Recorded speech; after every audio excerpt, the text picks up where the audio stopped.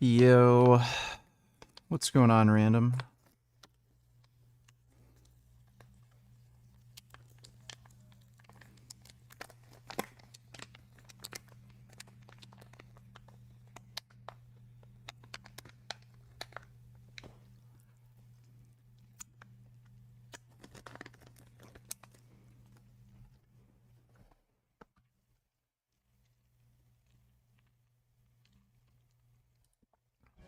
Go home.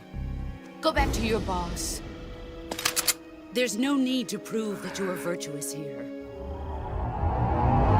Metal Gear is a very special franchise for many gamers out there, and Snake Eater is generally considered to be the holy grail of Metal Gear games. An action-packed cinematic masterpiece that not only exceeded expectations at the time of its release, but that ended up becoming a benchmark for the entire gaming industry. In other words, Snake Eater is one of the most important video games out there, and one has to work very hard to honor its legacy with a remake in today's day and age. The legacy, As most of our viewers know, this channel is run by two of the most die-hard Metal Gear fans one can find. That said, everything we say in our videos is our honest opinion, so if we feel something needs to be said, we won't let our passion for this franchise get in the way, as will be the case in today's video. How's it going, guys? Python Sulkin here. Hope you're all doing well. Now, we have no doubt that Metal Gear Solid Delta will prove to be one of the finest looking games this year. As we've said since the first day we've seen gameplay, the game looked visually stunning, even in pre-alpha stage. Metal Gear's awesome, you're fucking ass. What do you play, fucking Fortnite, fucking loser? And our opinion on its visuals hasn't really changed. However, a game is not just defined by its visuals, and the way the Snake Eater remake is being developed is treading dangerous ground of expectations more than any other remake. The way Konami is keeping the exact same locations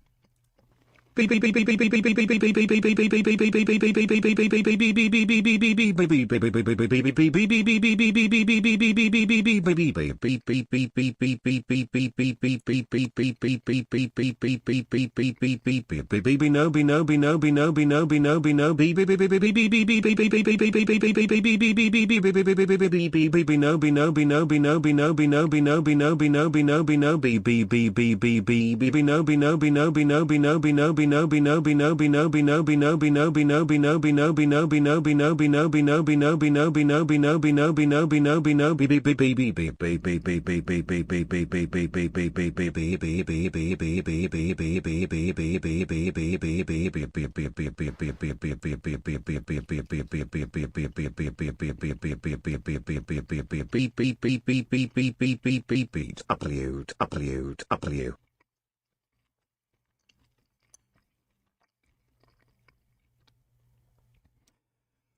Well, thank you for that. Appreciate the donation, dude. Saw 28 years later today. Was a weird movie, different from the other 28 movies. Yeah, I'm probably not gonna bother to go out and see it. I've been hearing a lot of mixed things. Most people are kind of giving it a meh review.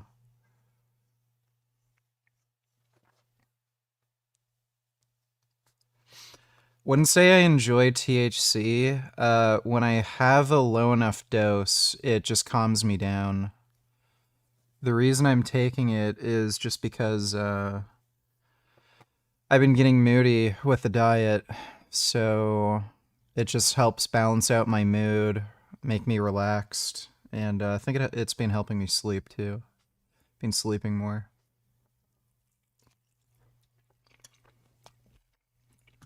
the same loading screens, the same voiceovers, and many other same stuff is shaping Delta to be too much of the same game. And sure, that may be the point of keeping it faithful to the original, but in doing that, they are also raising high levels of expectations, which could be very risky for its success. Have you ever went to church? Or read the Bible? What religion is your family? Never gone to church. I've read some of the Bible. It's insanely boring. There's a few stories that are kind of funny. My favorite one is the children who got murdered for making fun of a bald guy. And my family is religious. None of them really care. Thanks for the donation though, Speed Racer. A large part of what made the Silent Hill 2 remake successful was the fact that it was a larger reimagining of the game, while keeping the original's concept, very much like what Capcom did with the Resident Evil 4 remake. Of course, a reimagining like that could still be hit or miss, but in a way, fans still get to experience a new game, built on what made the original great. The fact that Konami is making the Snake Eater remake so identical to the original means players will have a lot more to compare than with other remakes, and which also means critics will find more faults to expose.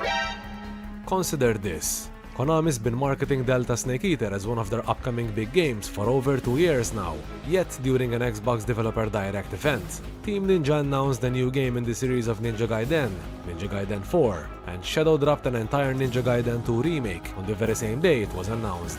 A perfect marketing strategy in anticipation of their next big game. It's like saying Konami announces Metal Gear Solid 6 at an event, and right after its reveal, they announce and immediately release Metal Gear Solid Delta Snake Eater, minus the years of waiting, of course. In a competitive industry such as this, Delta's announcement came too early for Konami's good, especially. They'd probably, considering it's modern Konami, if they were to do a remake sort of like RE4, they'd just fuck it up. I think they're making the right choice by just basically, you know, just copying the game.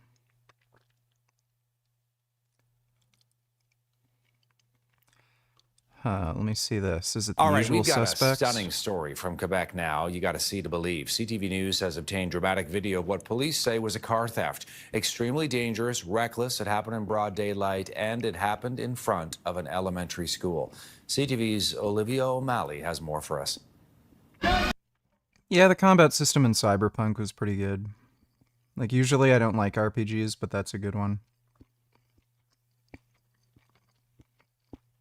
How come you take 15 grams of creatine when the dosage is 5 grams? I think there's a recommended intake based on body weight, but 15 grams or more seems to have benefits with energy, cognitive function, stuff like that. And since I'm a larger person and I do a lot of training, I figure I might as well just take more. Nipple clamps donated $2. Is this how carnies see themselves?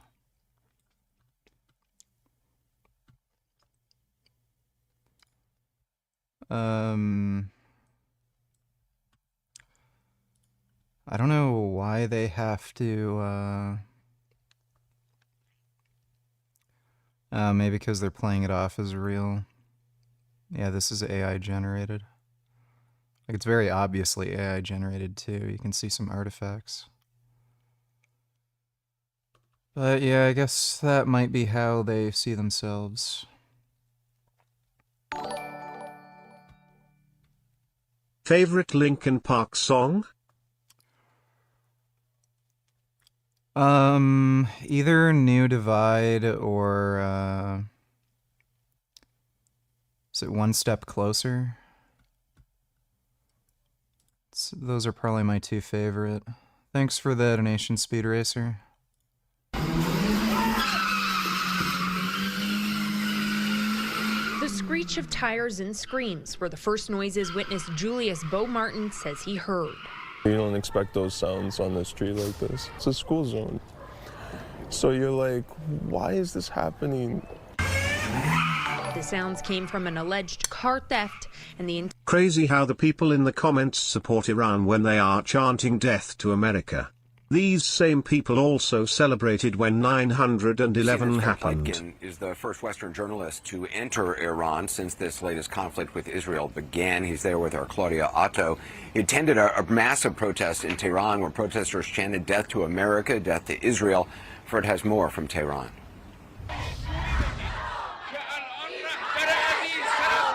Massive crowds have turned out here in central Tehran to protest against Israel's strikes against Iran, but also against the policies of the Trump administration as well. Many of them were chanting death to America, were chanting death to Israel. We saw them burn American flags and burn Israeli flags.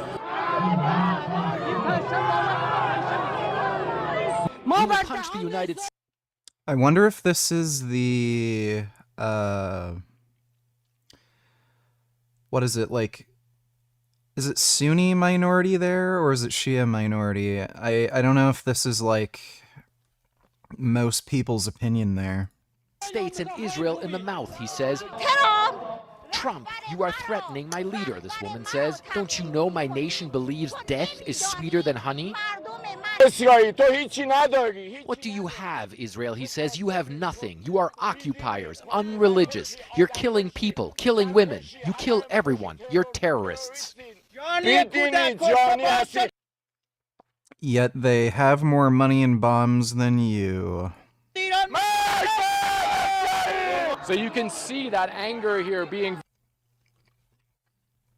The discourse around 9/11, I was retarded. 9 years old. I was sitting in the living room watching TV, and that's where I saw the famous video of the falling man. It was a very heartbreaking moment for me because I could not as a child understand why 3,000 people were dying in those two buildings. Why would someone fly a plane into a building? And the next morning we went to school, and the administrator was giving out candy and everyone was celebrating this cause. And that was also another point where I started to realize that things are different. Again, a 9-year-old doesn't really have a lot of grasp around the world, but again, these eventually affected me in a way that they did, that pushed me. I don't know why you sent me that. That was boring. Thanks for the donation, though, Big D's. This Daryl Cooper post made me crash out and inspired me to write an essay. Same guy said the Allies were terrorists in World War II plus bonus retardation.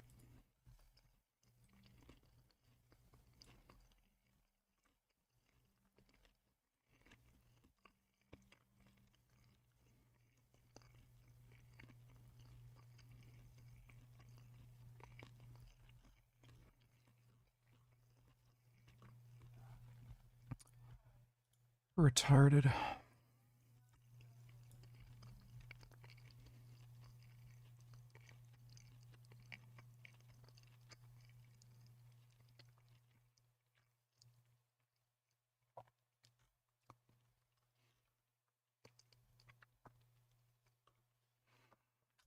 Okay, I don't really have anything to say about that. I'm like, just stupid.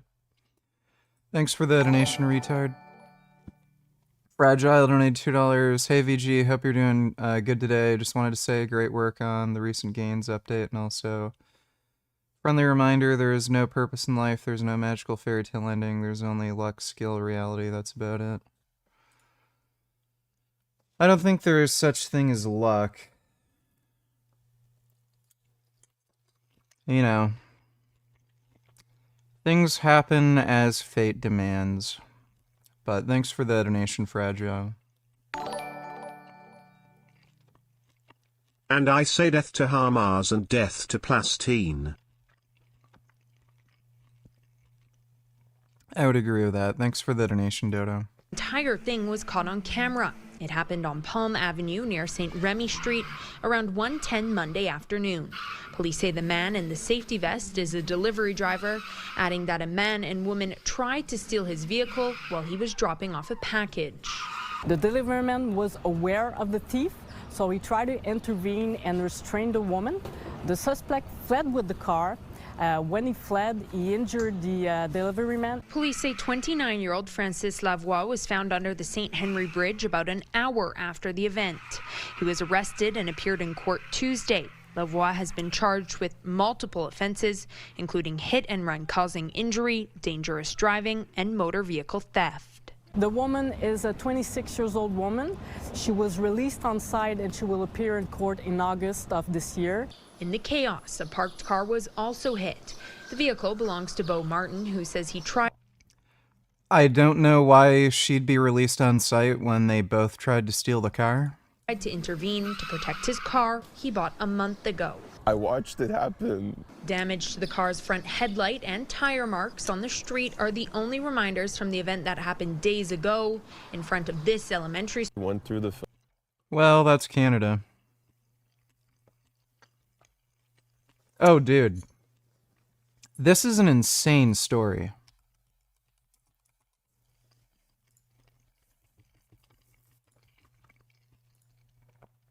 So in Canada, I think pretty close by to me, like it was in Ontario. Somebody tried to steal the guy's Lamborghini. He shot at them. Now he's getting criminal charges. Hello and welcome to Runkle of the Bailey. My name is Ian Runkle. I'm a Canadian criminal defense and firearms lawyer. Story that's recently had people up in arms because the victim of a crime has been charged.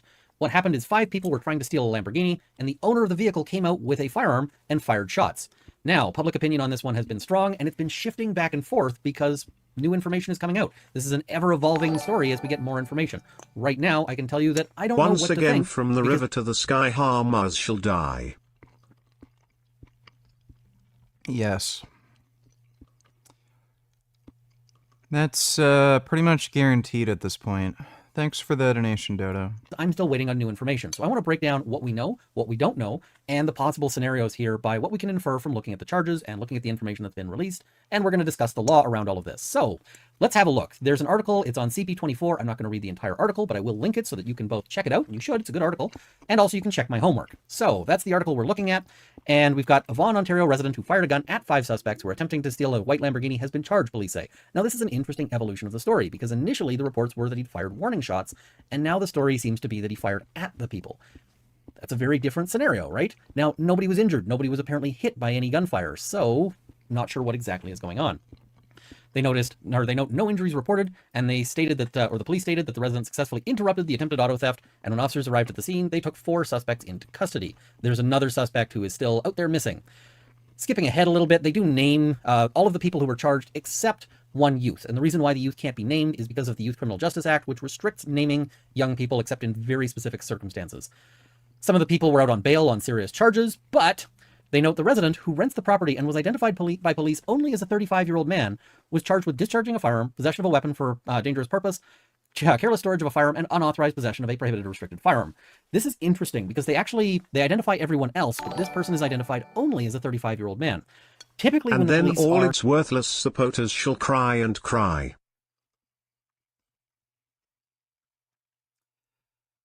Yeah. When it's all said and done, I'm sure they'll whine and cry about bullshit, and then I guess they're, you know, all of it'll blow over, and they'll just, I don't know, do whatever the fuck they do. Thanks for the donation, though, Dodo. are keeping a name back like that when they're not required to by law, as in the example of the youth there, often it's because they're a little unsure that this person is the problem. So that was kind of my first hint, and initially the charges were not this full list of charges. Initially they had the discharging a firearm and possession of a weapon for dangerous purpose, but it looks like the careless storage and unauthorized possession charges were added later. Those came out in later reports. So this all seems to be a bit odd. Now the police say that the use of a firearm was not appropriate, and Dixon... It seems like they're just trying to add charges onto the case. Either because they know they're not going to be able to get him on any one particular thing, so they just add in a bunch of fucking random charges just to increase their chances of a jury saying, yeah, I guess you did that one. Even though it has nothing to do with why the fucking guy was arrested in the first place. Or they're just trying to scare the dude into accepting a plea deal. They're probably also doing this fucking game where it's like, they're tacking on like 5 or 6 charges, and in total, you know, you could end up getting like 15 years in prison or something. And then they'll hang that over your head to get you to accept some bullshit fucking plea deal. But yeah, the fucking cops are just... Like, bro, we're charging the guy who is getting his car stolen. Fuck off. who is a police representative, spoke about the resident's choice to discharge a firearm, described by police as a long gun, i.e. not a handgun, and said it was not the appropriate one in this case. Proportionality and reasonability is entirely determined by the courts, he said. The police also have discretion. They can decide whether to charge or not. Every case is distinct and different. And the biggest thing we want to hammer home is that there's always a very considerable danger to other people that are around when a gun is discharged. A car can be replaced, but a human life cannot. Police are still trying to determine if the suspects were armed. Now, whether or not the suspects were armed... That is totally false. Human lives can and do get replaced. That's why we have kids.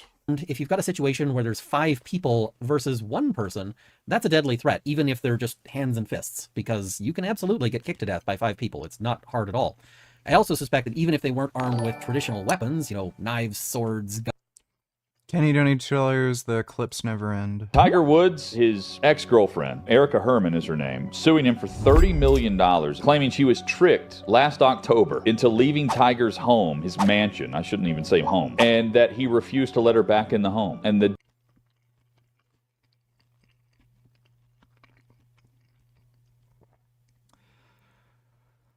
Yeah, dude.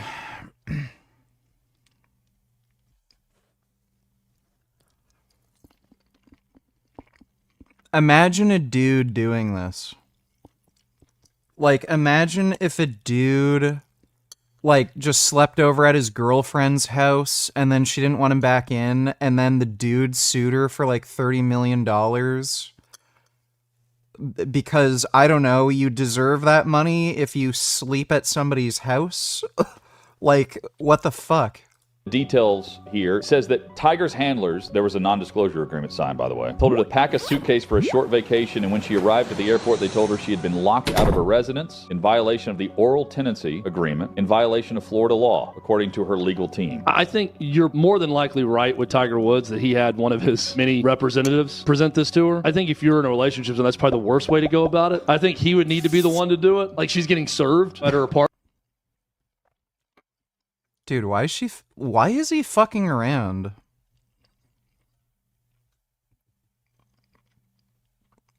That's the best you can do? If you're gonna risk millions of fucking dollars, like, dude, this pussy ain't worth 30 million fucking dollars. Jesus. This guy has problems.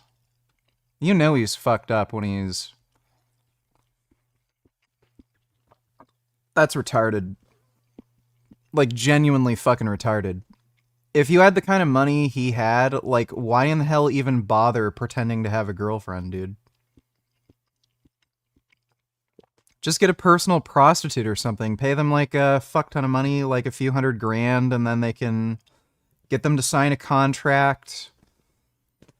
And then you don't have to do, like, you don't have to deal with anything.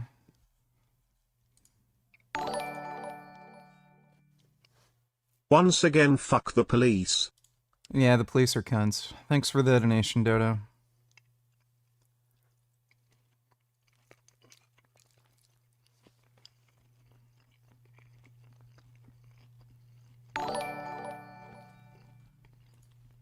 Give up your right to bear arms. I love a government boot in my face. I love when the Gestapo knocks down my door and guns down my children because the government knows best, and I like it when the criminals keep their guns and I cannot defend myself. Dude, conservatives are, or I should say, Republicans are evil, Democrats are weak bitch-made pussies.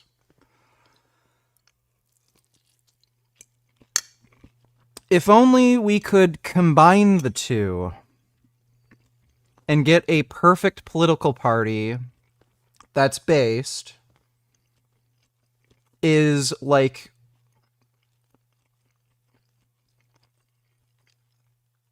I guess the good and evil would cancel each other out and it would just be this neutral based thinking being.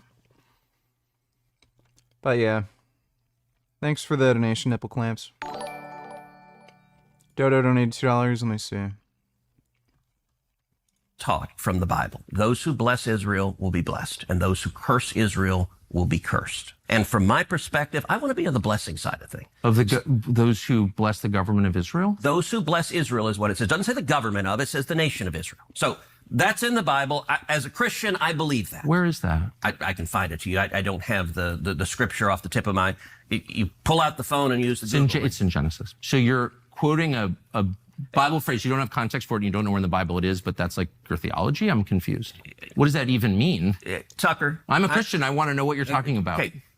Where does my support for Israel come from? Number one, because biblically we're commanded to support Israel. But number two... Well, hold on. I'm not holding on. Hold on. You're a senator, and now you're throwing out theology, and I am a Christian, and I am allowed to weigh in on this. We are commanded as Christians to support the government of Israel? We are commanded to support Israel. And what does that mean, Israel? We're told those who bless Israel will be blessed. But what... Hold on. Define Israel. This is important. Are you kidding? This is a majority Christian country. Define Israel? Do you not know what Israel is? That would be the country you've asked like 49 questions about. So that's what Genesis, that's what God is talking about. The nation of Israel, yes. And so is that the current borders, the current leadership? He's talking about the political entity called Israel? He's talking about the nation of Israel. Yeah, nations exist, and he's discussing a nation. A nation was the people of Israel. Is the nation They're the God's descendants of referring Abraham. to in Genesis, is that the same as the country run by Benjamin Netanyahu right now? Yes. Growing up in Sunday.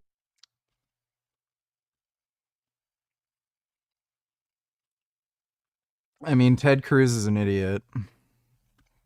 I don't know why he even agreed to do that interview. It's pretty bizarre. Like, he knows Tucker's a lying jackass. It's our money! It's our money! If Israel wants to carry out war crimes, they shouldn't do it with our money. But you can't, on one hand, demand that American taxpayers, who are desperate for a better... Okay, I'm not really interested in hearing that for the 50,000th time.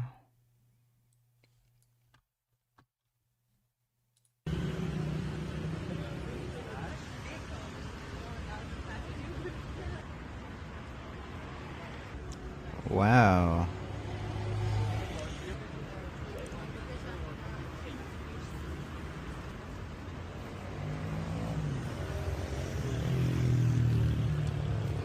So are they, that can't be Tehran today. That was recent. That was recent. That'd be interesting if they just don't give a fuck about the government anymore. Wait, did I fuck up these links? No, I didn't. I don't care. Don't send me that. Just waste time. Oh yeah, I've seen this.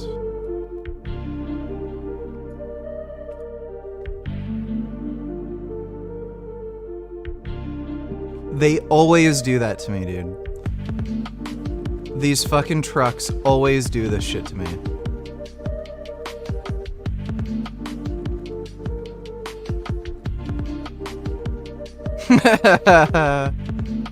Get fucked.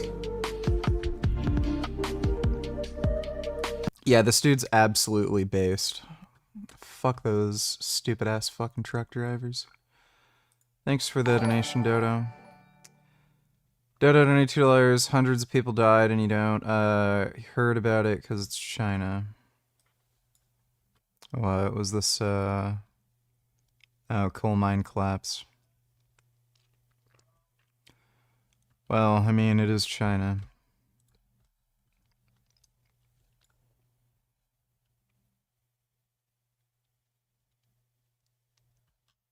Is he literally gonna repeal the ban on asbestos? Why would you do that? So the claim is partially accurate. EPA is considering the 2024 ban on chrysotile asbestos, non-carcinogen. This review expected to take 30 months, may lead to repeal or modification, but the ban remains in effect now. Why would you ever consider getting rid of the ban?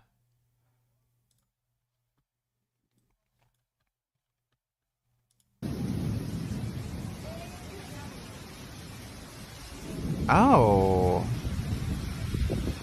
Oh my god. That is wonderful. Oh, that is amazing. Wait, did I click the wrong link again? No, that was Dodo.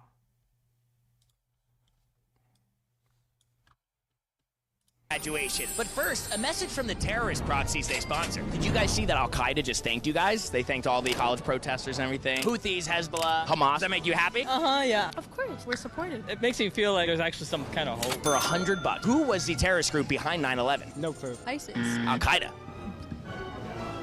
You think that 9/11 had some justification? Good in some ways. Wow. Can you guys find Gaza on a map? Well, smart people don't go to college, apparently. Thanks for the donation, Dodo.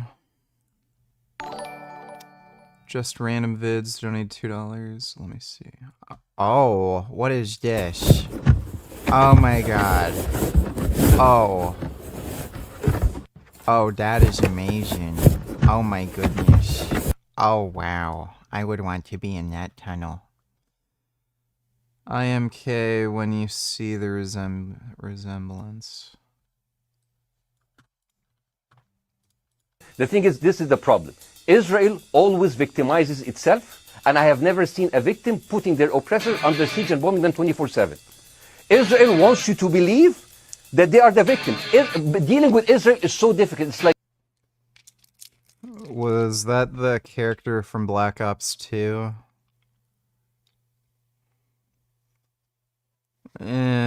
Not really.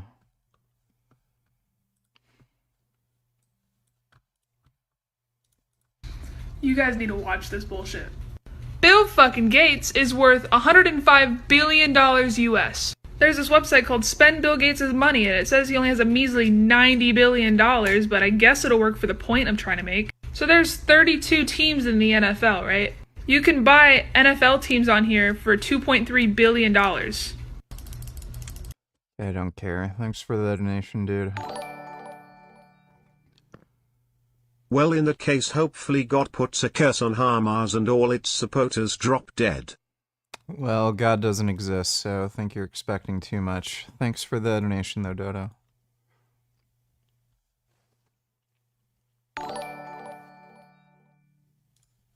It's interesting that the machines in the Matrix attempted making the simulation a utopia, but human brain couldn't handle it and they'd all wake up.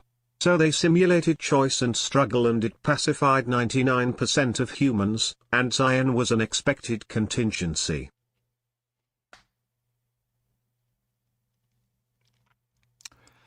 Well, that's pretty believable.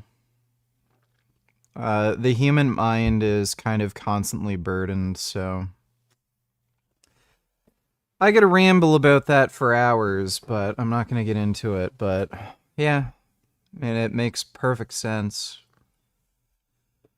If you understand just the way humans think. Thanks for the donation, though, retard. Gadget donated $2. Never knew these streamers had big foreheads. I'm gonna be honest with you guys. The hat's gonna have to stay on for the time being, and it's because like my forehead is just like really apparent. I think when it matures in 2 to 3 days, it's gonna look a little less foreheady. It is a lot, bro. I can't lie. I'm gonna be honest with you. That's a really stupid kind of haircut to have if you already have a... what you would call a mature hairline. You're just gonna give yourself alopecia. Yo, what the are you streaming tonight? No, not tonight. What the you got on your head? What you mean? What do you got on your head? It's a long story, bro. God, lumpy. Chill. Bitches. Bro. Ew. Chill. That's not his actual head, right? Okay. Yeah, I've seen that already. He has a big forehead. Did not know KSI's forehead was that big. I did. It's an old clip.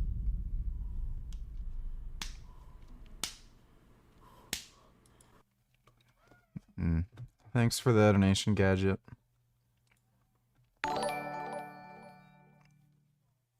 Considering the level of competence Mossad has shown in recent days, do you think it's possible Netanyahu could have known about the plans for the 7th of October? I've noticed that Israel is always guilty until proven innocent. No. that would have gotten leaked by now. So the idea that an entire intelligence agency would know of the October 7th attack and not one single person would have ever fucking mentioned anything or blown the whistle or anything like that, that's fucking retarded, and you're a moron for even entertaining the idea. So, thank you for your stupid, dumbass question. Appreciate the donation, jackass.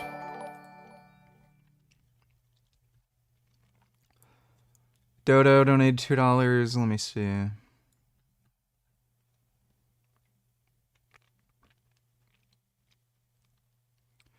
Oh, thank goodness. My 16-year-old cousin was blown to bits by a suicide bomber, but it's a huge comfort to know it was only an uprising. Emma Vigeland is such a dumbass, dude. I can't stand Emma Vigeland.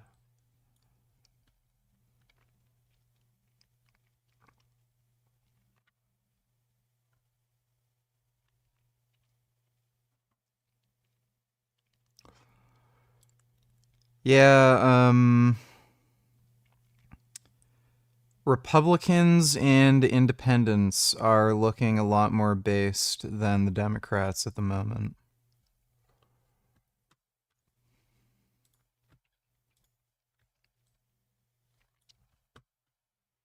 В Израиле проживает почти 2 миллиона человек, выходцев из бывшего Советского Союза и Российской Федерации. Это почти русскоговорящая страна сегодня. Вот. И мы, безусловно, всегда в новейшей российской истории учитываем этот фактор. Это первое. Второе. That's funny. Yeah, I wonder what Tucker would have to say about that, since Russia, or Putin anyway, is claiming to be sympathetic to Israel. You ready to do this? So ready. Jumping off this cliff represents jumping into our future as adventurers. Okay. Count of 3. 1, 2, 3! Bill!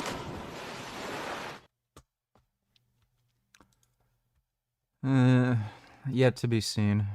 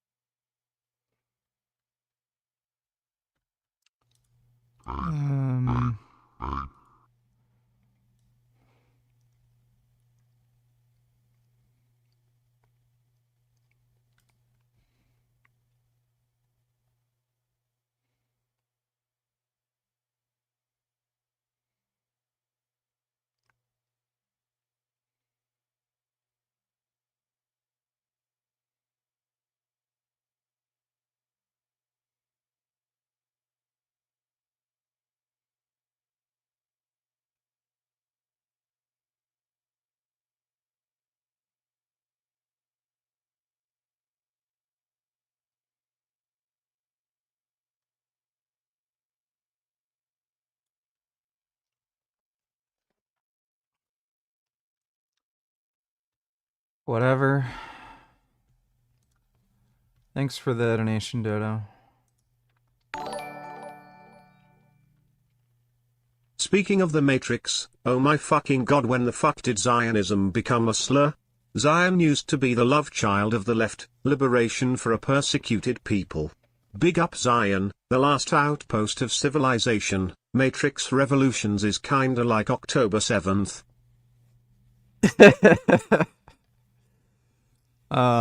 Sort of.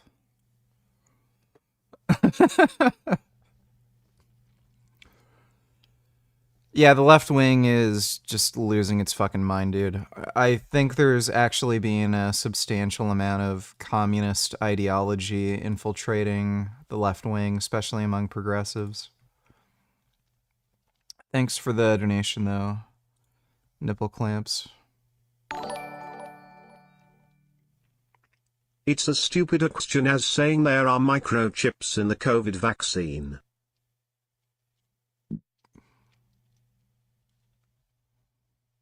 Yeah, roughly.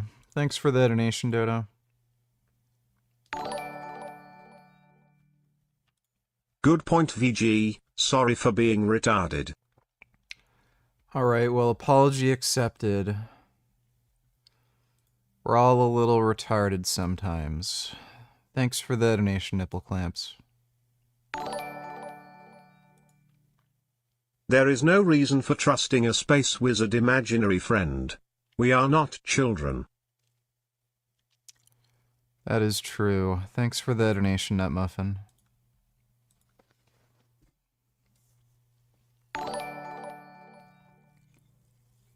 Are you Agent Smith built? Smith believed in ending existence itself after being capable of choice. His rejection of purpose led to a hatred of life and a desire to escape suffering. I think suffering is meaningful, without it pleasure means nothing. Nothing's meaningful, it's all pointless. Your mind is what creates meaning, so if you want to create meaning, then create it. If you don't, you don't. It's just a simple choice you make. But,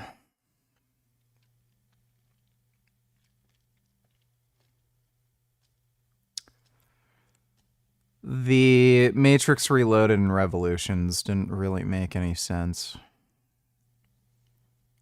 A lot about those movies didn't make any sense. But thanks for the donation, retard. Guns, machine guns, flamethrowers, nuclear weapons, whatever, that they probably would have had things to break into the vehicle with. You know, screwdrivers, you know, crowbars, some sort of levering tool, and it's really easy to get killed by being stabbed with a screwdriver. So that's something to be determined. But let's sort of break down the charges here. And one of the problems we run into is that the charges as charged. Yeah, so Fart Boy, you're not allowed to spread anti-vaccine propaganda in my chat. That's why I banned you. If you want to get unbanned, then you can donate to me and just promise not to do that again. Are wonderfully non-specific. What I mean by this is that one of the charges is discharging a firearm. That's how the police described it. I would normally fault the reporter for not giving us this information, but this time I can't. It appears that the police have been vague. I've written the media group to ask them for more information on this, but I'm still waiting for an answer. But let's look at some of the potential charges that could mean. So first, discharging firearm with intent. Every person commits an offense who discharges a firearm at a person with intent to wound, maim, or disfigure, to endanger the life of, or to prevent the arrest or detention of any person, whether or not that person is the one at whom the firearm is discharged. So this could be a situation where he was shooting at the people. And in this case, under Canadian law, if he was shooting at them, he's almost certainly legally in the wrong, because you cannot typically use lethal force to protect property. Now, if they were attacking him, if they were trying to insult... Isn't that just fucking horseshit? Like, a gang of, fucking, like, dipshits, like, can just run into your house, grab your car keys, rip open your fucking, garage door and everything. And then if you have a gun, you just have to sit there, watch them take it. Yeah, take all my property, all my belongings, whatever. I'm not allowed to shoot you unless you're attacking me. Like, it's so retarded, bro. Circle him or otherwise posing some lethal threat where it was reasonable to shoot at them in self-defense, then this charge would not apply. But if simply it was to prevent them from stealing his vehicle, even a very expensive vehicle, then he's probably in a lot of trouble. But this isn't the only discharging. So, like, to what length would they even accept this? Like, let's say I'm a fucking crazy person and I end up hoarding bars of gold in my basement, and none of it's insured. So there's no insurance on the value of that gold. There's no way I can, get that kind of money back. So let's say criminals broke into my house and was going to walk off with all of my gold. Let's say it was like $100 million. And without it, like, I have like no money, totally destitute. You just have to sit there and watch them take $100 million worth of your fucking gold, because that would be lethal force. Oh, a human life isn't worth any amount of money. Right. Okay. A human life is not worth any fucking money? Are you kidding me? Why isn't the healthcare budget infinite then? Why do you have to pay for fucking medical insurance? Why do I have to pay for medicine? Right? Even in Canada, where fucking where healthcare is socially funded, I still have to pay for my medication. My life is infinitely valuable, apparently. If somebody were to steal, like, super expensive shit, I can't do anything, because if I shoot back, they could die, and a human life is infinitely valuable. Well, since I'm infinitely valuable, you can give me my fucking medication for free then, can't you, cunt? Oh, okay. So we're fine with people dying if they can't afford medication. I guess human life isn't infinitely valuable then. Funny how these fucking drug and healthcare and pharmaceutical companies, they can fuck you over with your healthcare by overcharging you with medication, making you pay a fucking deductible for your insurance or any other nonsense. But they get to let you die. But if somebody steals something from me that I fucking own, oh, I can't use lethal force to stop them. How about you go fuck yourself? Huh? Go fuck yourself, fucking pussy. That just irritates the shit out of me, dude. Like, any fucking politicians that are supporting that fucking policy, we should just rob them fucking blind. Like, let's just start, like, a protest, you know? Where, oh, you can't use lethal force to stop somebody. Okay, let's steal everything you fucking have, peel the wallpaper off your fucking walls, and see if you still believe that, jackass.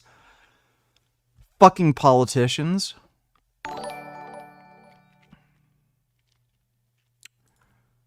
Give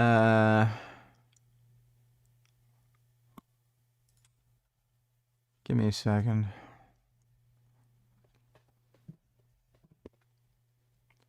Oh, crap, I didn't open that one. I recently saw a video of a kid opening an Aquaman action figure, and I found out that the poor kid died due to brain cancer very young. I'm a grown-ass man and I've been weeping like a child. How do you find peace in such an unjust world? Feeling sad. Who the fuck cares about some dumb kid who died of fucking brain cancer? Like, why don't you just stop being a fucking baby? Everyone's gonna die, dude. The kid's gonna die, you're gonna die, your mom's gonna die, your kids are gonna die, everyone's gonna fucking die. I don't know why the fuck you're whining about some stupid dumbass kid you don't even fucking know. Okay, whoopee fucking diddly do. We're all dead. Who's gonna fucking care when it's all said and done? Nobody, because we're all dead. Whatever. Just move on with your fucking life. Like, jerk off or something if fucking watching kids die bothers you. Just don't watch it. Just jerk off to hentai or anime or video games. Be a fucking adult. Thanks for the donation, though, nipple clamps. Dodo donate $2. They think they're heroes. Let me see.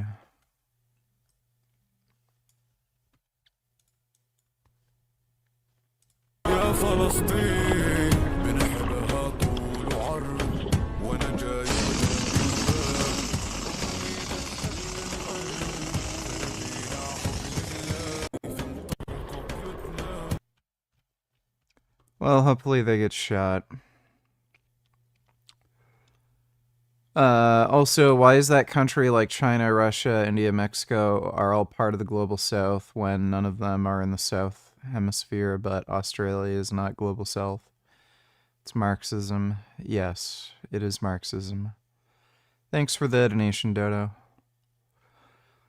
Nipple clamps, only tellers, JK, dipshit, you're the actual retard. Where there were whistleblowers and leaks that the Netanyahu administration knew about the attacks before it happened.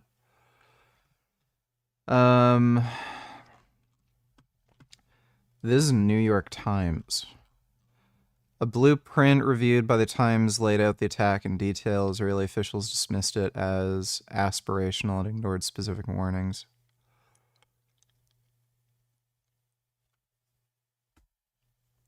Are you fucking retarded? So you can't read. Okay, thank you for confirming that for us. You're a dumbass. A firearm Thanks offense. for There's the other donation, charges dude. that discharging a firearm could mean. So let's have a look at that. It's discharging a firearm recklessly. What's the difference between someone who generates meaning through deep struggle and someone who simply imagines their life as meaning? Why do you do strict dieting and attempt a perfect physique? Why not just plug into a heroin drip and play Last of Us? Yes, we should be able to shot people who steal our property, even children, right in front of their own parents if need be. Yes, I would be in support of that. Thanks for the donation, Dodo. What's the difference between someone who generates meaning through deep struggle and someone who simply imagines their life has meaning?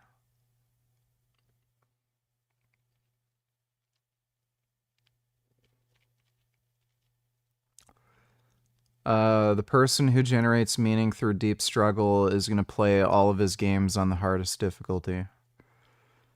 Why do you do strict dieting and attempt a perfect physique? Why not just plug into a hair and drip? Because I don't want to. Simple as that. Thanks for the donation, though, retard. Before she was a potato, she had a no longer vegan arc.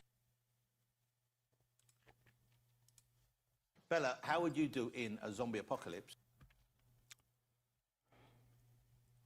Yeah, I know. I've already seen this clip. She's a literal scumbag. Vile, horrible person. Like all the people who are giving her sympathy, oh, stop bullying her online. She's an ex-vegan fucktard. So yeah, she's as ugly on the inside as on the outside. Thanks for the donation, though, E-Nation.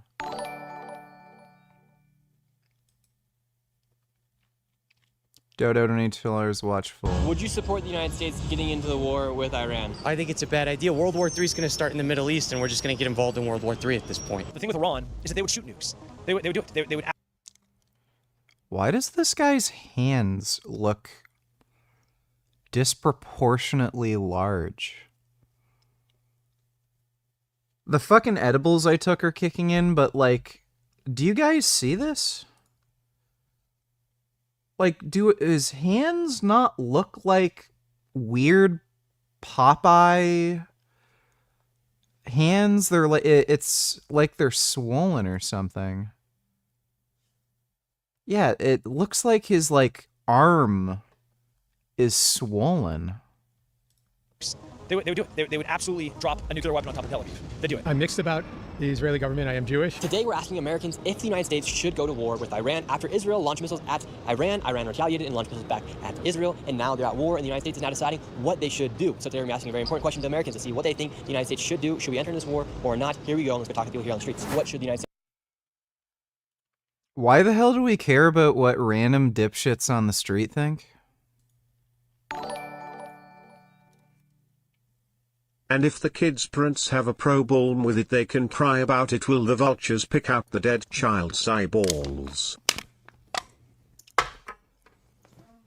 Yeah, they should have done a better job parenting. Thanks for the donation, Dodo. Forgot my namification, donatillers. In your country, do you think you would have troubles in court if you beat someone up for breaking in your house now that you're so big and jacked? It's possible. If the person like breaks their neck or their spine or something, then yeah, there's a very good likelihood I'd end up getting criminally charged with like excessive force or something stupid. Even though, like, again, the only sensible position is, well, maybe you shouldn't have broken into your house. Like, again, all of these fucking politicians have private security and shit. Guess what would happen if you broke into their house? You'd probably get shot. So, fuck right off. It's genuinely disgusting, and I wish people would just have some more guts when... But, like, so many people are just anti-gun retard cucks, or, like, they just don't care. They're not interested in guns, and they don't kind of get the importance of right to bear arms.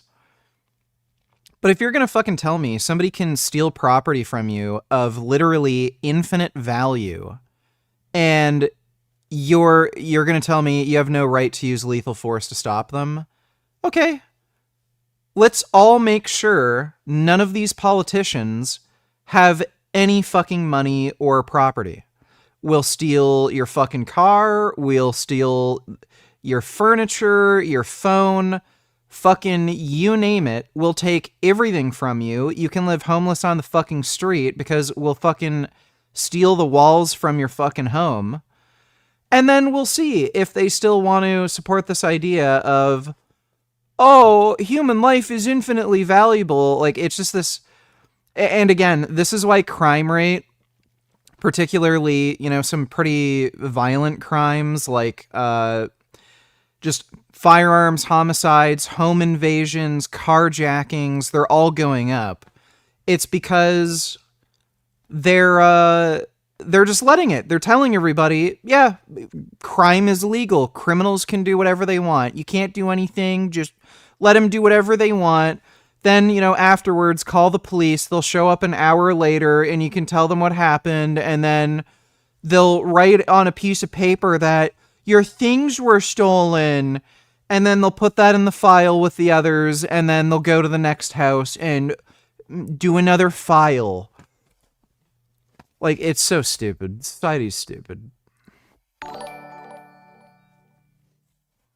The cats are coming home tomorrow night early. Visited with them today and they all pretty much rejected me. They are pissed at me, I guess. When they get home tomorrow, they'll probably snap out of it, hopefully. Maybe they're just a little frustrated is all. It was quite an ordeal. So it's understandable. But I'm sure they'll warm up to you again. Thanks for the donation, Ethan, though.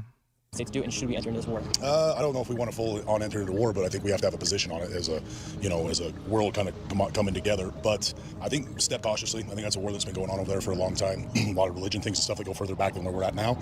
But I do feel like we have the right person in the right place to try to make some. What do you think on conflict? So that's what we're trying to do. Let's talk this out first. Now Donald Trump is contemplating whether or not the United States should enter into the Israel-Iran conflict. What do you think? Nipple clamps on each other. Someone appears to be impersonating me. The last donation was me anyway. You should.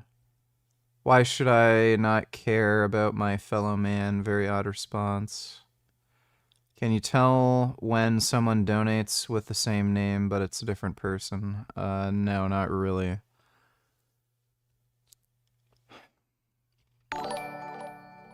If you're going to get in a bad mood because you hear about a kid dying of cancer, you're a fucking overly sensitive, emotional jackass who thinks like a child. Guess what? People also eat fucking pineapple on pizza. Am I gonna freak out about the fact that how could they think about eating pineapple on pizza? It tastes like shit. Nobody should eat that. Should I get angry and frustrated knowing that there's someone out there right now who is eating pineapple on pizza? There are things that are within your control, things that are out of your control. You don't control life and death, so why the fuck get upset about it? It's just a childish, like, dumb way of thinking where you just overreact and act like a weenie about shit that you have no control over. Just grow up, be an adult. And again, if hearing about kids getting cancer upsets you, then don't look at kids getting cancer. Again, you can just go on Netflix and watch anime or something or whatever the fuck you want.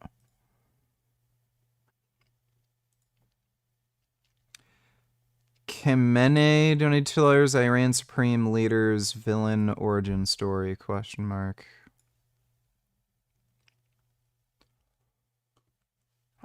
I don't know why you're sending me those posts. They're not funny. Thanks for the donation, dude.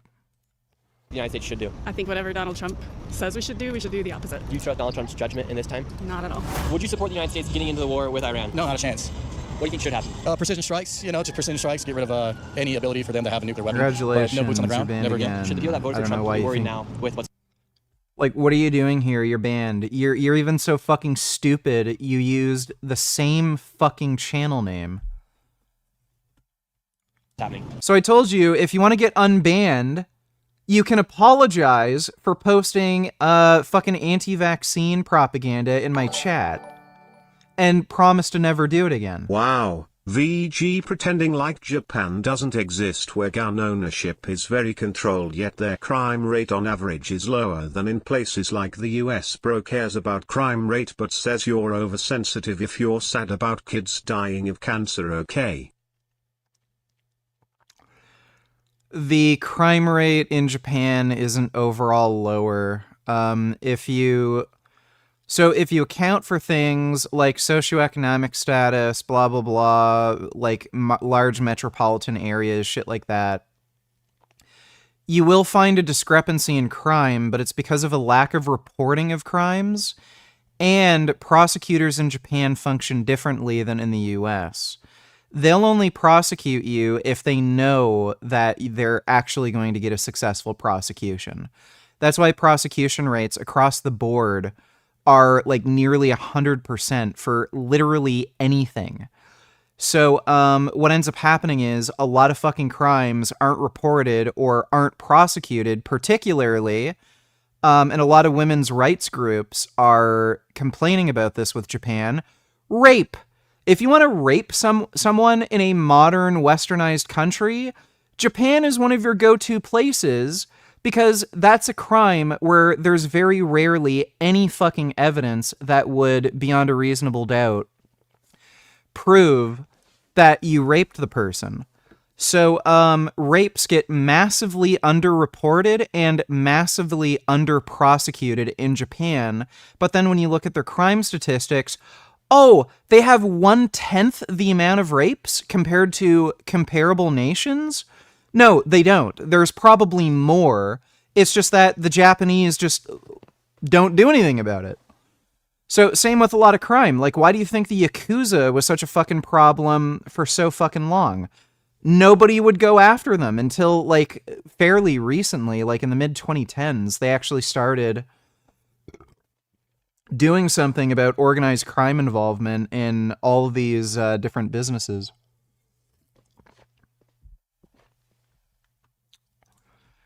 Thanks for the donation, though, Tisk.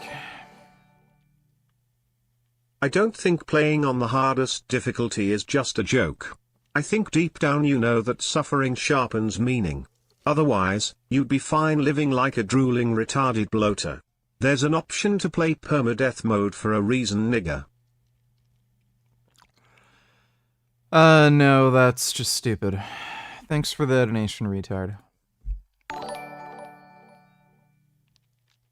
I've just had like 3 dabs at once. I'm fucking fucked, fuckhead man. Honestly, you sound like noise in my ears.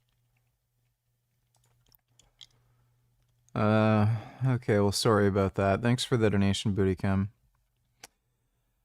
I'm definitely feeling the edibles I took. Do you have a favorite anime? I don't know if I can really pinpoint a favorite. Like, there's a bunch that are my top tier list. I think we should always be worried about what might happen over in the Middle East, which is why we have to keep countries like Iran, Axis of Evil, North Korea, Russia in check, and countries like Iran, you can't allow them to obtain any sort of a high enriched uranium to make a weapon. If they want to have nuclear energy, that's another thing, but highly enriched uranium isn't meant for nuclear energy. That's only meant for one purpose and one purpose only, and that's to make a bomb. Israel launched some missiles at Iran, took out some of their leaders, and then Iran just launched and landed in Tel Aviv. Where does this war go? Yeah, I mean, the effort obviously by Israel was to disable the nuclear program of Iran. Iran, who is the #1 funder of terrorism throughout the world, Hamas, Hezbollah, the Houthis, all of them being funded by Iran. In this proxy war where Iran is spending, a few $1 million to get the success of like what we saw on October 7th, they have to be held and accountable for what they've done. The worst thing that we could possibly do, the number one terrorist supporter on the planet, is allow them to have nuclear weapons. For nuclear weapons to kind of be in place, there's 4 key components. You have to have the ingredients to make it, you have to have the facilities to cook it, you have to have the cooks themselves, and you have to have the ingredients. Israel attacked all 4 of those elements, those 4 cornerstones of the nuclear program. They specifically targeted Donald Trump and the Republicans are willing to destroy millions of acres of pristine public land and beautiful wildlife for greed and favors to the wealthy. I really hope this doesn't become a reality. Fox 5 has told you about the debate in Congress over the sale of federal land, all to fund the federal budget. A new Senate proposal released this week would... I mean, that's probably preferable to them just gutting, you know, major social services, but they're still doing that anyway. They're, you know, that big, beautiful bill thing is just an absolute train wreck. So they're trying to do a whole bunch of shit to offset the amount of debt that's going to accumulate from that. But yeah, I mean, there's a good chance this is going to happen. Thanks for the donation, though, Big D's. And let's not forget about the rape capital of the world, Finland. Don't you mean Sweden? I thought it was Sweden because of the Muslim immigrants they're letting in. Thanks for the donation, though, Dodo. Bro, just bring up stats on different crime markers and stop giving us this retarded speculation on why you think Japan has a lower crime rate. You know it's okay to say guns make society more dangerous, but you don't care, right? Stubborn gun nut baby Lamau. Right, that's why the states that have the biggest firearms restrictions have the most gun violence. That's why home invasions and muggings and shit in Texas are far less common than in California, where Texas, fuck ton of people are carrying guns on them. And again, you can look at countries like Ireland. They had their own civil war. The IRA was able to get fully automatic machine guns, and that's a country that is surrounded by an ocean and has no native firearms production. So the idea of gun control is just a fucking joke. You can't control guns. If criminals want them, they'll have them, especially in the age of 3D printers. So you're just a fucking bitch. Thanks for the donation, dude. Targeted personnel. They were targeting facilities where they could do it, research centers that were part of it, and housing equipment. And it was necessary for Israel's existence. They said, we have to do this. If we don't, Iran is going to be supplying nuclear weapons to people that don't want us to exist. That's a pretty scary place for a country to be. So it was necessary for Israel to take action? I mean, I'm not Israeli, and I'm not in it. I'm pro-America, and I like, if I were in their shoes and I am in a position where my adversary is about to have the equipment that can completely destroy me and everything that I love, I have to prevent them from getting that. So I understand that we as Americans, since the Cold War, we've been at this thing with Russia, where it's, hey, are you going to shoot nukes? Are we going to shoot nukes? The thing with Iran is that they would shoot nukes. They would do it. They would absolutely drop a nuclear weapon on top of Tel Aviv. They do it. Do you guys think the United States should enter into the war with Iran, and would you guys be willing to serve the United States military in this war? I ain't gonna lie, that's not my fight. I think you say about that one. Say about that. To be real, you say about that. Fight on wars, if we have any. And when Trump was running to become president for the second time, he said the wars like Russia-Ukraine would not have happened, but now this war between Iran and Israel is starting. Do you think we should trust Donald Trump in this time? I think he's bigger than Donald Trump right now. Me, I think it is bigger than him. I think it is bigger than him.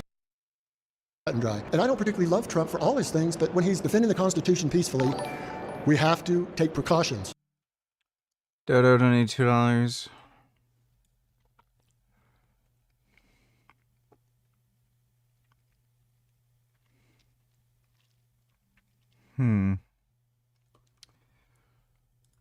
Well, that's kind of fucked.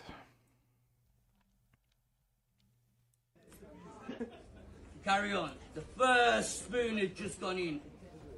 I've had 5-6 spoons, not a problem at all. But it does get to your back of your throat a bit. Have some water, or we'll be all right. It's in the world's hottest curry. It looks so privileged. I said I want you to enjoy it. I've said now you've got 10 minutes left to recover. No longer than that. You've done the 15 minutes.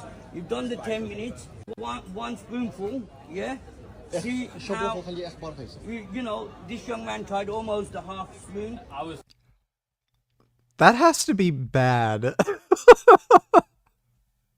That has to be really fucking spicy. What the fuck? I've never seen anybody react that way to eating spicy food.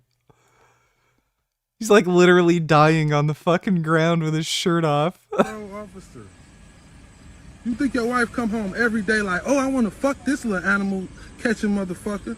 Hell no. Badge number is actually 44. That is Man, not nobody give a fuck about your... They sent you out here like that? What? I'm talking... I'm just a fucking bitch. Wow, great argument, retard. Still didn't give me any stats on different crime markers on Japan versus US crime. As argument isn't Jariterus. That's great. I will take your advice on board, but I am very confused by your response. I think crying is just necessary sometimes, no? Should you not have been upset by the death of Prismo? You're a grown-ass man after all. Anyway, good night, VG. Prismo matters a hell of a lot more to me than random dumbass kids I don't even know, so I don't know how the fuck you'd possibly compare those two things. If it would save Prismo, I would have, like, an infinite number of children die. If, like, some magical deity came in front of me and said, I could save Prismo, but we're gonna have to kill, like, 20 million children to save Prismo, in a heartbeat, without even thinking about it, I'd be like, yeah, go with that option. Kill the 20 million children to save my cat. Thanks for the donation, though, Nipple Clamps. And I thought eating whale blubber was gross. Yeah, that is gross. Thanks for the donation, Dodo.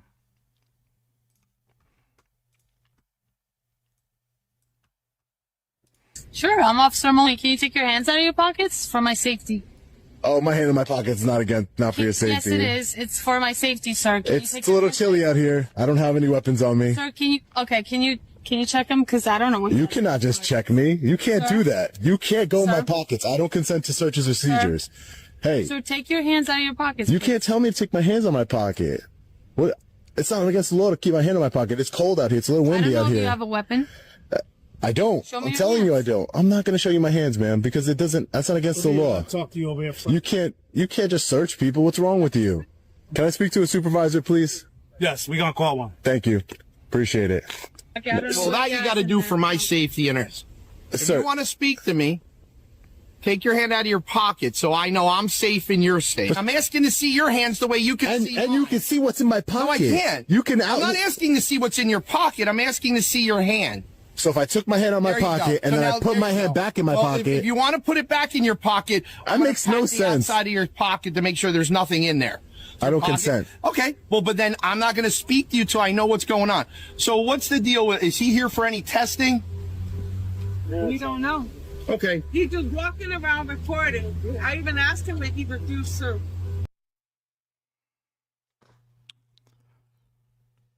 Dude. Cops are so fucking stupid. Like, they don't even realize they're getting got by, you know, one of these First Amendment auditors. Like, oh my god, dude. Okay. I'm working on a story here at the Motor Vehicle Commission. For what? Do you have their you have their permission to be here? Did you I don't need their supervisor? I don't need their permission to be here. This is public property. It's not public property in that sense. It is No, public it's not. property. It's public property if you're here to conduct business. No, it's if public. If not, they can tell people they don't want to service them or they can't be on. No, the they property. can't do that. Yes, they can. They can't do that. Yes, You're they wrong. can. I've spoken to them. And then try. They said we never said. The police are just so fucking dumb, dude.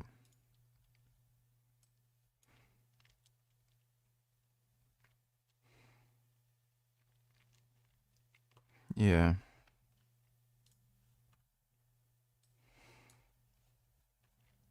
Up, Z? You lied to me. Dad, stop. You got balls. You got balls.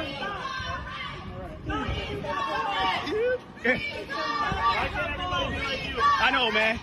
Your money easier to talk to? Yeah. Stop if you got balls. Yeah. Stop. You lied to me, Zoran. You lied to me. Zoran, you lied to me. Did you lie to me or not? Did you lie to me or not, Zoran? I'm asking you. You want to be mayor? I'm a native New Yorker. I'm a native New Yorker. Stop. Stop and talk to me. You know I love you. Yeah, please do not elect that guy. Thanks for the donation, Dodo. You don't have to admit there is inherent meaning to agree that suffering generates more meaning for people, even if it's arbitrary. Why does Godzilla have such a cultural impact in Japan? Answer seriously. And you should read Camus' The Myth of Sisyphus. I don't care anymore, dude. I don't care. Whatever. Thanks for the donation, retard.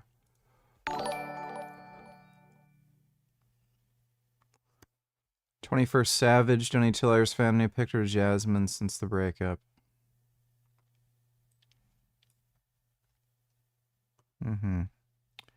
Frank Tufano. Barking.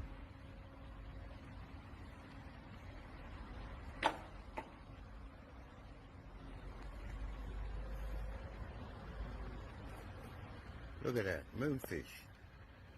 This is what he does with your meat. He breaks it up on the floor. And then they're going to sell that to, Yeah, I mean, what do you expect? Yep. Leave. Get the fuck out of here. I'm not playing with you anymore. Leave. I'm not trying to be nasty to you, but you can't come in here and you're pissing me off. Get the fuck out the door, bro. I'm sorry.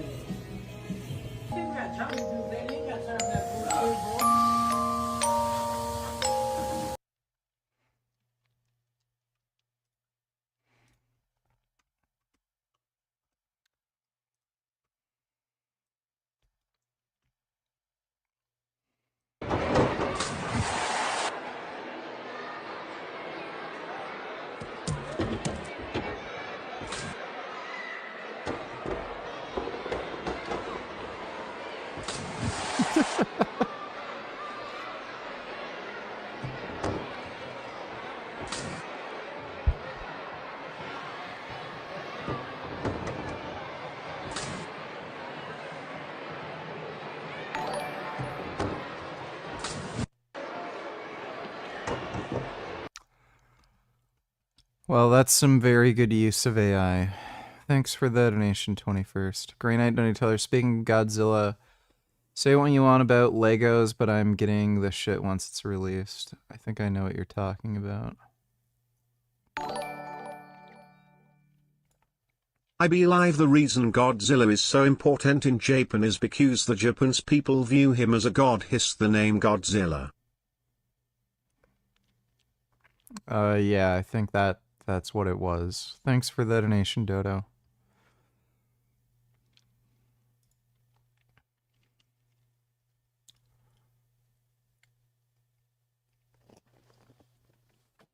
So, is this actually a pre-production kind of mock-up?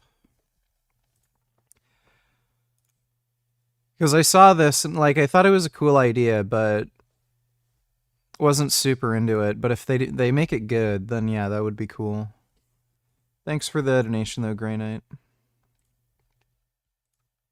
The idea that Iran may even... Three's going to start in the Middle East, and we're just going to get involved in World War III at this point. Do you think if the United States does get into the war, it will cause a world war? Oh, absolutely. They damn themselves a little bit. The people are fine. It's their leadership that needs... Who cares about talking to random people on the street? Every person commits an offense who intentionally discharges a firearm into or at a place, knowing that or being reckless as to whether another person is present in the place, or who intentionally discharges a firearm while being reckless as to the life or safety of another person. Now, this charge could encompass things like warning shots. Warning shots will not necessarily be reckless. For instance, a warning shot that is fired into a clear known backstop, a pile of dirt, a tree, something like that, might not be reckless. A warning shot fired in an area where you are in a rural space, where there's just nobody around who's going to get injured, might not be reckless. But if you just fire a warning shot into a building or in a densely populated area into the air, it might be considered reckless. That's ultimately something for the court to decide, but this is another. Those retarded commies probably think the mayor means no rent payments due when he says freeze rent. He just means don't increase the price. What percent of commies do you think we're tricked with flowery words into thinking he's ending rent? Probably all of them. Like, none of them are particularly smart. Even if you believe, one, that a mayor could in fact freeze rents so that prices can't be increased, or two, you think even if they can, that's a good idea, you're like actually a fucktard. So New York is filled with crazy, wacko, communist fucktards, so it wouldn't surprise me if that guy ends up getting elected. But yeah, it's just stupid. Thanks for the donation, though, retard. Other possible charge. The punishment for this can be pretty high. So you can see any person who commits an offense under subsection 1 is guilty of an indictable offense and liable to imprisonment for a term of not more than 14 years. There's some minimum penalties that can apply if it's for the benefit of like organized crime, but I don't think that applies here. Okay, so that's sort of our first charge, and as you can see, it is clear as mud. But there are some other really big issues here. Possession of a weapon for purposes dangerous to the public peace. That can encompass a wide range of things. A weapon that is possessed for the purposes of doing crime is a weapon possessed for purposes dangerous to the public peace, but also a weapon possessed for self-defense can be. Now, things that are possessed for a lawful purpose that then become used as a weapon in self-defense only sort of when a threat presents itself would not be for a dangerous purpose. So, for example, I have a shotgun right there, out of frame. And if somebody broke in and I took the trigger lock off and found ammunition, because it can't be stored near ammunition in Canadian law, and then used it to defend myself, it wouldn't be possessed for a dangerous purpose because I possess that shotgun just because I like shooting shotguns and I like hunting and I like all of those things. So we don't know on that one. This is often a very difficult question. Careless storage of a firearm. One of the things I notice here when they say careless storage of a firearm is that they've charged the careless storage, but they haven't charged the second offense of storage of a firearm contrary to regulations, or at least if they have, they haven't revealed that. Now, often this scenario comes up when you've got somebody who defended themselves and their storage is within the regulations, but they say, if you were able to get this gun out fast enough to defend yourself or your property or whatever else, then it must be careless. I don't know the exact circumstances, because the other thing that happens is sometimes they just forget to lay charges that might apply. So that could also be the case. But the big one, the one that has gotten people really flipped around on this one, is this charge. Unauthorized possession of a prohibited or restricted firearm. Now, initially, when the reports came of, homeowner has been charged, and the charges were basically discharging a firearm, and people were saying, well, if this guy's just a law-abiding gun owner with a firearms license and all of that, and he's just out there firing warning shots to defend his property, then this is a gross overreach by... Bro, this is so stupid, too. Even if he acquired the weapon illegally, clearly it makes sense for him to have it. Who the fuck cares how you get a gun? What I care about is what you are planning to do with the gun. I couldn't give a fucking shit if somebody picked up, like, some handgun with a filed off serial number and bought it off a crackhead on, on Skid Row. As long as they're just going to use it for self-defense, who cares? Like, it's just totally irrelevant. By the police are on the wrong side. They've charged the victim, and they shouldn't do that. Our society expects that the police are going to pick the side of victims of crime and not the side of criminals. Now, they have charged both, but, the people who were there to steal his vehicle are clearly they planned out a criminal act, whereas the other person is reacting. And most people are pretty fed up with levels of crime. They don't like the idea that the police say, hey, just let people steal your car. So that was kind of the first initial reactions. And then it was revealed that he was charged with unauthorized possession of a prohibited or restricted firearm. And people say, hey, this guy owns a Lamborghini, but he rents his property and he's being charged with unauthorized possession. Maybe he's not a licensed gun owner. Maybe this guy is some sort of criminal, and that, if he's a drug dealer or whatever else, maybe our sympathy for him is vastly reduced. And so we don't... Dodo. Sometimes you're smart. Other times you're retarded. Godzilla symbolizes the Japanese fear and reverence towards nuclear weapons and total annihilation post-World War II. I don't know, man. Dodo's rarely ever wrong. Thanks for the donation, though, retard. They don't really care if both sides get charged. Let's talk about this offense, because yeah, the movie Ratatouille was okay. I didn't watch it a second time, but I thought it was okay.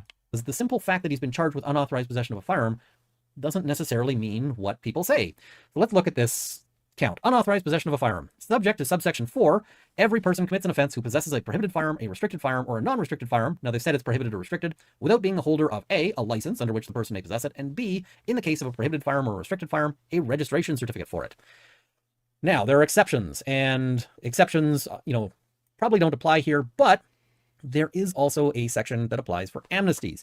And the big elephant in the room here is the amnesty order, because the amnesty order is a potential way that this person could be a person who is ordinarily lawfully in possession of the firearm and yet still gets charged with unauthorized possession of a prohibited or restricted firearm. How does this work? Well, let's say this guy owned an AR-15 or any of the many, many, many other makes and models of firearm that have since been banned, and they keep adding more guns to the ban list. They say, we banned a few guns, you can buy some more guns and, buy and continue doing what you were doing, hunting, sport shooting, etc. And so I bought new guns to replace the ones that they banned, and then they banned those too, like 2 or 3 times. So there's now a very lengthy list of previously legal long guns that have been banned, but there's also an amnesty in effect that says that people can continue to possess them.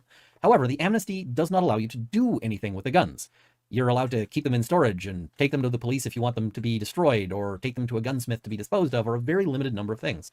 And not enumerated on that list is defending your Lambo. So the very real possibility here is that this is somebody who owned a firearm that was legal, has since been banned, took it out to defend his Lambo, and then gets charged because you can't use that gun. You have to pick a different one. Yeah, stupid. Now, I don't have enough information to determine. I don't know if this guy is sort of criminal enterprise guy or ordinary homeowner who just happens to like nice car, or ordinary, renter who happens to like nice cars and just grabbed the wrong gun in defense of things and maybe didn't fire his warning shots appropriately. Now, you might be saying warning shots are never legal. Well, warning shots are almost always a bad idea. Why? Because typically if you're in sort of a lethal threat, they'll say, well, why were you firing a warning shot and not a lethal shot? That said, there are circumstances where a warning shot may be legally appropriate and sometimes even practically appropriate. In the Gerald Stanley case, which is super controversial, but the government and the defense both agreed that the warning shots he fired were legally permissible. He fired shots into the air, and the prosecution said that wasn't a crime. That's not an offense. The only issue was whether or not it was an accident or intentional when he shot and killed Colton Boushie.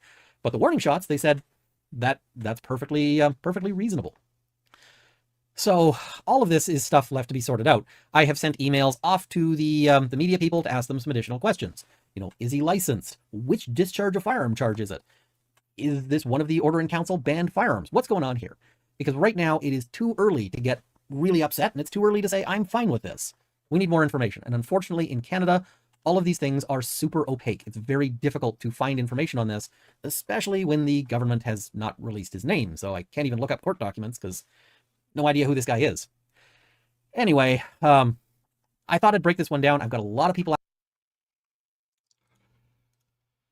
Again, society is just cucked.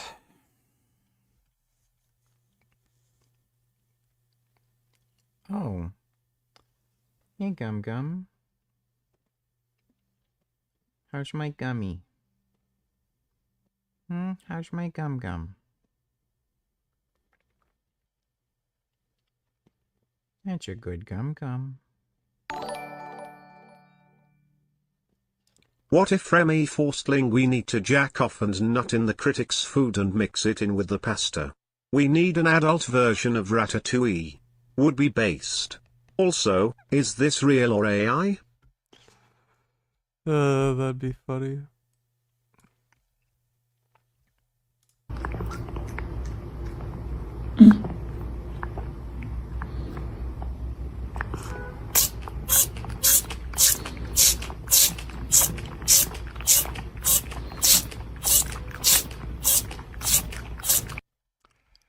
I don't know. Not sure. Thanks for the donation, retard.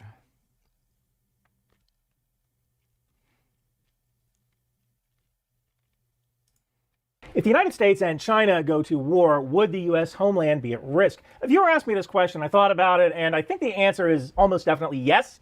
but not in the way you might think. And yes, for this video, I am wearing my Department of the Boat People shirt, which you can get on Bunker Branding. I want to split this up into 6 sections: kinetic targets, cyber targets, asymmetric warfare targets, information warfare targets, financial warfare, and legal and political warfare targets. Now, before I get started, let me talk about ground news. I read ground news every day, and I saw something to advantage plan. First of all, things to go that I have and start getting the whole story. Let's start with kinetic targets. First of all, that doesn't necessarily mean kinetic targets are on the ground. It could be up in space. Satellites would probably be the first things to go. This means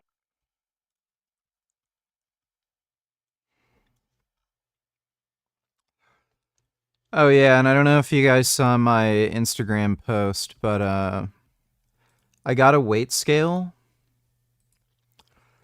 So I weighed myself when I got home, and the scale said 201, which was a bit heavier than I expected. It's not a morning weight, so that could even go down by like 5 pounds by morning. But yeah, I'll weigh myself again tomorrow morning and see where I'm weighing in at, but yeah, it could be still pretty close to 200.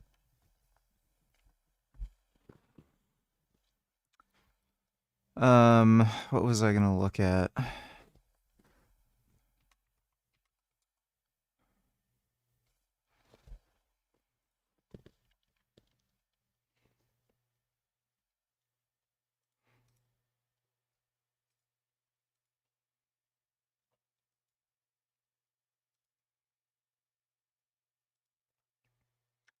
Okay, they have Capcom versus SNK.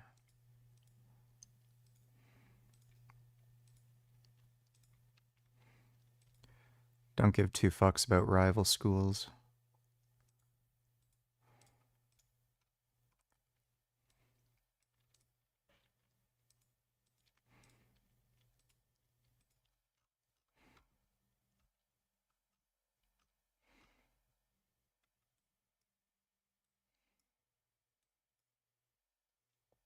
Oh, they have Power Stone. That might actually be worth getting. And what was the other one?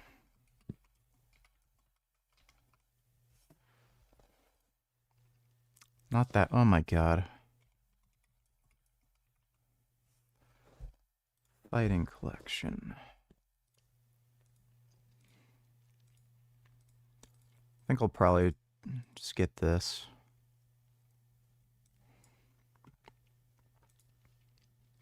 Yeah, ground news is good.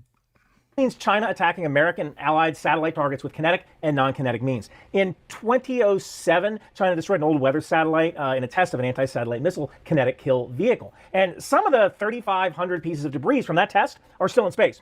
Sometimes the International Space Station actually has to move to avoid those pieces of debris. It'll take about 100 years or so before all the debris falls back down to Earth. A war between the United States and China could theoretically cause a massive debris field, which would close low Earth orbit for the foreseeable future. There's also other methods of disrupting satellites, like with electronic warfare, where the satellite stays in place, we just can't actually use it. Targets would likely include GPS and military communications satellites. On the ground, it's almost for certain that in some sort of conflict with China, Anderson Air Force Base. Nut Muffin donated $2.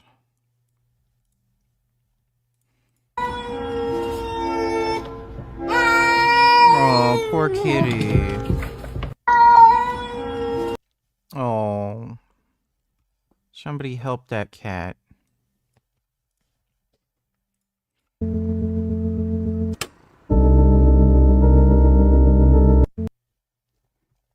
That's a nice kitty. Thanks for the donation, Nut Muffin.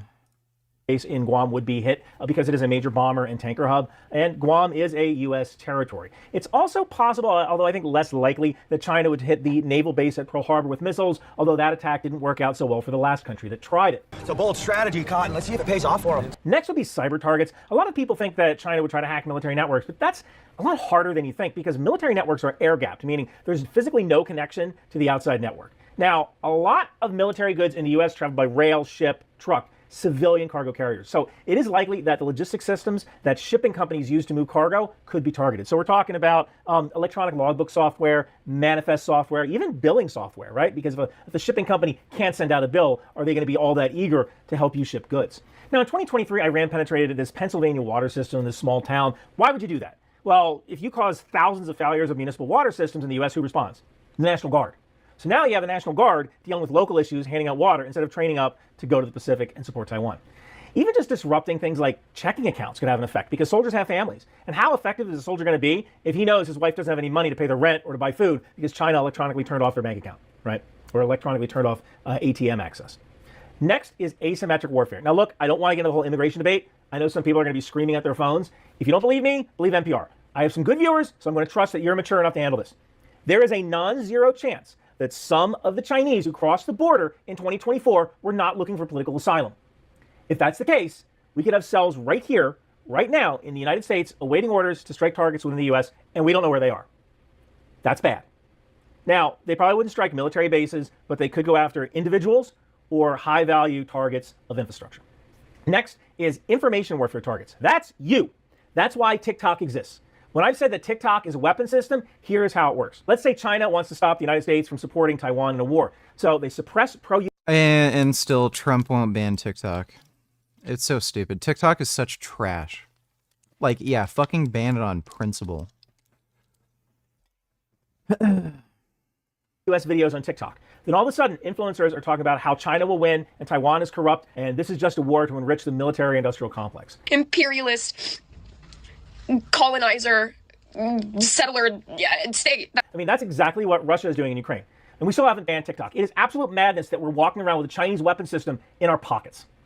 Next is economic and financial warfare. Now, this would be things like disrupting global markets to crash U.S. equities, attacks on the dollar's reserve status, and sanction evasion networks to kind of keep China's war machine going. China is watching how Russia is surviving their sanctions, and they are learning. This also means that the cheap Chinese crap that comes into U.S. ports every day stops cold. If you thought tariffs were bad, this could be worse. I could even see container ships getting turned around. Look, when you look at something like the Port of Virginia is right next to Norfolk Naval Base. We've got 3 carriers there right now, I believe. Do you want an Operation Spiderweb style attack? Because that's how you get an Operation Spiderweb style attack. You know, the civilian container ship port, literally right next to a military base that holds our aircraft carriers. So I could definitely see us just turning Chinese ships away. Content nuke and subsequent lawsuits to bait cars used to catch car thieves, proceeds to drop nuclear take. Will evaporate your mind. Brace for impact. Let me take a look. Do I have to read this massive thread?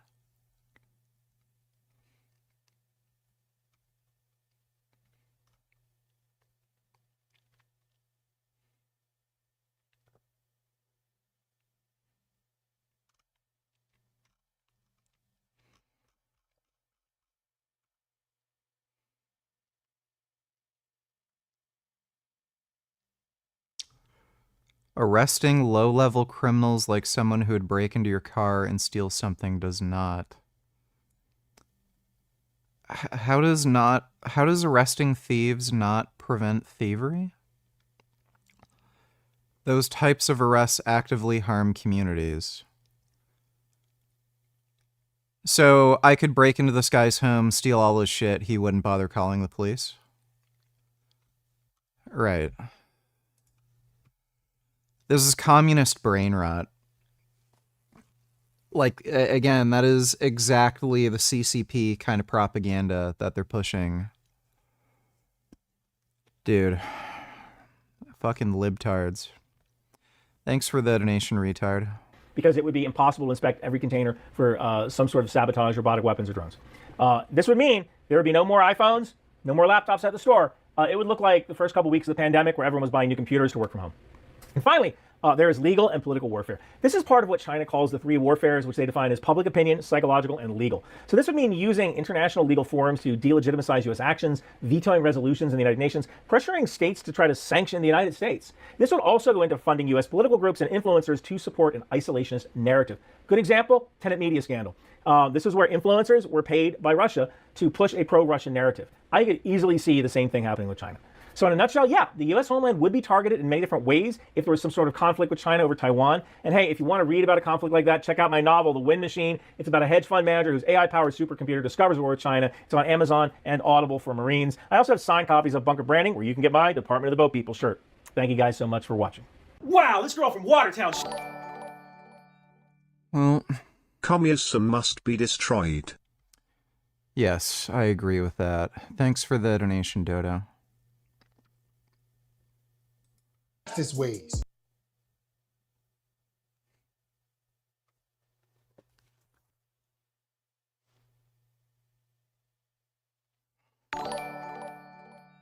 Thought I heard a cricket indoors, but I think it's outdoors. Mike Donatillers, I don't blame young people for being lazy and not wanting to work. In fact, I think it's based. What's your thoughts?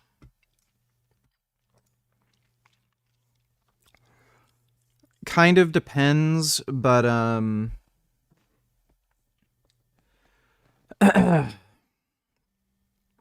know, there's only one way to make money. So the whole what is it called? What's the thing where people just deliberately choose to not work hard until they're paid more? Like, that makes sense, but I mean, yeah, the only way you can make money is by working. Thanks for the donation though, Mike. To ruin your entire life. Let's get right into it. Number one, getting the wrong girl pregnant. Your life can end before it even starts. And that can pretty much happen very quickly if you decide to. Yeah, I think that's the single most predictable factor for poverty. Get the wrong person pregnant. Do you guys understand how significant this is as a mistake? This is Or not poverty, staying in poverty, I think. mistake that you can make. You need to try to withhold your seed for as long as humanly possible. I might be crazy, but I don't think any man should have kids until he's at least 35 years old. This might be controversial, but I'm gonna explain to you why. Yeah, I believe I'd at agree with 35 years old, you've, not just had your fun, you have quite a bit of understanding, you've established yourself, you now know what to do, what not to do. I would say 35 to 40. Let me make this a range, 35 to 40. At that age, I think this is when a man, has a very... And again, for men in particular, you can have kids when you're like 100. You can have kids whenever the hell you want. Women have a biological clock, men don't. So just wait till later to have kids. Very, very good direction of not only his finances, but the kind of woman that he wants. How in the world are you gonna get a girl pregnant in your 20s when you don't even understand what to look for, what to watch out for? You don't even understand how life works. You're broke, right? Unless you're Zuckerberg,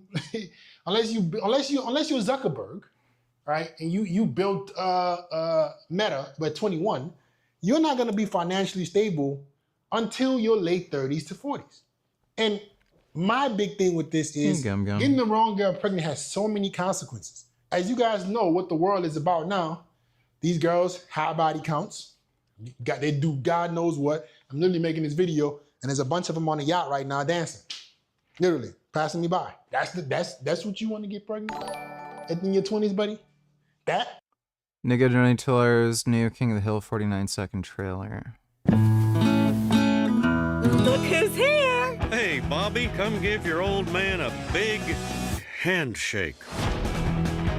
Nowadays, dad beers tell stories. Bobby, beers don't need to tell stories. They just need a fridge to keep them cold. Nobody likes a warm beer. The end. 5 stars? I'm gonna give you a 4. That way it gives you something to work towards.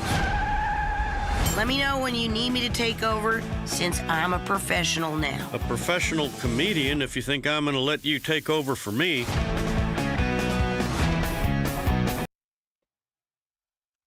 I don't know. I'm not, I don't have high hopes. So, if it's not that great, I'm not going to be disappointed. And then if it is really good, then I'll be pleasantly surprised. But I don't have high hopes. Thanks for the donation, though, nigga. Yeah, Robert De Niro, I think he just had a kid at 88 or something crazy. And Al Pacino just recently had kids. So yeah, if you're a man, you can have kids whenever the fuck you want. You think that's gonna take care of your kids and your son?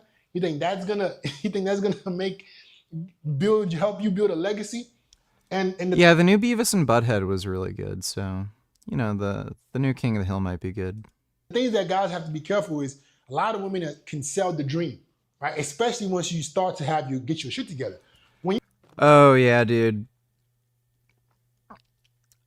Just about any woman will do this. They'll act in a way that they think will give them approval from you. So as soon as they think that they have their claws sunken into you, they'll suddenly not be interested in the things they said they're interested in and start acting differently. So yeah.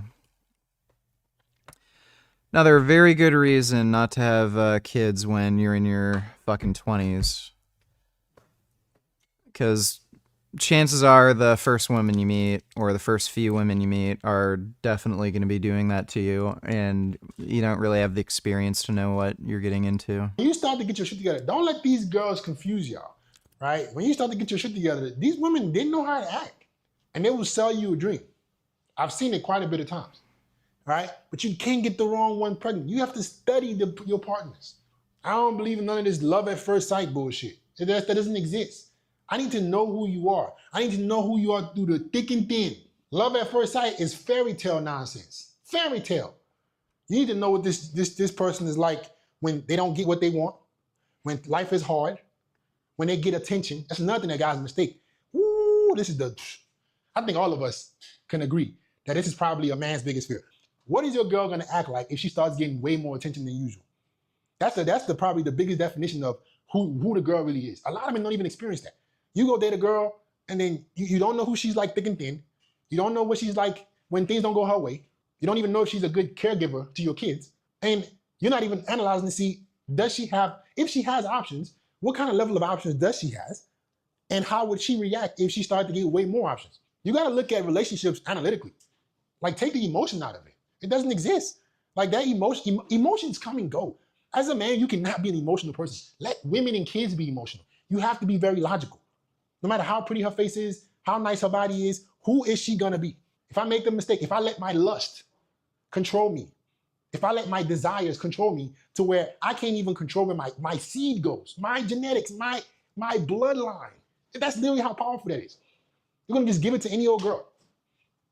And you're gonna end up like a DDG, marrying a girl, now she's taking your kids away from you. How did you decide that this was the right partner for you? Guys don't think about this stuff. They look at the fairy tale, the beginning part of the relationship, and say, oh, she's wonderful and nice and all these things. Now, you don't know how vindictive she could possibly get. You don't know what she could do. You don't know. Why would you be taking these risks? Look at DDG. If you guys don't know who that is, he's a rapper, YouTuber. This girl didn't take his kid away from him, put a restraining order on him, all because of what? Getting the wrong girl pregnant. They know they have leverage. They know the moment you give them a kid, they call the shots. The government, the laws are on their side. These are incredible mistakes. You can't play the same game as women. You can't live in la-la land like them. They can have your kid, and even though it's tough, they're gonna be taken care of. They can call the shots. You don't. You better wake up. Number two, hang with losers. And losers can be masked as homies. Right? You might think your homies are good people. They're not losers, but most times they're not.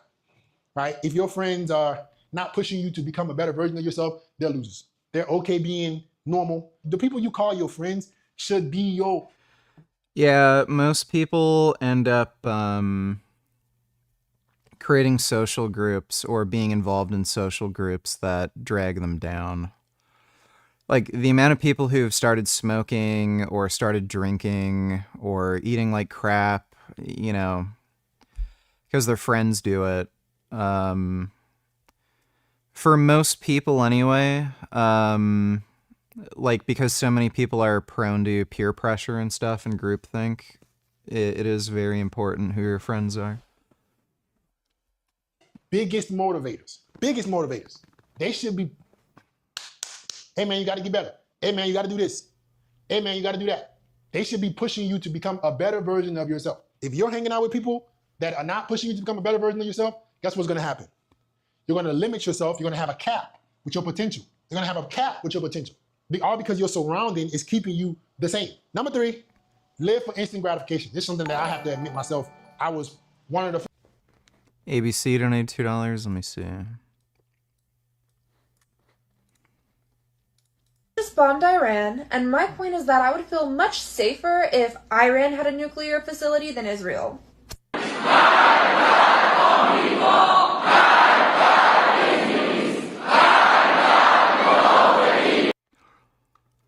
These dumbass kids don't even know that Iranians chant death to America. Like, they don't know anything. This is all just TikTok horse shit.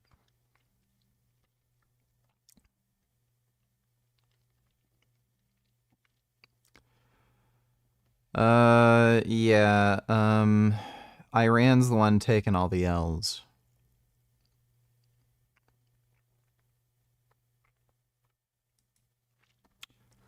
So that is not accurate. Thanks for the donation, though, ABC. First people, like I would say right here, confess, I used to do this. Now no more, right? I told a story about how I got crushed in 2022 with taxes, how I used to buy Gucci and Louis, trying to look cool and feel cool. I was making money, but I wasn't making real money. 8 figures up is real money. If you're not making at least 10 million a year, you're not making real money, in my opinion. Okay, then. It was Penn. Penn did it. Ban Penn. Ban the pen. 16 billion Apple, Facebook, Google, and other passwords have just been discovered online, and you need to act now. Cyber News researchers just uncovered over 30 massive unreported stashes of stolen data that originate from various information stealers, that together total 16 billion login credentials. We're talking everything from your social media logins to your work and government accounts. One single file contained a jaw-dropping 3.5 billion records. Researchers are calling this a blueprint for mass exploitation. The data is fresh and organized for cybercriminals to use in identity theft, targeted scams, and ransomware attacks. It even includes cookies and other metadata, making it incredibly dangerous. And the worst part? We'll never know who has it. Your only defense is to take immediate action. Go update your passwords and enable 2FA if possible. Yeah, I got 2-factor authentication on everything. Thanks for the donation, Guilty Pen. Over here, 6 figures, high 6 figures. I think I'm... Yeah, I think you don't need to be making 10 million per year to be making real money. doing something. I'm not really doing much.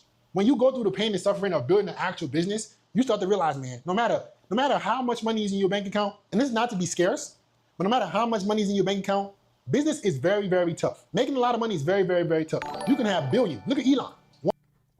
Dodo donate tellers, I'm in favor of the U.S. bombing Iran's underground nuclear facilities Israel can't reach, but I'm not in favor of U.S. troops being deployed to Iran. That is above my risk tolerance. Not support that, and I don't trust Trump's judgment on foreign policy issues. Well, I would agree. I don't see the need for U.S. military intervention in Iran, like at least when it comes to boots on the ground. But yeah, blowing up their underground facilities, that's not an issue. And yeah, Trump's a retard, but thanks for the donation, Dodo. 1 month he on top of the world, another month he's losing like 10 billion. That's literally business. That's literally, if you want to have financial freedom comes with incredible risk, right? So you can't have instant gratification. I ain't buying a goddamn thing. If it ain't, and I'm making way more money. I don't own anything.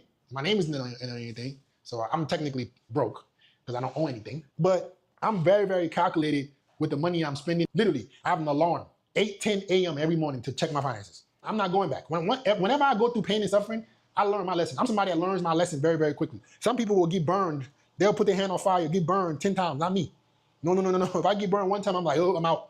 I learned my lesson. I ain't making that mistake. I like cars, So I ain't but buying they're nothing. like If my usually assets performance aren't cars. 8 figures plus, I ain't buying nothing. Nothing. No, thank you. And if I am buying something, it's to improve my assets or it's to give me more cash flow. Because I know, business specifically, cash at hand is so important. I didn't really understand what that meant. But this is it. You need cash at hand. Meaning, let's say you make 10 million a year. your gross profit that year after taxes is around 4 to 5 million. That's a great business model. You keeping 50% margins, your business is tremendous. Most business models, you keeping 27% profit margin. So let's say magically your business model is getting 50%. Just if that. Let's say you make 10 million a year, you keep 50%, which is very unlikely. Let's say you make 5 million, you profit 5 million after you.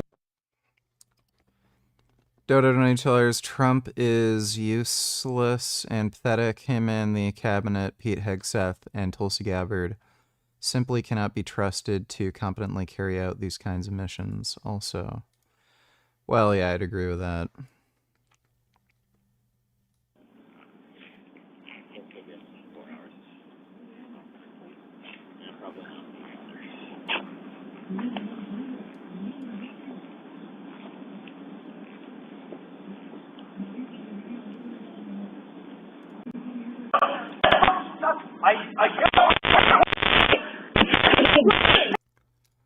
Oh yeah, that black dude stabbed the guy to death. I know about that. And apparently this guy was like a black rights activist.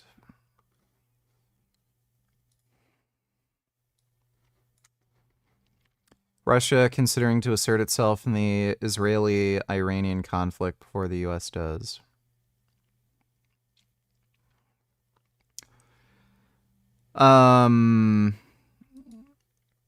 Yeah, that might be to prevent Trump from intervening. They can't really do anything, though. Thanks for the donation, Dodo. Your living expenses, let's say you live moderately, and you only spent a few $100,000 to live. Got a decent apartment, you're not going through lifestyle creep, right? You're smart with your money a little bit. But at the end of the year, here comes a business opportunity where in order for your business to grow, you got to put down 4 million. Or you need to put down 3 million, 2 million. This is literally how business works. I'm telling you guys, this shit is crazy. You think, oh, I can just blow money. You can have an opportunity that comes by and you need to drop a fuck ton of money and you don't have it, your business is gonna stay stagnant for another 16, 18 months. That's literally how business works. You need to have money put away that you don't touch to be able to put back into the business to keep it growing. I agree with the sentiment that you should really only buy things that are going to meaningfully improve your life. And you should try to be frugal and save money, but I don't think he's ever had any personal experience with having to invest $2 million into anything. I'm sure he trades stocks or buys crypto or something, but I seriously doubt he's ever just dropped $2 million on anything. Like, you can see, like, he makes money by selling courses and stuff. It's none of these people who sell courses have ever had experience with this sort of shit because they wouldn't be selling courses. They'd just be doing this because it makes them more money. Business owner, your money does not, it doesn't grow on trees. You have to keep. Dodo Donatellers, Trump already fucked up by waiting so long and he still hasn't made a decision, and we're, what, like a week into this now? He said he would decide in 2 weeks. Now does he fucking realize this will just allow other actors like China or Russia to cock block him? Yeah, I mean, he's kind of a spineless, retarded coward, so... Again, you can see how he dealt with the whole thing with Afghanistan and making deals with the Taliban and all that crap. He has no clue what he's doing. Thanks for the donation, though, Dodo. Reinvesting. So I didn't realize that when I was living for instant gratification. Now, I ain't touching nothing. No, I ain't, no, because I know, let's say an opportunity comes along. I need to buy a software for my business. I need to make a big hire. I might need to hire a COO, CFO, and they got a 6-figure salary or something like that. I need 7 figures to drop on whatever I need to drop. So cash at hand, you can't live for instant gratification. You're gonna miss big opportunities and your business will never grow. Number 4, be complacent with wealth. Every single man should be trying to make millions. If you're watching this video right now, you're watching my channel, and that statement just kind of stung you, the first response, the first reaction to that statement was to be combative. I don't need to make millions. Nobody to blame but yourself. Nobody to blame but yourself. You don't have the ambition. It's okay. We need people like you. We need people who are going to be mediocre. Somebody has to deliver my Uber Eats. When I buy companies, somebody has to Dodo Donatillers, well, that's why his name is Taco, right? Trump always chickens out, so true. What are we gaming tonight? Are there any games coming out or that just came out that are good, please? Not that I know of. But, I don't know what we're going to be gaming. Not sure. I'll try and see how difficult it is to get RetroArch running. Might set that up. Thanks for the donation, though, Dodo. Thanks for the membership, Apostate Cantus. Somebody has to do the labor work. If you don't want to be ambitious, don't worry. Other people will be. You want to just make bare minimum 10 grand a month, 20 grand a month, you okay with 10 grand a month? Okay, bro. You know what I'm saying? Don't be mad at me when your life stays monotonous, when AI replaces you, because AI is coming. AI will replace you, my boy. You should be trying to grow. If you're not growing, you're dying. That's business. If you're complacent with wealth, if you're okay just making 10 grand, 20 grand a month, you're barely going to be surviving. Lastly, it's to neglect your health. Guys, physical fitness is unbelievably important. You're not going to have no wealth if you don't have your health on point. That is eating the right foods. I haven't eaten a piece of junk food. Guys, I swear to God, I have not eaten a cake, ice cream in years. I ain't putting that shit in my body. No way. Because the way I look at it, it's all a equation to me. It's all a system.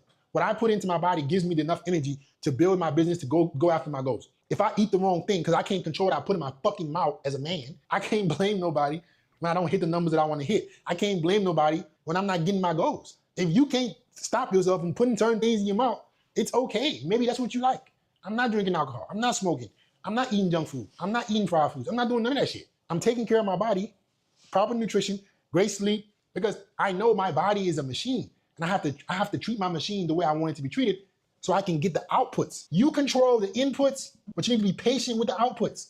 What you put in is what you're going to get out. You're not going to have. I'm good at spending Richard's finances and making sure to funnel all his money to the things I want and leave him with nothing. I'll start selling courses soon for those who are interested. I think there's literally a chick who does that. She has online courses for women on how to manipulate dudes into giving you money. It's a black girl. Thanks for the donation, though, Jasmine. Incredible health. You're not going to have great health. You're not going to have great health without great inputs that give you outputs. You're not going to have great wealth without great inputs that give you outputs. Life is all. Well, it's always good to eat healthy and exercise. Can't disagree with that. Warning! You're watching Dr. Todd Lee TV, where theoretically you could learn a bunch of cool shit. Free training video pre-workout stack. So because I want to look bigger in the videos, or at least have a... Watch in full, no skip.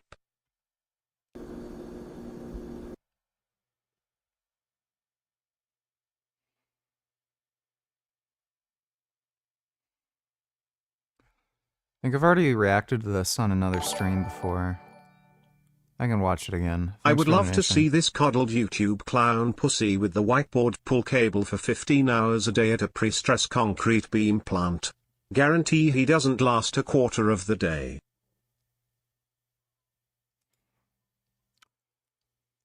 Yeah, I'm sure that'd be difficult. Thanks for the donation, Twat Destroyer.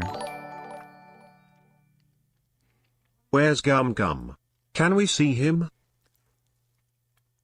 He's sitting at the top of the stairs. I think he's kind of upset at me because I didn't feed him again, even though I already fed him. I fed him, I went out to get groceries, I come back, and he's, like, just fucking demanding food. He even bit me in the leg because he was so upset. And now he's just, having a weird cat nap on the stairs, looking over me. Thanks for the donation, Andrea Burgess. Full pump, even though I'm depleted on a diet. I don't have to do this off season, but one thing I'll do before a video that I, wouldn't normally do is on top of the sublingual Viagra, I'll crush up 25 milligrams of Anadrol and stick it in the pocket under my tongue. with the DMSO that's in the sublingual Viagra. And then I will also inject every muscle I'm training with injectable pre-workout. Whereas instead, normally I do like 1 milliliter. And I know I'm measuring in milliliters because it's a multi-concentration blend. So I am in this instance using volume. I use 1 milliliter of the pump amino acid blend pre-workout. But normally, bilaterally for the primary targets of that workout, either triceps or lats, when I'm doing a video that I'm doing multiple body parts, like let's say arms, then I'll do the heads that I want to grow on both sides. Or if I was doing a upper body workout, I would do both That seems like far too much effort.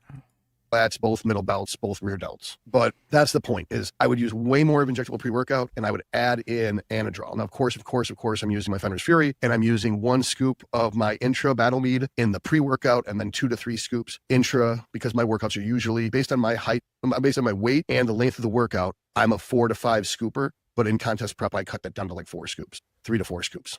And I usually start it in the pre-workout because I use a 45-ounce shaker cup. So it takes me a long time to drink all the pre-workout. So I'm usually finishing up the pre-workout while I'm already lifting. So I put some intra-workout in with the pre-workout. That doesn't mean everyone should do that, because I know a lot of you guys are using little baby 24-ounce shaker cups like bitches. You didn't watch the hydration video and go and get the 45-ounce shaker cup like I told you to, fuckers. Well, another thing I also add in for the video shoot is baking soda. I use 7.5 grams of baking soda. It doesn't really do shit, but 15 grams of baking soda really makes a difference. I don't think it's the bicarbonate, even though people will tell you it's a lactic acid buffer.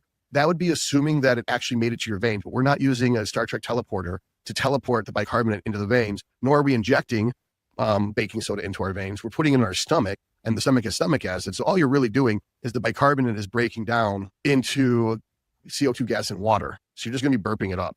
Well, the reason why the baking soda makes such a huge impact on your pump is from the sodium. So again, we're right back to where we started. Where you're doing, it's expensive salt that's with bicarbonate rather than chlorine.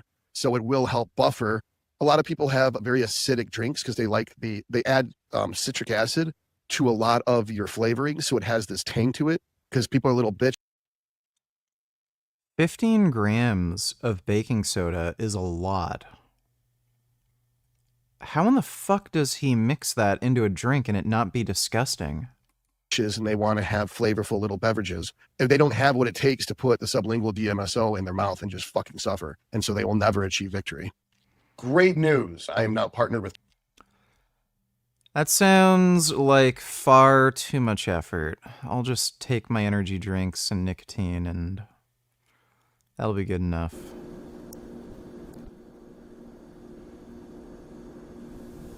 Before we pass out the scores for last week's midterm exams, I want to share something about my life with you. I've been a statistics professor here at UCF for the past 9 years. The joy of my life has been teaching students just like you, right? I met my wife here. We bought our first home here in Orlando. Orlando is my home. This school is my home. And today is a day that I prayed would never come. I want to show you last year's test score average for this same midterm exam. That class averaged 67%. 67% for them. And the year before, averaged 65%. Okay? Here is this class's average. The chosen people, what do you use for zooting? You're gonna go to jail because the police here, 99% conviction rate. Shut up. We don't do anything illegal. You cannot take us to jail. If you are not involved, please go. Shalom, my friend. We bless you. You're in my country. You come to the United States, you can say whatever you want to say. That is the free world, yes? You're not in the United States. You're in Israel. I understand. You cannot say whatever you want to say here. Yes, you can. It's legal.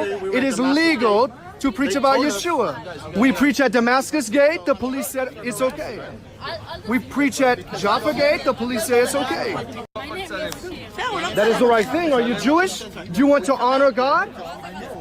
That is the godly thing to do. We respect one another. The godly thing to do is just to kill you. The godly thing is to kill me. That's right. That's Yes? what the Torah says. The Torah says to kill us. The Torah says that people who worship idols such as yourself, when there is a Sanhedrin, to kill us.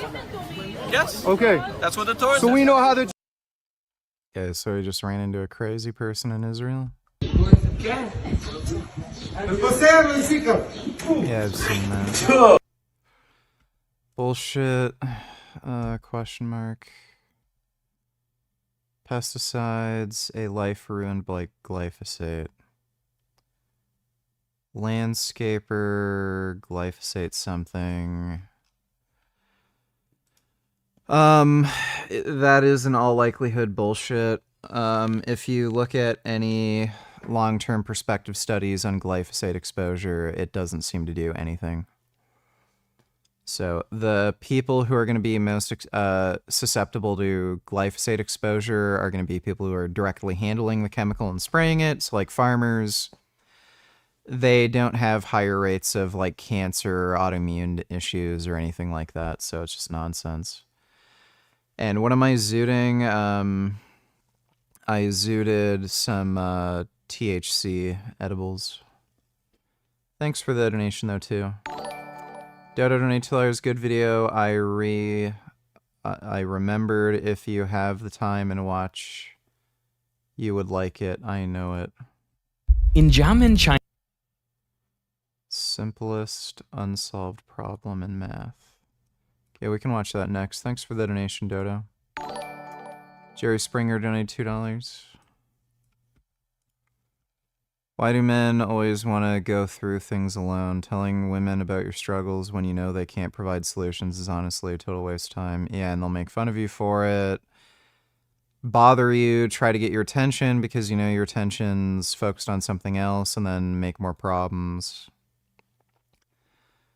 Women may disagree with this tweet, but chance don't listen to what they say, watch what they do. If you tell her about your struggles, she most likely not offer solutions and may even use them as an insult when you have issues being there. Yeah, it's totally true.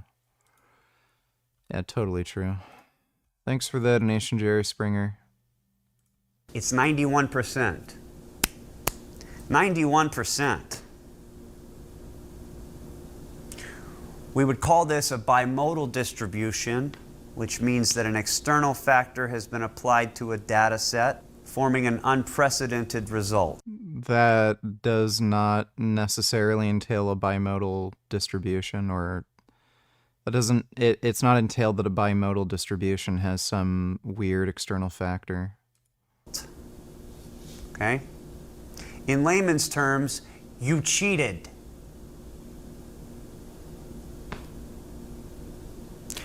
Now, I don't know if you think that I'm stupid. I don't know if you just thought that this was something that we wouldn't notice, but whoever is responsible for this is in for a very rude awakening, okay? Because as of now, everyone in this room's test scores from last week have been tossed. Yeah, there's no way they can do that. All right? You can consider yourself lucky. Yeah? Because I've had my TAs up all night. They didn't sleep. They've been developing test questions for a brand new exam that you are going to take to make up for last week's scores they can't right do that. now.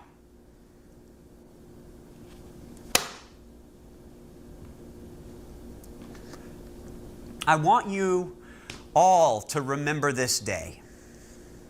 I want you to remember that in the real world, there aren't magical other people that just skip around giving you the answers to your problems. It doesn't work that way. The truth is earned. It's not gifted to you. There are problems in your life that you're going to need to learn how to wrestle with yourself. Computers away, pencils out.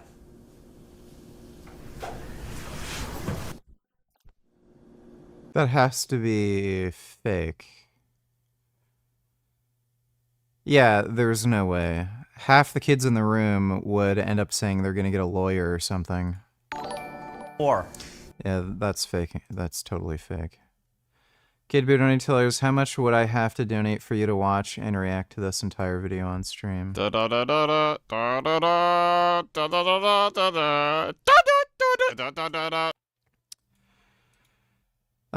you give me $500, I'll do it. I'm gonna need more edibles, but I do it for $500.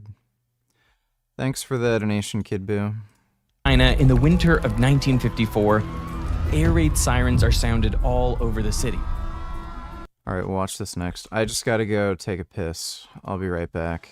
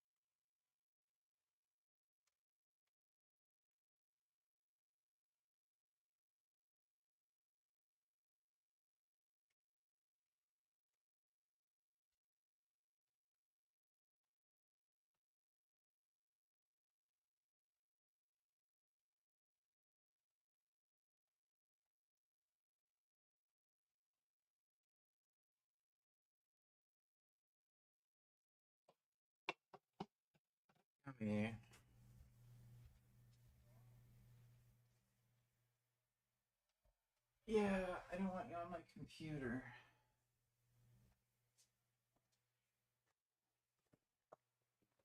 Oh. Here's a troublesome kitty that likes to jump on my computer. He's very troublesome. He's very beautiful and fuzzy, though. Look how beautiful he is. Look, see? This is a cat. You're a cat. You're my little troublesome kitty. I love you. Oh, what a silly boy. Retard donators, it's Skip Brother, it's fake. It's based on the original video. Okay. I think I know what original video it is. But thanks for the donation, retard. Vince going on everybody LLLLLLLL I'm gay for Richie my cousin. Please react to these vids.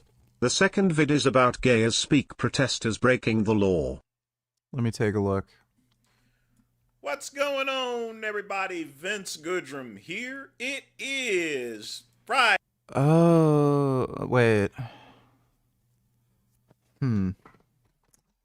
I'll have to watch the video. Friday evening. You know, I just thought of something. Frank might be lying about the chargebacks. I don't know if he's deliberately committing fraud. Because if he's not able to make sales, so he's not able to sell some of the stuff, He might have like a credit card or something that is in the wrong name or something. And then he's making it seem as though people are making these orders when they're not. And then he has like some sort of insurance or something that can cover the losses or something. It's possible. Oh.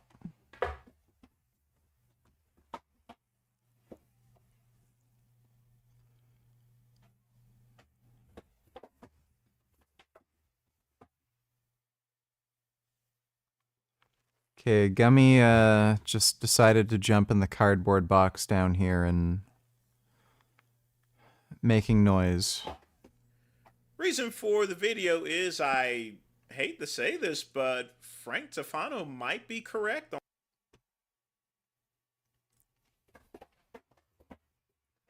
on fraudulent transactions. Now, recently on the live streams, as you guys know, we reviewed his video, and obviously his policies are dumb as far as having to videotape, people opening up his packages to make sure the meat is not rotten and stuff like that, to make sure it's a legit return. I still stand by that position. It's very stupid to have a policy like that. But recently, in the past 2 weeks here, I've actually had a much higher amount of chargebacks than usual. And the reason being is it has nothing to do with the Illuminati or anything like that. There's no powers that be. People are probably just broke and committing more scams. Or any puppet strings on the world or anything like that. Gummy, no. What in the fuck is he doing? Not the New World Order or anything like that. And here's the thing, folks. And I noticed all of this started happening when, strangely and oddly, Google actually unbanned my websites here. I was banned off Google Merchant Center for about a year and a half there, at least. And I think that was because there were so many Shopify stores, they were just clearing out things. But, last month, recently, for some strange reason, they just went and unbanned the websites here. I'm not sure how long that's going to take place. Maybe it's just to collect some quick revenue. I'm not for sure, really. But in any event, that's fine. But, ever since then, all of the orders from the Google Merchant Center that's been coming in, most of them have been fraudulent. They're chargebacks, As it stands, I have about a little over $2,700 in chargebacks, which the Great One is not worried about that, They will be appropriately disputed. At the end of the day, however, with processing fees and stuff like that, it's going to be about $200 or $300 if I'm lucky at all here. It could be up to about maybe $700 or $800. So, why is this happening? Again, nothing to do with the Illuminati. Apparently, there's some sort of life hack on TikTok to where, hey, you order something under $50 or $100. You get your product and, hey, file a chargeback. And here's the thing, folks. They know for a fact that in order for us to respond to a chargeback, companies like Stripe or PayPal, they charge a response fee, $15 to $25. So by even they recently implemented chargeback protection. So I don't know, because I noticed a couple months ago when somebody made a bunch of chargebacks, I wasn't charged any fees. So much, even if I go and file a response to a chargeback that's $50, for a product that costs $50, it's not even worth it at that point, because I would end up losing money even if I won, itself there. Plus, some people will order things under $20 or $10, knowing that the cost to ship it back is going to outweigh the benefits of actually getting back the product itself there.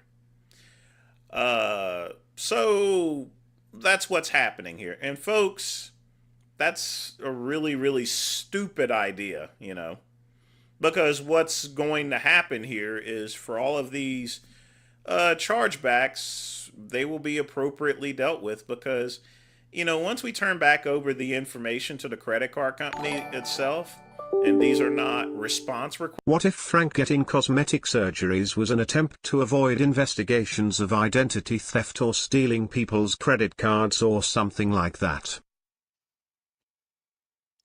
I'm highly doubtful of that. That doesn't sound like a possibility. But, yeah, maybe there is might just be some stupid TikTok trend. Who knows? Might actually be happening to Frank. Thanks for the donation, retard. But there's a special formal letter that we actually send out to these card companies that pretty much almost causes their cards to be canceled there. Now, for some of them, even criminal charges can actually apply if I file police reports and stuff like that. I don't think it's going to get to that point, but we will, I will appropriately send out the letter saying, hey, you got the product, need to pay it back or else we drop elbows like Dusty Rhodes. But is the Great One pissed? A little bit, but I understand the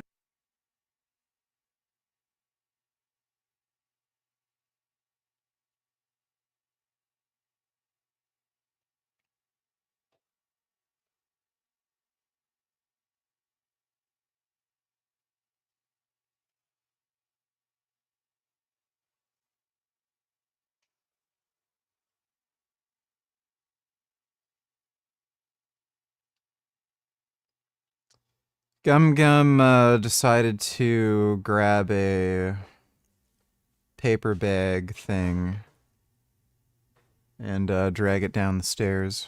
nature of business, and stuff. These are things that you have to contend to when you run a business here, Nighty night, Chris. Good luck with the job interview. You got to deal with some of the little things that go in place here.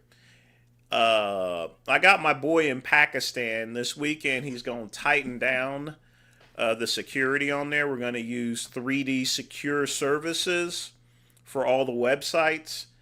And the benefit of that is, I don't get I don't get the chargeback fees and stuff like that because generally speaking, if you use 3D tracking for payments, they can't just say it's a fraudulent transaction. So therefore, I don't get billed $15 to $25 for that. Now, it is a higher cost rate in order to do so. I think it's like a half of a point. But, I'm just going to have to do that for at least a year or two until because I think what's also driving it is the economy and everything like that, to where people are just resorting to, fraudulent transactions. But folks, I'm going to tell you this right now, don't even do it. Don't even do it one time, Seriously. Because your bank is going to keep up with the stuff. And don't forget that at the end of the day, there's going to be one pissed off business owner. You never know what's going to happen to you, if you get my drift. You hear about all these shootings in the news or so. I think he's definitely committing insurance fraud with chargebacks. His AC is always broken. I'm trying to think of other bullshit that regularly happens to him. But I know his AC has broken down at least 3 times. Like, we know he's a drug addict. So, it wouldn't surprise me. It's definitely plausible he would do something like that. Thanks for the donation, though, retard. So forth, and just remember, there's a lot of crazy people. You're not going to get a visit from the Great One. I have ways of dealing that. Like I said, my boy in Pakistan, he's going to go and tighten down the hatches on the website. It's going to be pretty like, mwah. But, never invite yourself to circumstances, because once you rip off people, you have unintended consequences. But again, folks, Frank Tufano may be right, but for the wrong reasons here.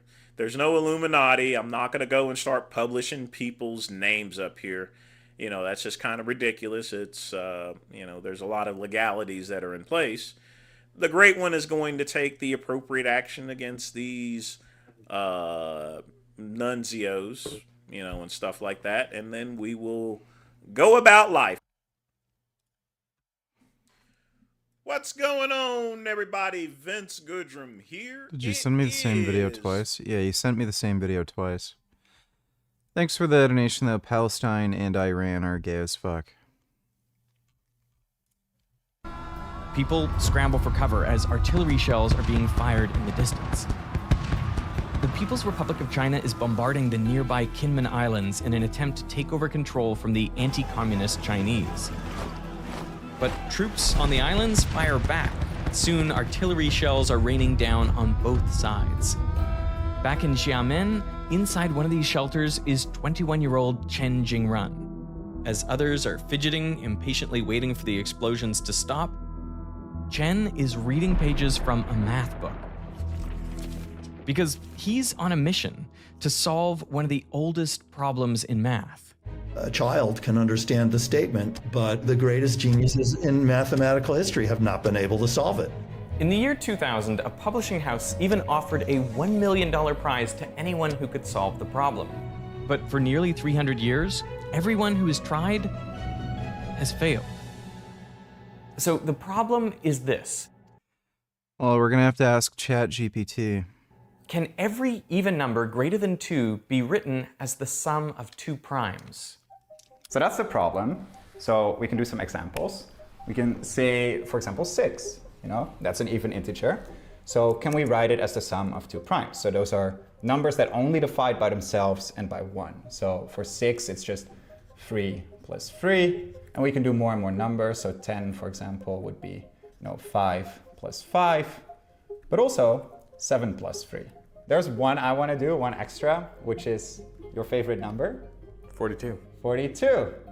What makes it up? 37 and 5. 37. Yeah, he's got a Sony FX3. That's a nice camera. Yeah. But there's also a sort of nicer, more methodical way of writing this out, and it will help us build some intuition. We'll start by drawing 2 diagonal lines. I'm building like a pyramid of prime numbers. So we're gonna start at the top. Kid Boo donated $2. Called out on this because I called Donald Trump a wannabe dictator. It's because he is. It's because he is. Oh. The governor's being mean, and the governor's speaking out on that. Well, maybe it's time for us to be a little meaner. Maybe it's time for us to be a little more fierce. Because we have to ferociously push back on this. And again, I'll speak to my teacher back. Assassinating Democratic Minnesota State Representative Melissa Horton and her husband, and severely injuring, investigators say early. We're also learning police found a list of 7 media is not going to cover. In regards to the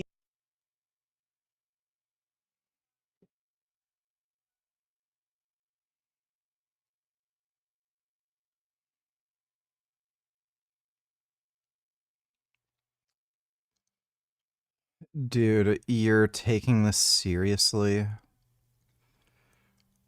Where's the evidence? The idea that the police that are mostly Republican and FBI, which are controlled by the Republican Party, wouldn't go after Tim Walz and would protect him for what reason? Like, I don't know how you can be so stupid and people listen to this guy for political commentary. Are you fucking kidding me? He knows his audience. It's just a fucking grift. Oh, all the retarded whack job, Republican, righty idiots will believe whatever they hear. They all consider Joe Rogan and Alex Jones trustworthy news sources. Well, I'm just gonna say stupid, retarded bullshit that is just conspiratorial and nonsense, and they'll eat it up and give me views. That's your channel. You just make slop fucking content. Thanks for the donation, Kid Boo. We're gonna write down 2, then we'll write down 3, 5, and this is gonna be a good test. I've never watched anime except Team and T. Which do I start with? If you want like a supernatural crime thriller, I would recommend Death Note. That's an extremely good anime series. So if you like stuff like Dexter or Breaking Bad, you'll probably like Death Note. If you want something that's funny and kind of different and quirky, One Punch Man is really good. Prison School is really good. Chainsaw Man is really good. If you want like cyberpunk or sci-fi, I'd recommend watching the Ghost in the Shell animated movie or Akira. Akira is fantastic.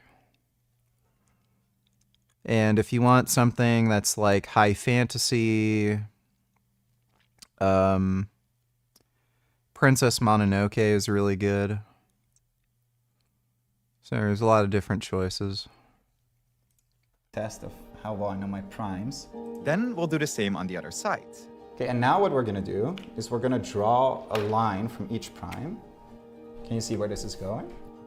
And where they cross is every sum? Yeah. Now we can start adding them. So we get 2 plus 2. 4. 4.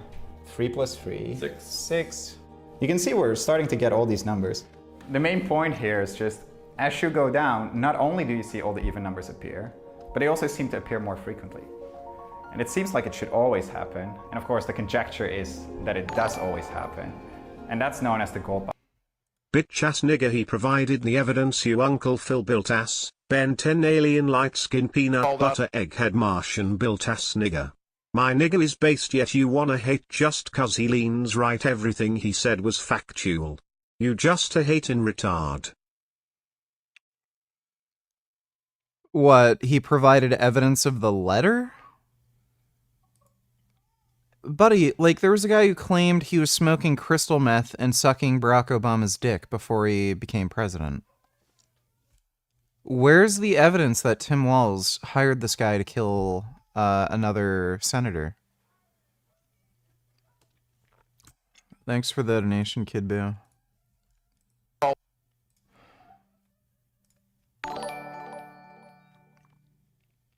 Yeah, the guy was 100% a Democrat, obviously. Trust me, bro.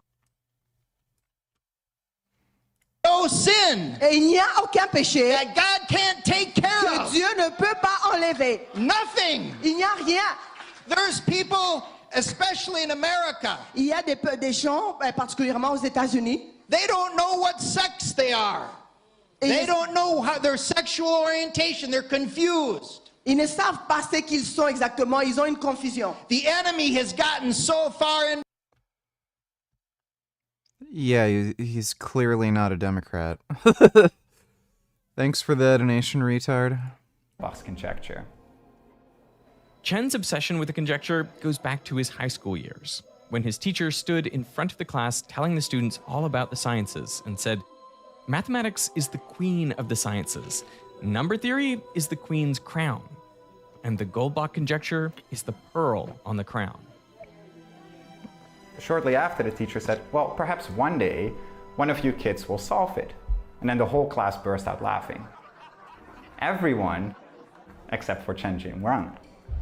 He later said, I did not laugh. I did not dare to laugh. I was worried my classmates would know my vision. But I never forgot this lesson, to always remember the pearl on the crown, and to never forget my aspirations or ideals. And now, as air raid alarms are ringing, he's maintained his vision. He's working on his math, trying to solve Goldbach's conjecture. And then it's like, well, who the hell is Goldbach? Do you know Goldbach? I know nothing about Goldbach. Christian Goldbach is a little-known Prussian mathematician who grew up in the early 1700s. At first, he mostly studied medicine and law, only occasionally dabbling in mathematics. But then, in 1710, at the age of 20, he set off on a 14-year and over 4,000-kilometer-long journey to meet some of the greatest mathematicians alive. In Leipzig, he met with Gottfried Leibniz, the co-inventor of calculus. And in London, he met with both Nicolaus Bernoulli and perhaps the greatest mathematician of all time, Sir Isaac Newton. He then finished his trip around Europe before ultimately settling down in Russia at the newly formed St. Petersburg Academy of Sciences, where in 1727 he met his most important connection, a 20-year-old math prodigy. Can you guess who? Leonard Euler? Leonard Euler! The two quickly became friends, bonding over a shared obsession with number theory. Then, in 1729, Goldbach moved to Moscow, but the two stayed in touch, writing letters to each other for the next 35 years, literally until Goldbach died. It was in one of these letters, on the 7th of June, 1742, where Goldbach scribbled a line in the margin. It was not the exact form of the conjecture which now bears his name, but something related. It seems that every integer greater than 2 can be written as the sum of 3 primes. Euler was intrigued by the proposition, but he thought the idea could be refined further. It made sense to him that odd numbers might need 3 numbers to add together to make them.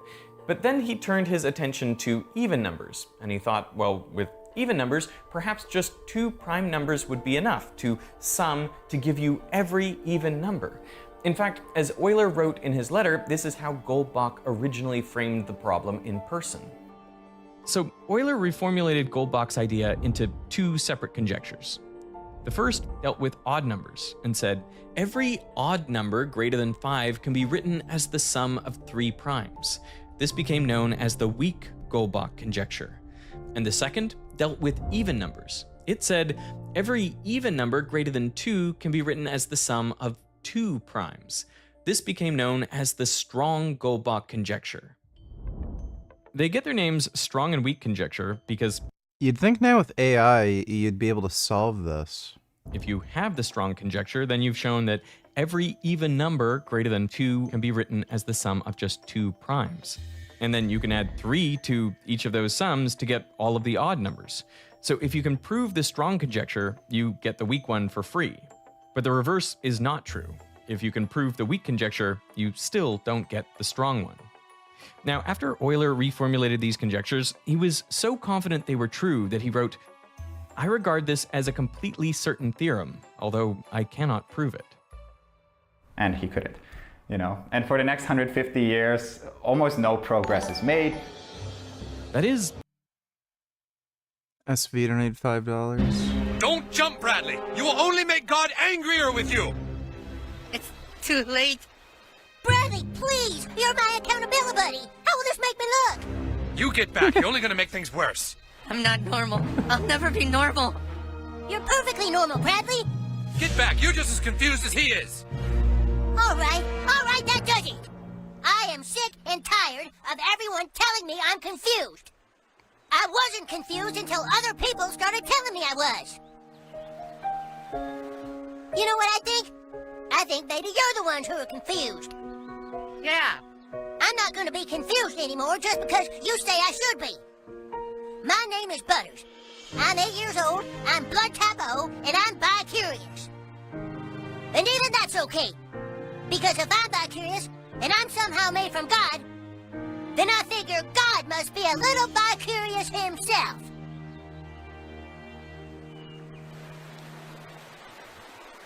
I think I'd like to come down now. He's coming! South Park is pretty silly. Thanks for the donation, SV. Until in 1900, German mathematician David Hilbert addressed the International Congress of Mathematicians in Paris. And there, he listed... Dude, you tore your urethra? How the fuck do you tear your urethra? I don't know you could do that. 23 of the most important problems for the 20th century. Number 8 on that list was all about prime numbers, including Goldbach's conjecture. Goldbach's conjecture was back on the radar. Only now, mathematicians started to look at the problem differently. Let's take a look at our pyramid again. One thing to notice is that this pyramid is symmetrical. When 2 primes add to make an even number on the right side, those same 2 primes make an even number on the left side. So to avoid double counting, we can look only at the right side of this center line. And what we find is that for very small even numbers like 4, 6, or 8, well, there's only one way to write them as the sum of 2 primes.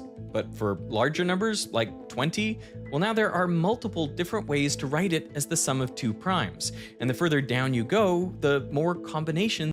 Thanks for the memberships, Street Vegan. Appreciate it. You find. So mathematicians started asking a new question, not just whether every even number can be written as the sum of 2 primes, but in how many different ways it can be done. Let's call that number h of n. For example, h of 4 is 1, because you can only write 4 as the sum of primes 2 plus 2. H of 20 is 2, because that is 3 plus 17 and 7 plus 13. H of 42 is 4, and so on.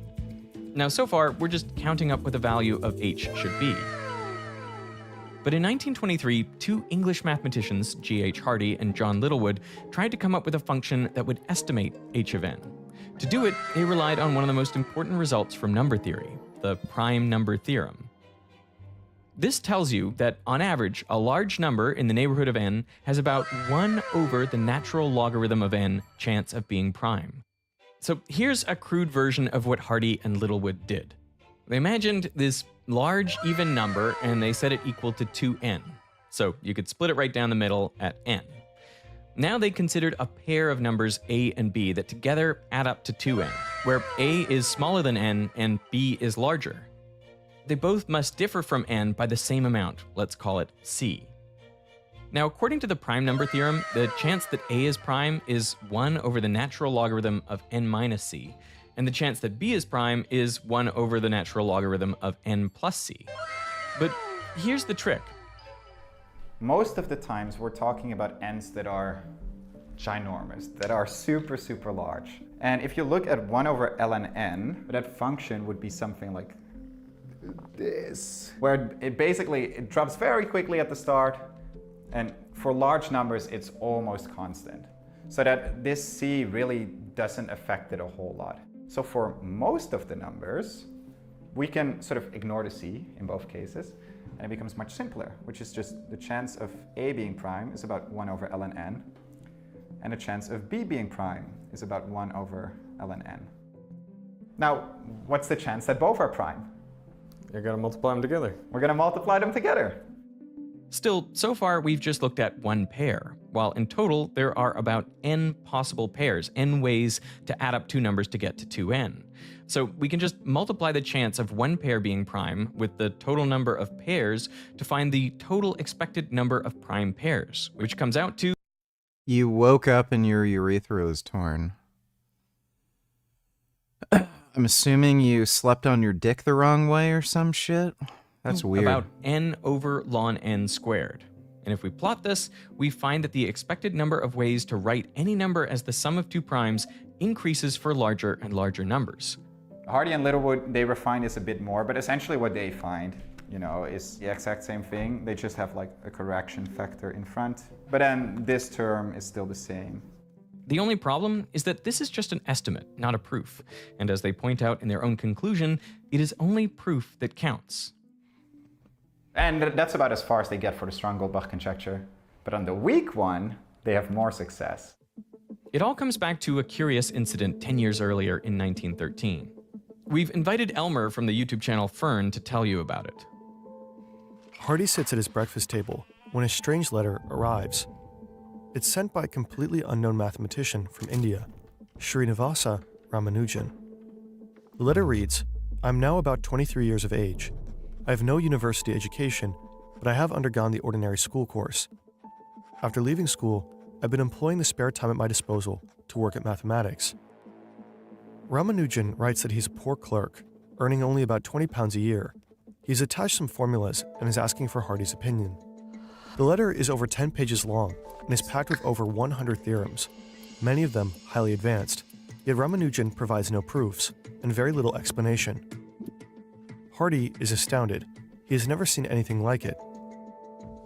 Some are already known, others are completely new, unknown to the world. And then there are results that seem impossible, like that the sum of all positive integers up to infinity is negative 1/12. How did he come up with this? Hardy shows the letter to Littlewood. The two stay up until midnight, going through the manuscript, debating whether the mysterious author is a genius or a fraud. But it sounded like Hardy felt these couldn't be crank results because you couldn't imagine them if you were just a crank. They're too fantastical to be the work of that kind of second-rate mind. Only a really phenomenal, off-the-chart genius could have come up with them. So Hardy writes back. The rigorous and strict mathematician he is, he asks for proof. Ramanujan, however, is nothing like Hardy.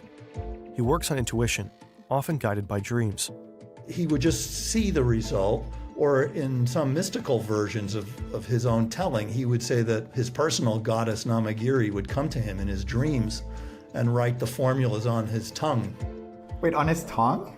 On his tongue is the version I've sometimes heard, but in any case, you planted it in his mind. An equation for me has no meaning, unless it expresses a thought of God.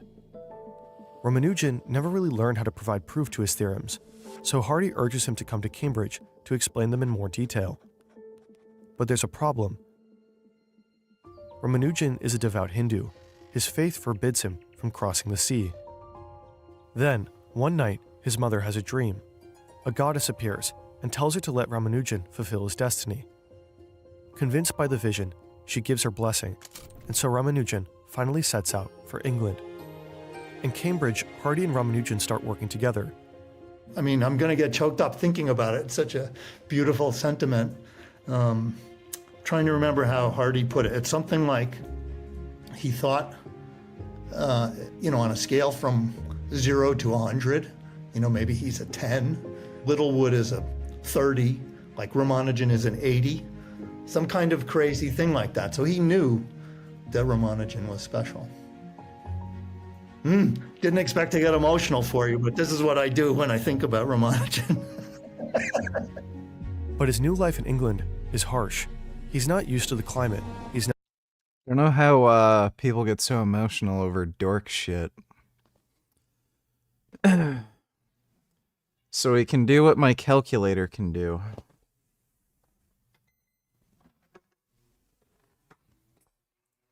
Not used to the food, and war is ravaging. It will become one of the darkest chapters of his life. If you want to know more about Ramanujan's struggles and what made him such a genius, there's an upcoming video on our channel, Fern. While Ramanujan struggled, Hardy and he did make a breakthrough. Around 1917, they invented what's known as the circle method and used it to tackle different problems in number theory. Hardy and Littlewood later developed this idea further, and for the next 100 years, this would be the main method to tackle the weak Goldbach conjecture. But let's remind ourselves of the problem. We're trying to prove that we can always write an odd number, large odd number, as the sum of 3 primes. Call it P1, P2, and P3. But just like before, we don't only want to know whether it's possible, but in how many different ways it can be done. So Hardy and Littlewood imagined a counting machine of sorts. As input, it would take all possible combinations of 3 prime numbers smaller than n. For each combination, it would add them up and check if that sum is equal to n. And if it is, the machine increments a counter by 1. But if not, the machine does nothing. It goes on to the next combination. Let's do an example. Say n is 11. Well, the machine first checks the primes 2, 2, and 2, adds them up to get 6, which is not equal to 11, so the counter stays at 0. Next it tries 2, 2, 3, which is 7, so again it does nothing. And it keeps cycling through until it hits 2, 2, 7, which is equal to 11, so now the machine increments the counter by 1. As it keeps running through primes, the counter increments only one more time for 3, 3, 5. So in total, there are 2 ways to write 11 as the sum of 3 primes. But how would you go about building this machine out of mathematics? Because that is exactly what Hardy and Littlewood did. Their technique is so ingenious, I want to take you through it step by step. It starts with the function e to the I theta. This function just traces out a unit circle in the complex plane. Is it vegan to buy weed knowingly grown with animal poop? Probably. Angle theta determines how far around the circle you are. Now probably imagine that yes. theta is restricted to be some multiple m of 2 pi. And since 2 pi is one complete revolution, it doesn't matter if m is 0, 1, 2, 3, or any integer, a vector from the origin would always point in the same direction, to the right. But now Hardy and Littlewood multiply the angle by alpha, where alpha is just some number between 0 and 1. You can think of it as a slider. So if m equals 1 and you increase alpha from 0, well, the vector slowly makes one full rotation. If m equals 2, the vector will move around faster and make 2 full rotations. And this keeps going for higher values of m. Now imagine taking all possible values of alpha simultaneously, and then averaging out all of those vectors. Mathematically, we can write this as the integral from 0 to 1 of e to the I. Just got off work finna film a leg day video, but here is a video of me getting heated. Lamawide Quai. The camera quality is so bad sometimes when I upload to it's super weird. Let me take a look. If I see one more disgusting cottage cheese video, I'm going to make y'all butt chug that shit. It's fucking gross. You can't put cottage cheese in dessert. Stop. Why are we even doing this? We want to make all these overcomplicated, stupid fucking recipes. They already make low-calorie desserts for us. What? So let me show you a recipe. I know this is going to be super fucking complicated, but this is what we do here. We open a goddamn box, pour the fucking powder from the box in a bowl, and then you get your goddamn fucking soy milk, or you can use skim milk, or low-fat milk, or Fairlife, whatever the hell. Get your low-calorie milk, pour that shit in there, and now you mix it! I'm sorry. I know it's scary when Dad gets mad at you like that, but I'm cranky when I haven't had my pudding yet.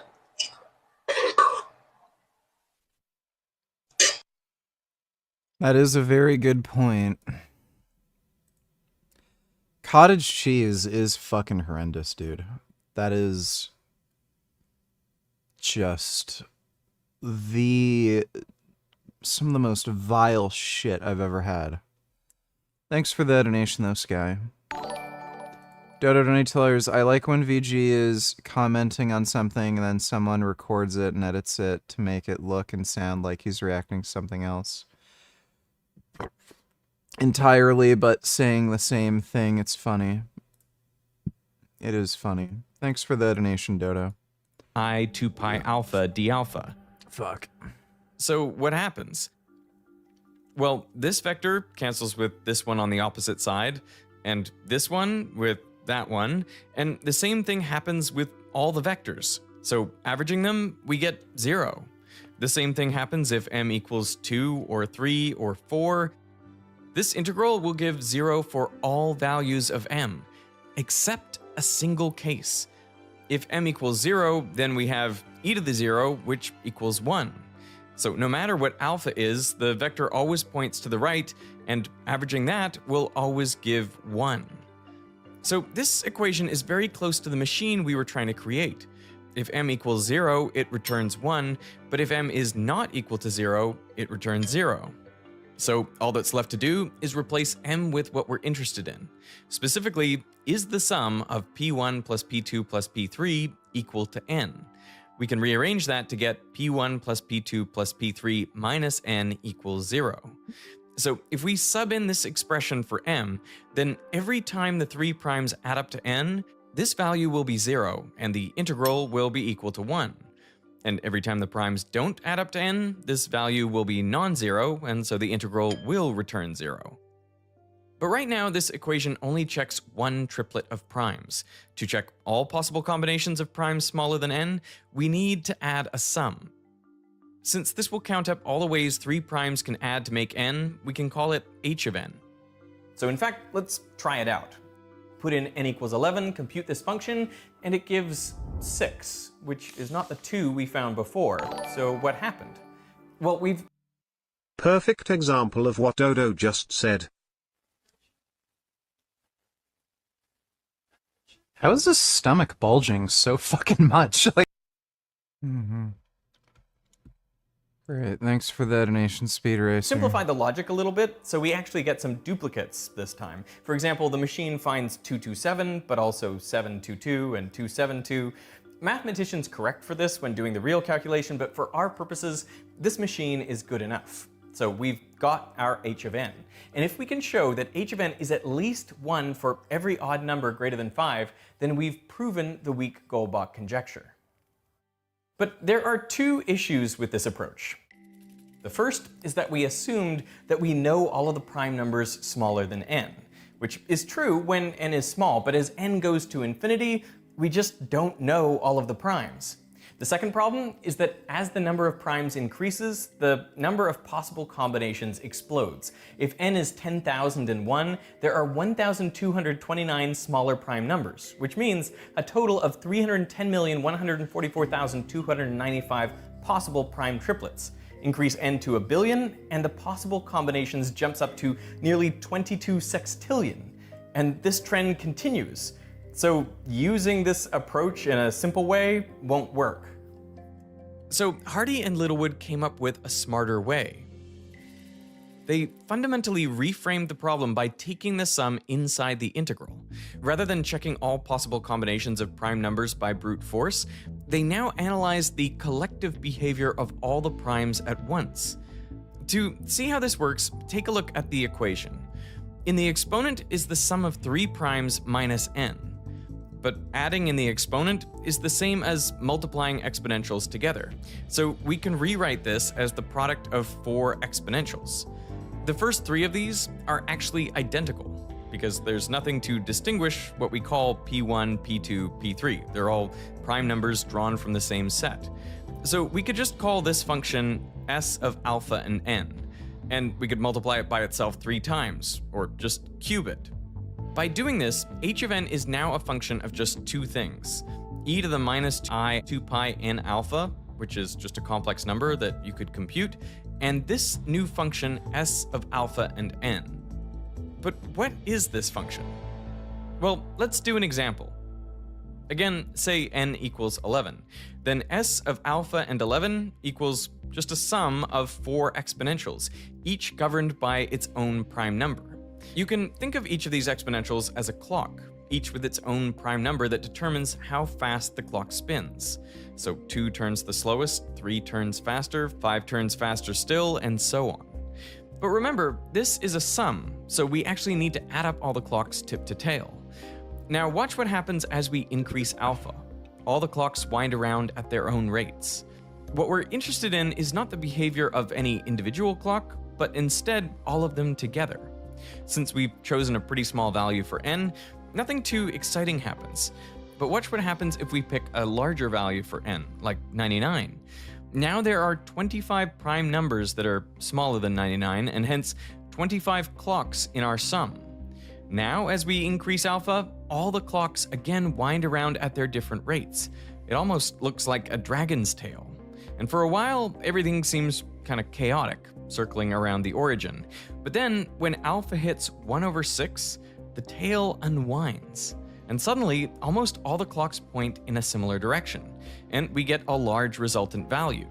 If we increase alpha further, the clocks cancel out again, until we hit the next magic point, 1/3. Here again, many clocks line up, and this curious pattern keeps repeating. For the majority of values of alpha, the clocks cancel each other out. But at a few special points, like a half, the tail unwinds, the clocks interfere constructively, and we get a large resultant value. If the angle is, 360 degrees divided by a whole number, you get some very particular behavior that's very predictable. Those are the angles at which this function, when you sum the primes, they actually go far from zero. And what happens at a random angle, and you just start adding the primes up, it keeps changing which way it's pointing, and the thing just bounces around. So why is this happening? Well, let's look at when alpha equals a half. Here, what we're doing is multiplying each prime number in the exponent by a half. In other words, dividing each prime number by 2. So let's do this for each of the primes. In the first column, we'll write down how many times it can be divided by 2, and in the second column, we'll write down the remainder. So 2 divided by 2 equals 1, leaving a remainder of 0, so we've just made one full rotation. 3 divided by 2 is 1, but that leaves a remainder of 1, so it makes one full rotation and then a half rotation. 5 divided by 2 is 2 with a remainder of 1, so it makes 2 full rotations and then a half rotation more. Now, we don't really care about the first column because it doesn't matter how many full rotations a clock makes, we only care about where the arrow ends up, and that's fully determined by the remainder. It's just the remainder times alpha. So from now on, we'll just keep track of the remainders. And what we find is that all of the other remainders are equal to 1. So all clocks except the first one point the same way. This is because when we're dividing whole numbers by 2, there are only 2 possible remainders, 0 or 1. And since we're working with prime numbers, only 2 can have the remainder 0 because no other prime number is even. Therefore, all other primes must share the remainder 1. Meaning all those clocks end up making another half rotation, so they all point left and constructively interfere. A similar thing happens when alpha equals a third. Now each prime is divided by 3, so the possible remainders are 0, 1, or 2. Again, 3 is the only clock that has remainder 0, so that point's right. But all the other primes follow a special pattern, a pattern that makes the entire circle method possible. The remaining primes distribute themselves roughly equally between remainders 1 and 2, which means all the remaining clocks are rotated 1/3 or 2/3 of the way around the circle. Since these clocks are pointing to the left, again we get constructive interference. And this pattern of constructive interference also occurs for other small rational fractions. But for non-rational numbers, you don't get these nicely restricted remainders, so the clocks are roughly distributed equally all over the circle, and you get destructive interference. Hardy and Littlewood realized they could use this. Imagine taking this plot of the magnitude of the resultant arrow and wrapping it around a circle. What they found is that the majority of the contributions come from very small regions of the circle, what they called the major arcs. The rest of the circle only adds minor contributions, so they called these the minor arcs. This allowed them to split up their calculation into 2 parts. The major arc part gives you the main term for how many ways you can write a number n as the sum of 3 primes, and the minor arcs just gives you an error term. They then showed that if the generalized Riemann hypothesis is true, then the main term grows faster than the error term.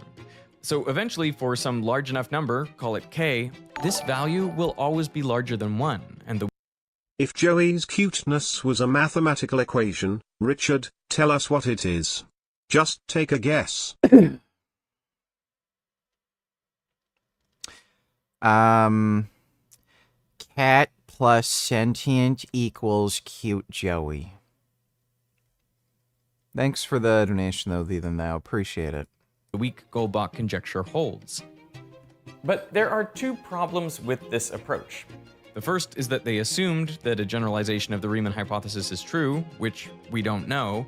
And the second is that they didn't actually specify that number, k. I mean, how big of a number do you need to get to before you can guarantee that all numbers larger than that adhere to Goldbach's conjecture?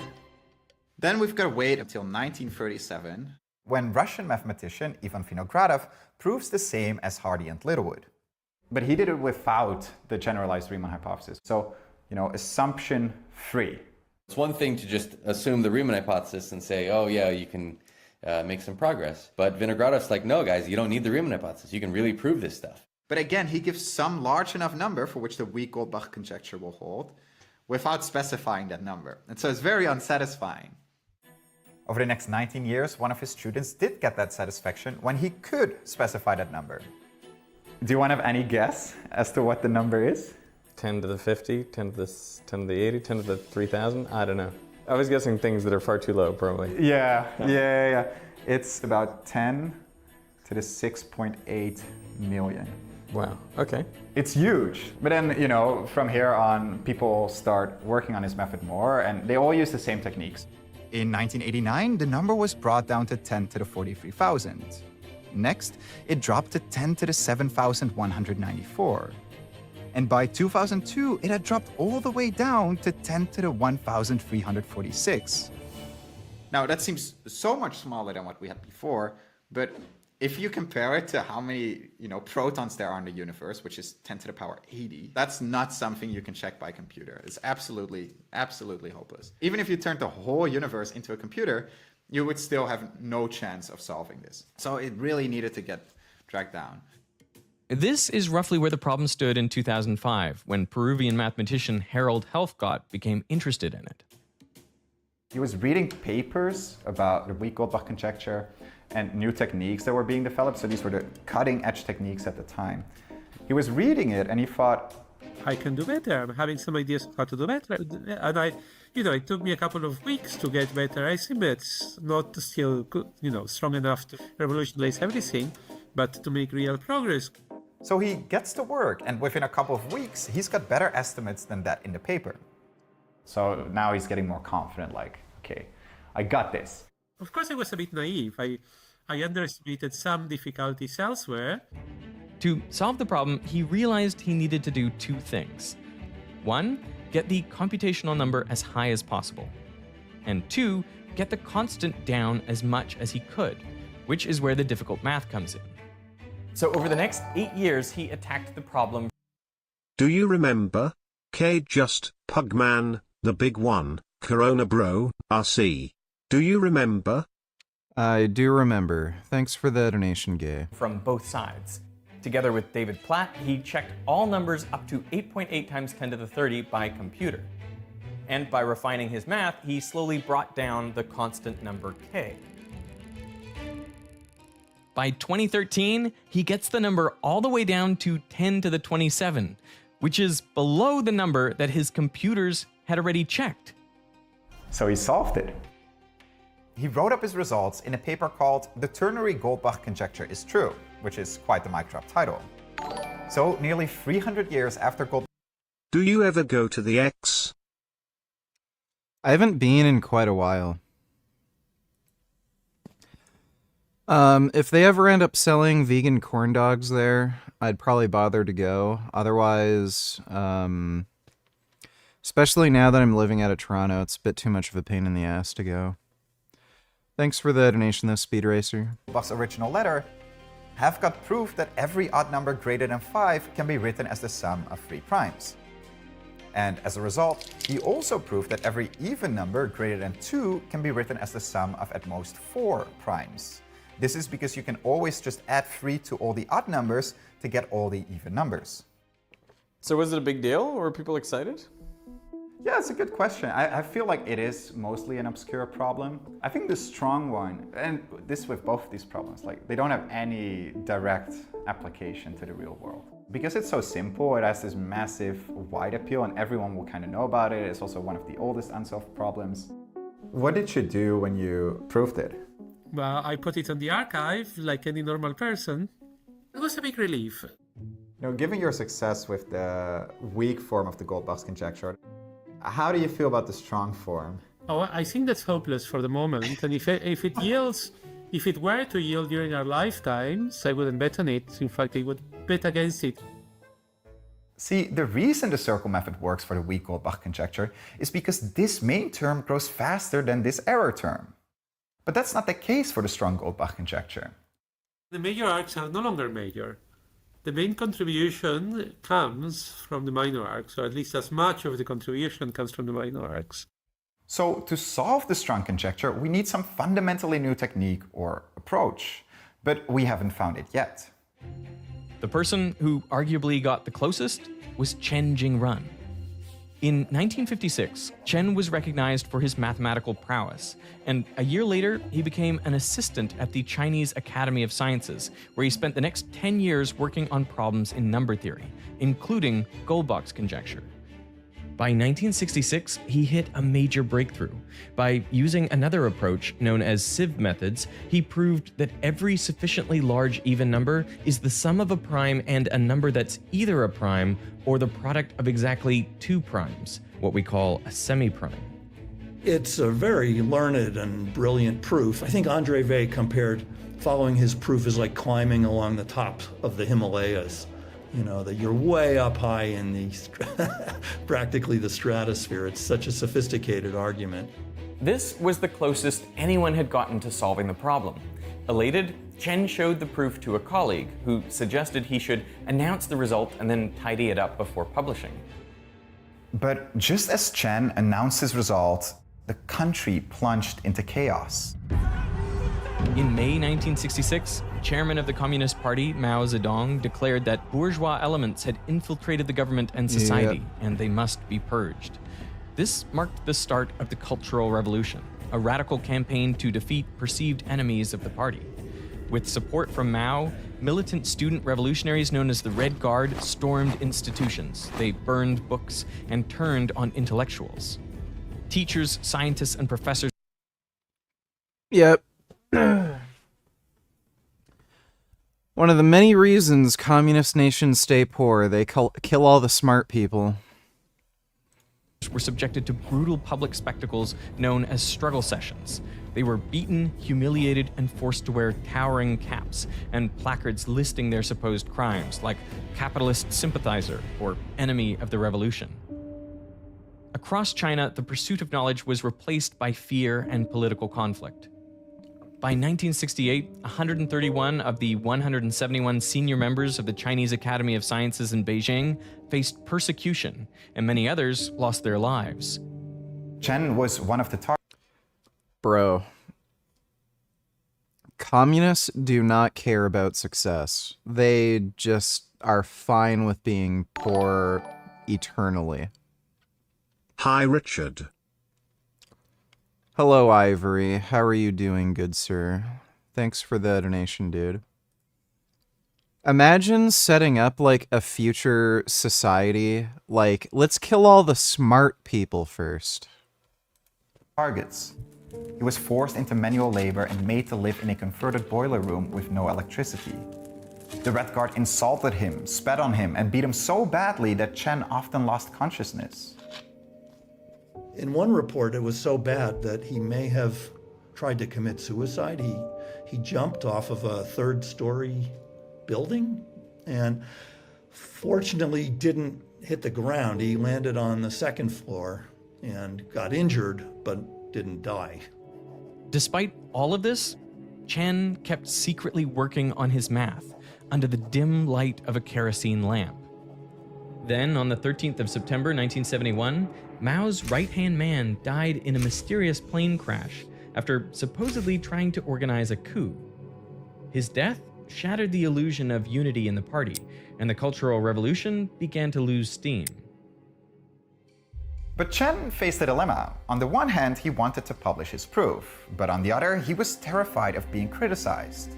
Unsure what to do, he turned to Luo Shengzhong, the head of the Mathematical Institute, who told him, "The result is sound. You must publish." And so, in April 1973, Chen published his theorem. 3 years later, Mao Zedong died and the Cultural Revolution ended. Famous journalist Zhu Qi took note of Chen's story. I've never heard of this dumb batch before, but she really is a dumb bitch and she has zero empathy. Like, how are these people responsible for any of this? I saw this clip, like, yesterday or the day before, of this Israeli that was like, my house that was given to me is going to be destroyed. It's like, all because what? We bombed Iran a couple times.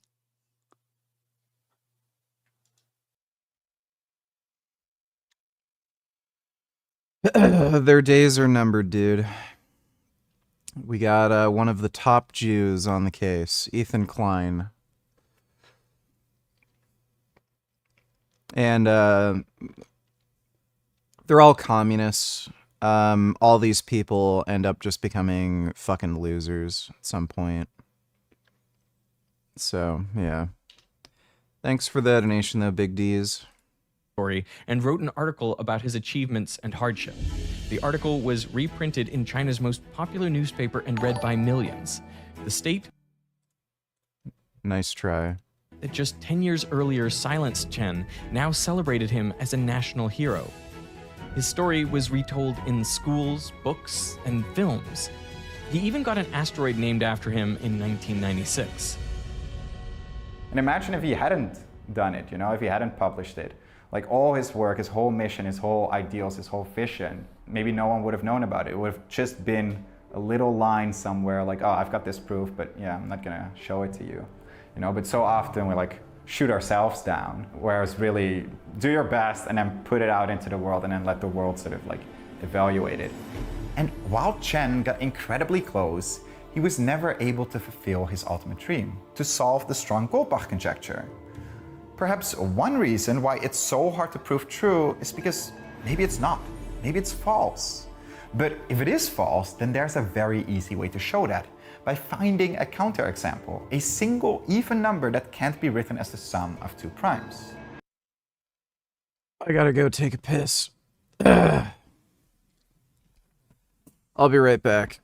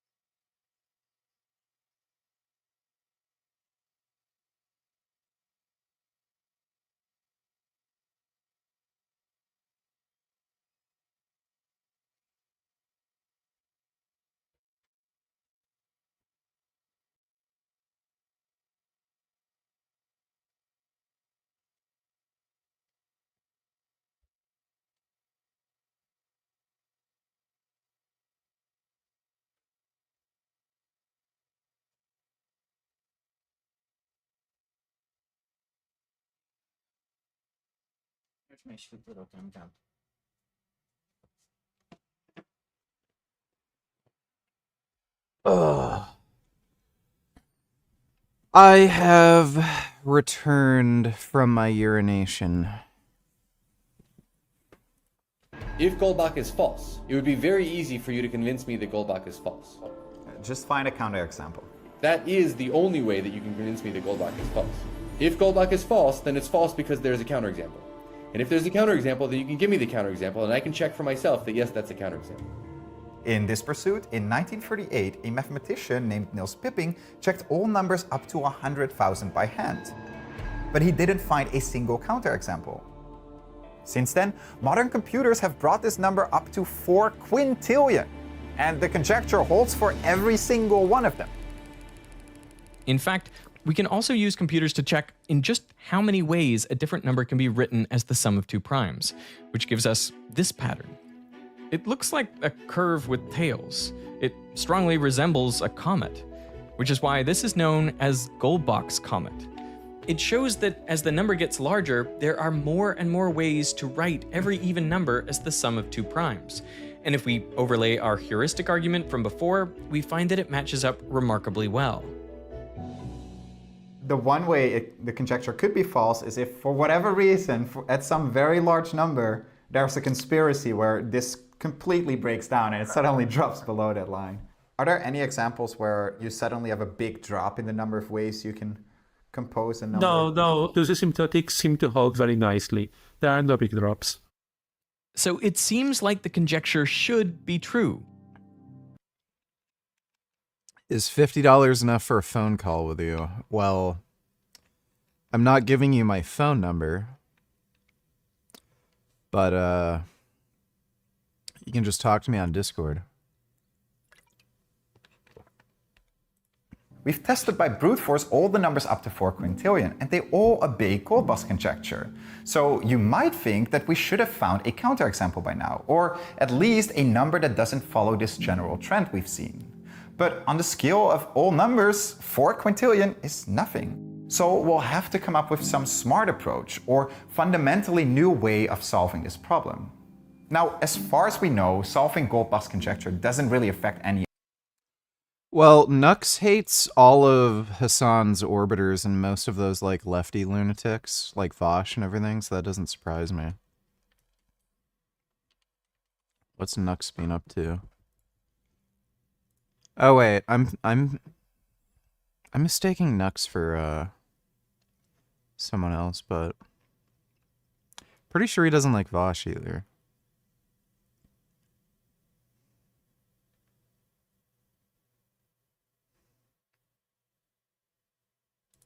Trump just changed everything. I don't know how the man did it. I don't know how he's so consistent about it, but the dude walked out, gave the ultimate warning to Iran, essentially giving them a...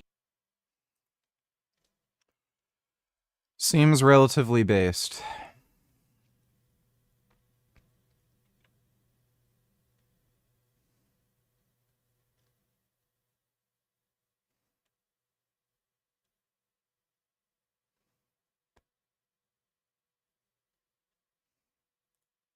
This nerdy-looking guy is the most badass Delta Force operator in history. Army Sergeant Major Mike Vining might look like your chemistry teacher, but he's one of the most badass Special Forces operators to ever live. He enlisted during the Vietnam War at just 17 and trained in explosive ordnance disposal. Vining soon found himself in the jungle, crawling through booby-trapped tunnels to plant charges on enemy weapon caches. Once he used 300 cases of C4 for a single mission, the explosion was seen 50 miles away. After Vietnam War, Vining traded blowing stuff up in the Army for the Ford plant, but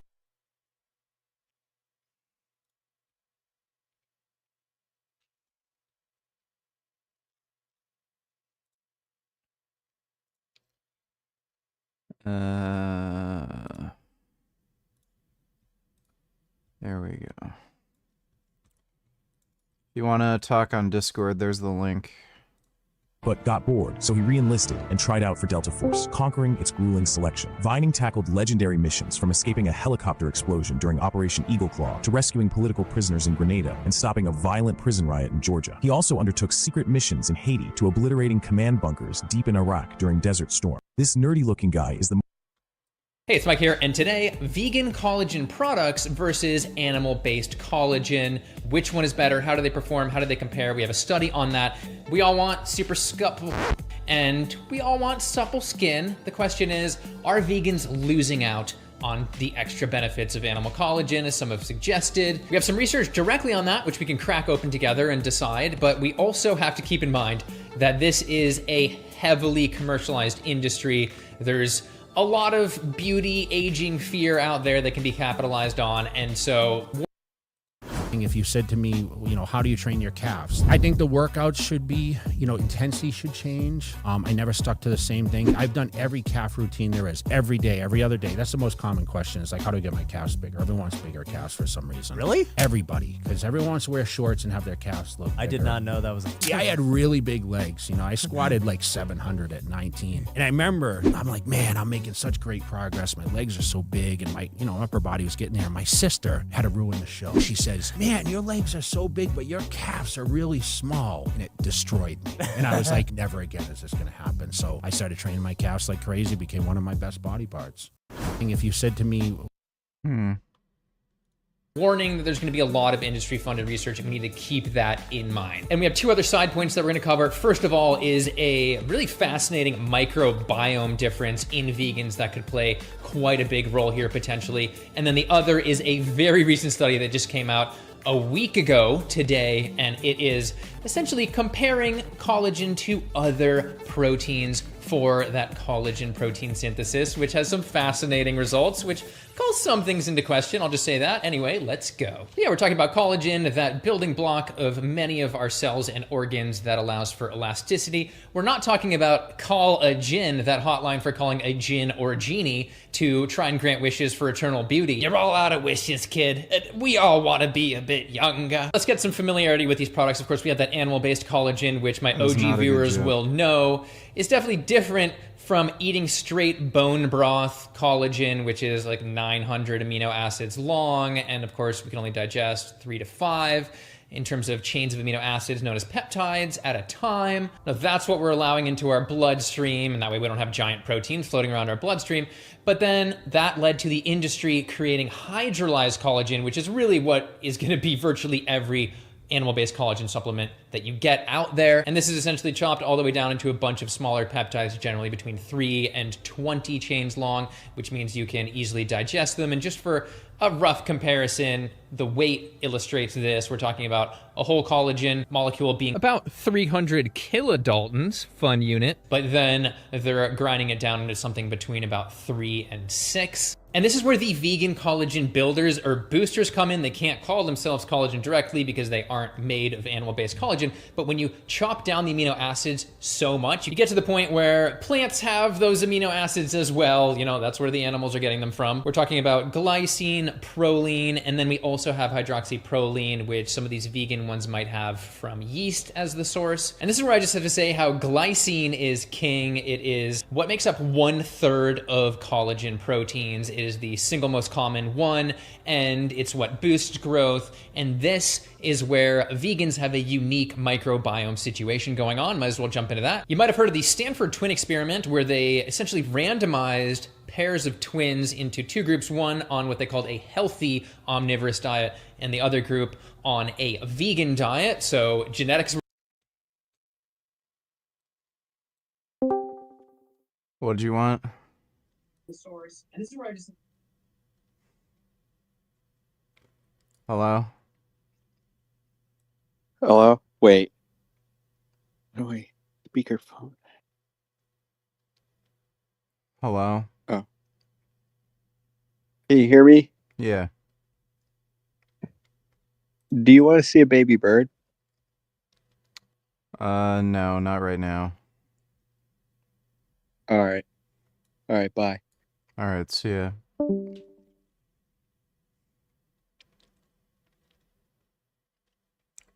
Okay, I guess the guy in chat didn't want to talk. Were the same. It was just the diet, and they found that the vegan twins ended up with higher blood levels of glycine, significantly higher, despite consuming a bit less. So genetically identical vegan twins were better at taking up glycine into their bloodstream. How is this even possible? It has to do with that dietary pattern and the result of the microbiome, and that is that these fatty animal products end up favoring a bile-loving bacteria known as Balaphila wadsworthia, which unfortunately, as it breaks down bile acids, it actually eats up glycine, so you can't digest it, you can't have it yourself, and the result is also unfortunately creating hydrogen sulfide, which fuels colorectal cancer. Different topic, but worth noting. So just while we're on the topic of glycine, I guess it would just be worth mentioning that given the exact same products, whether they are plant-based or animal-based, to a vegan and a vegan gut, you're gonna end up getting more glycine absorption either way. All right, now we have to get to the question, is it the case that this animal-based hydrolyzed collagen even works? Well,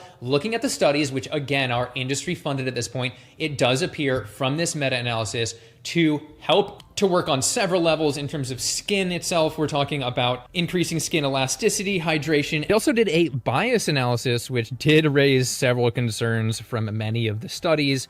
And while the meta-analysis wasn't industry-funded, research that it looked at generally is. We need to take it with a little bit of a grain of salt or maybe a grain of glycine. They do actually sell it in powdered form and essentially little grains, so that's an accurate statement. All right, so now let's get to perhaps the main study at hand, a study that directly compares vegan versus animal-based collagen. And that brings us to this 2024 double-blind placebo-controlled trial out of Taiwan, which calls it a vegan collagen biomimetic. It's biomimicry. And this is where I should say that there's a ton of different vegan collagen builders with different formulas. They're generally gonna have those amino acids in there, but they have extra things added. And even these animal-based ones also tend to have extra things added as well, like vitamin C, which we'll get into. But in this case, they used a vegan collagen builder called V-Colal. Yep, calling all vegans V-Colal, and they have what they claim to be an advantage in that they've directly mimic the amino acid ratios of human collagen better than animal-based collagen. So whether you're talking about from a cow or fish or whatever,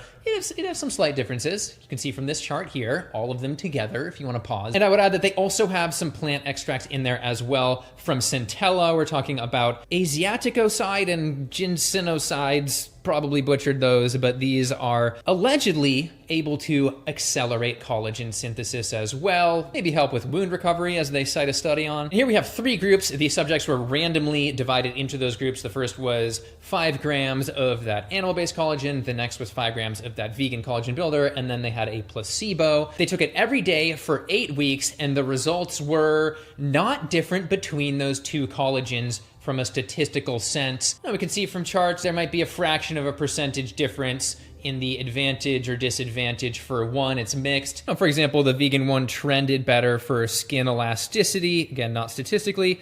And here is the collagen density chart at 0, 4, and 8 weeks for each group. Really not notably different, and that's talking about the actual collagen level in that skin. But it of course is important to note that both of them were higher than the placebo. All right, now for a quick break with today's sponsor, Fatty 15, which is a cellular health and longevity supplement that is of course vegan, and it also recommends C15, which is more in this bottle. No, it's shown to in certain cases for 15% off. A couple of the subjects' collagen skin density images over time, this lovely grainy graphic. And the yellow spots represent higher collagen density. So we got that before and after for each, which to me, looks a bit different, but those were probably the best ones they had. And then we have to get to funding, which is really interesting to me because this appears to be an independent study. They did not declare funding, but it's like these studies don't just happen for free. So I'm like, kind of what's going on here? But quote, the authors declare that they have no known competing financial interest or personal relationships that could have appeared to influence the class of language that it makes me think that's in the future. And they also point to an in vitro or really. Well, if you want a collagen supplement, I guess the vegan ones are fine.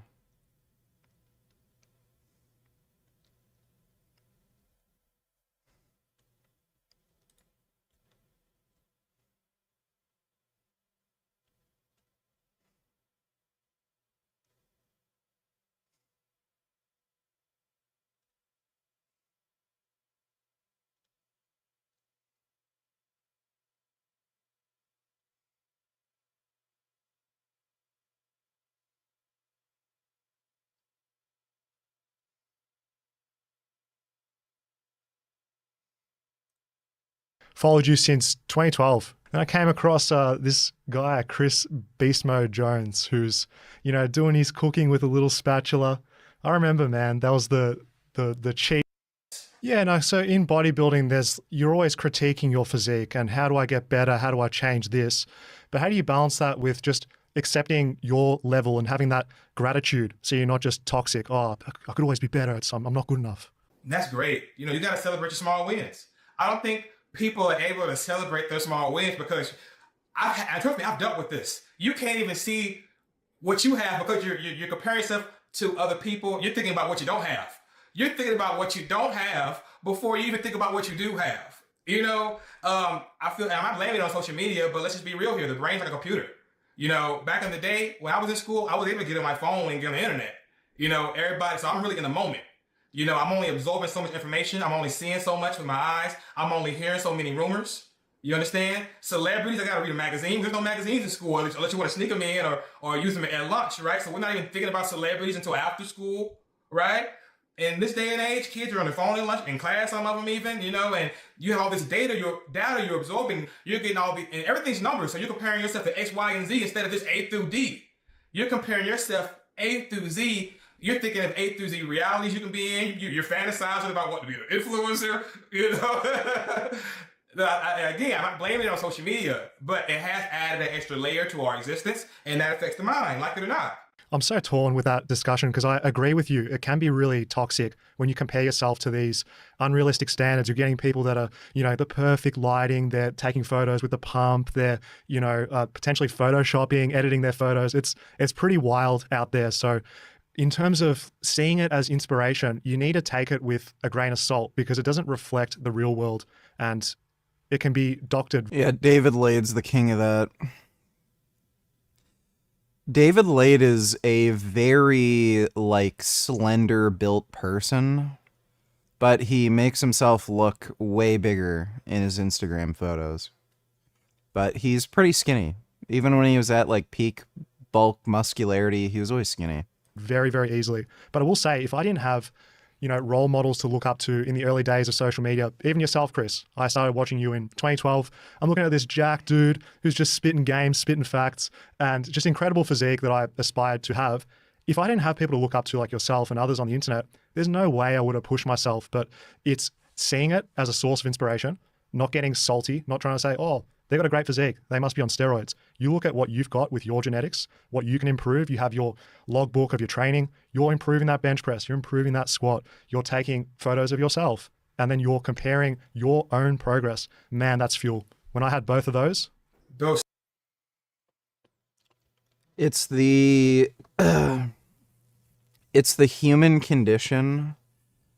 And, like, there's a cost to everything, right? So people who have, like, perfect self-acceptance, they're probably not going to achieve anything, right? Because there's nothing to battle against. But people who are, like, very insecure and need to be the best, or it just kills them, like, they're people who are more likely to be successful, but they're also maybe, like, less likely to be happy and fulfilled. But again, that's the cost of, like, you know, having that mindset that achieves success. It's, you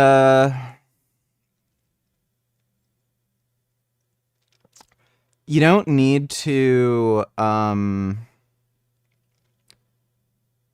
like, the thing is, though, you don't need to miserate over your problems. You can just appreciate your problems. I think that's what people should realize.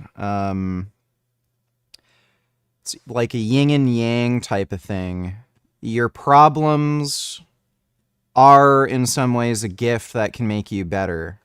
And they can give more to your life. If you had a life that was problem-free, you'd probably be bored. There's nothing to do. There's nothing to battle against. There's nothing to strive for. There's nothing to get or achieve. You're kind of in, like, a purgatory, and then and then the purgatory becomes the problem for you. So if you're the type of person who's not easily satisfied and you need to be better than somebody else, well, with that, you can appreciate, I'm going to work harder than other people. I'm going to achieve more because I have that drive in me. And you can just learn to be at peace and happy with that. Whereas, like, somebody who doesn't have that sort of need to be better than somebody, well, then you can just appreciate, you know, the small little goals you reach. Like, oh, I was able to walk further today, or I lost 10 pounds, and you don't really care if you have abs, like. And you can appreciate just being, you know, more happy and fulfilled that way. But, yeah, I think once you stop miserating on your problems and learn to appreciate them, you're just gonna be chilling. Like, you know, everyone's life is gonna have some level of frustration, and you know. I have a video on that topic, lol. Oh, a kitty. Be grateful for your adversity. What kind of story doesn't have adversity? What kind of life is that to live? Reframe. You're not a victim. You're not helpless. You're a fucking warrior, and you're gonna overcome it despite the odds. Now that's a fucking story. Well, you know, it's like JFK. Don't wish for an easier life, wish to be a stronger man or person. The reality is, rarely are you ever going to have anybody, like, actually pull you out of a problem and solve it for you. Strength is the ruling force in the universe, and those who lack it will succumb to its forces. You just have to become stronger. If you want to deal with your problems, then become stronger to deal with your problems. And if you want your problems to even evaporate, go away, or just become easy, again, strength is the only way to get through it. So many people aren't even doing that, you know, just they're not keeping notebooks like that. There's a lot of apps out though, you know, but you know, some people aren't really tracking their progress like that. They're kind of counting it in their head. I gotta pee again. I'm drinking a lot of diet soda. I'll be right back.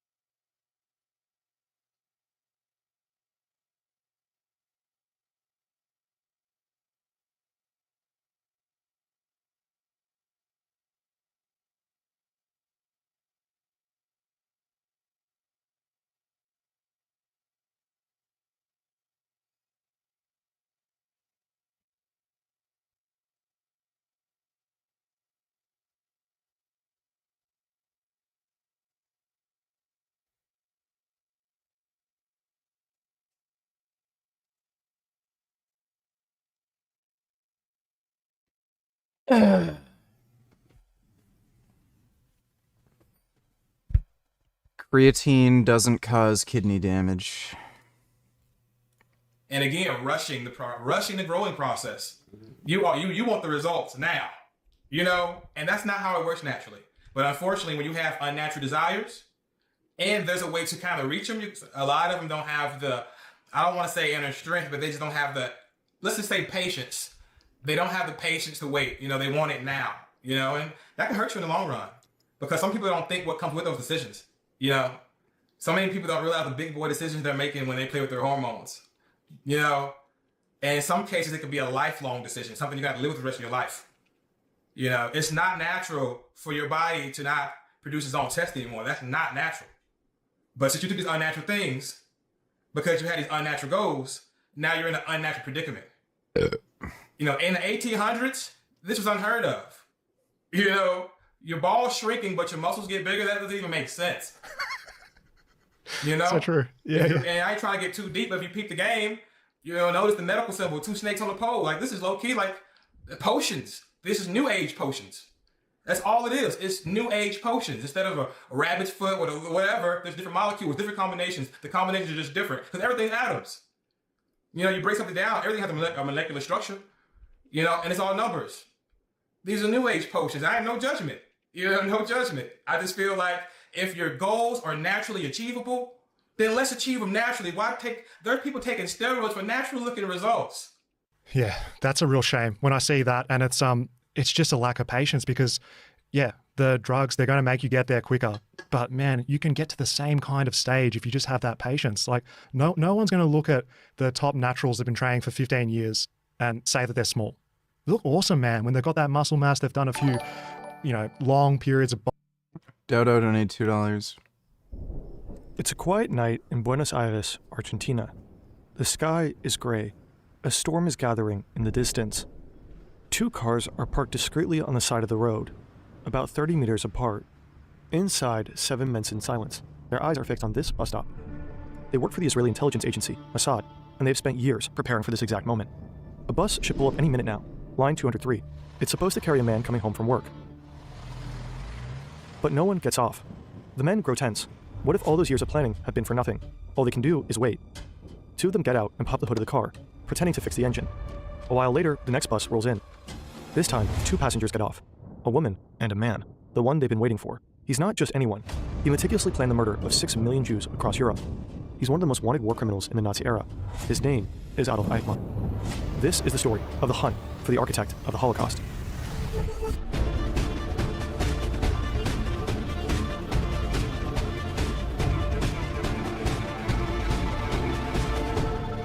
Yeah, the Mossad's gonna get you if they want to get you.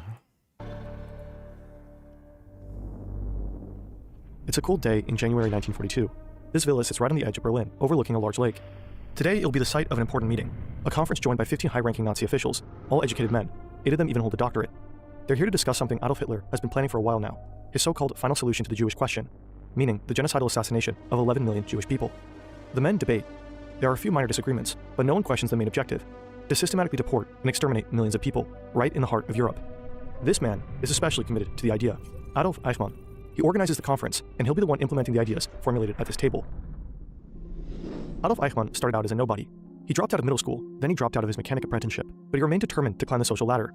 He saw his opportunity in the early 1930s, when the Nazi Party kept winning elections and eventually gained control of the country. Eichmann started moving up the ranks. In 1932, at 26, he joined the SS, Hitler's private guard and military elite corps. Just before the war broke out, Eichmann took over the Central Office for Jewish Immigration. He became the regime's go-to expert in driving Jews out of public life in Germany. But that conference at the lake is about more than that. The attendees only need about an hour and a half to make a decision. Eichmann puts it down in the official minutes. Jews are to be evacuated to Eastern Europe. Some will be forced to work. The rest, that eventually remains, will require suitable treatment, because it will, without doubt, represent the most resistant part. It consists of a natural selection that could, on its release, become the germ cell of a new Jewish revival. Translation: they will be killed. Eichmann is not... Dodo donate $2 video's too fast. Alright, I'll slow it down a little just for you. Thanks for the donation, Dodo. The type to get his hands dirty. He'll organize the genocide from behind his desk. He orders the construction of gas chambers and crematoriums.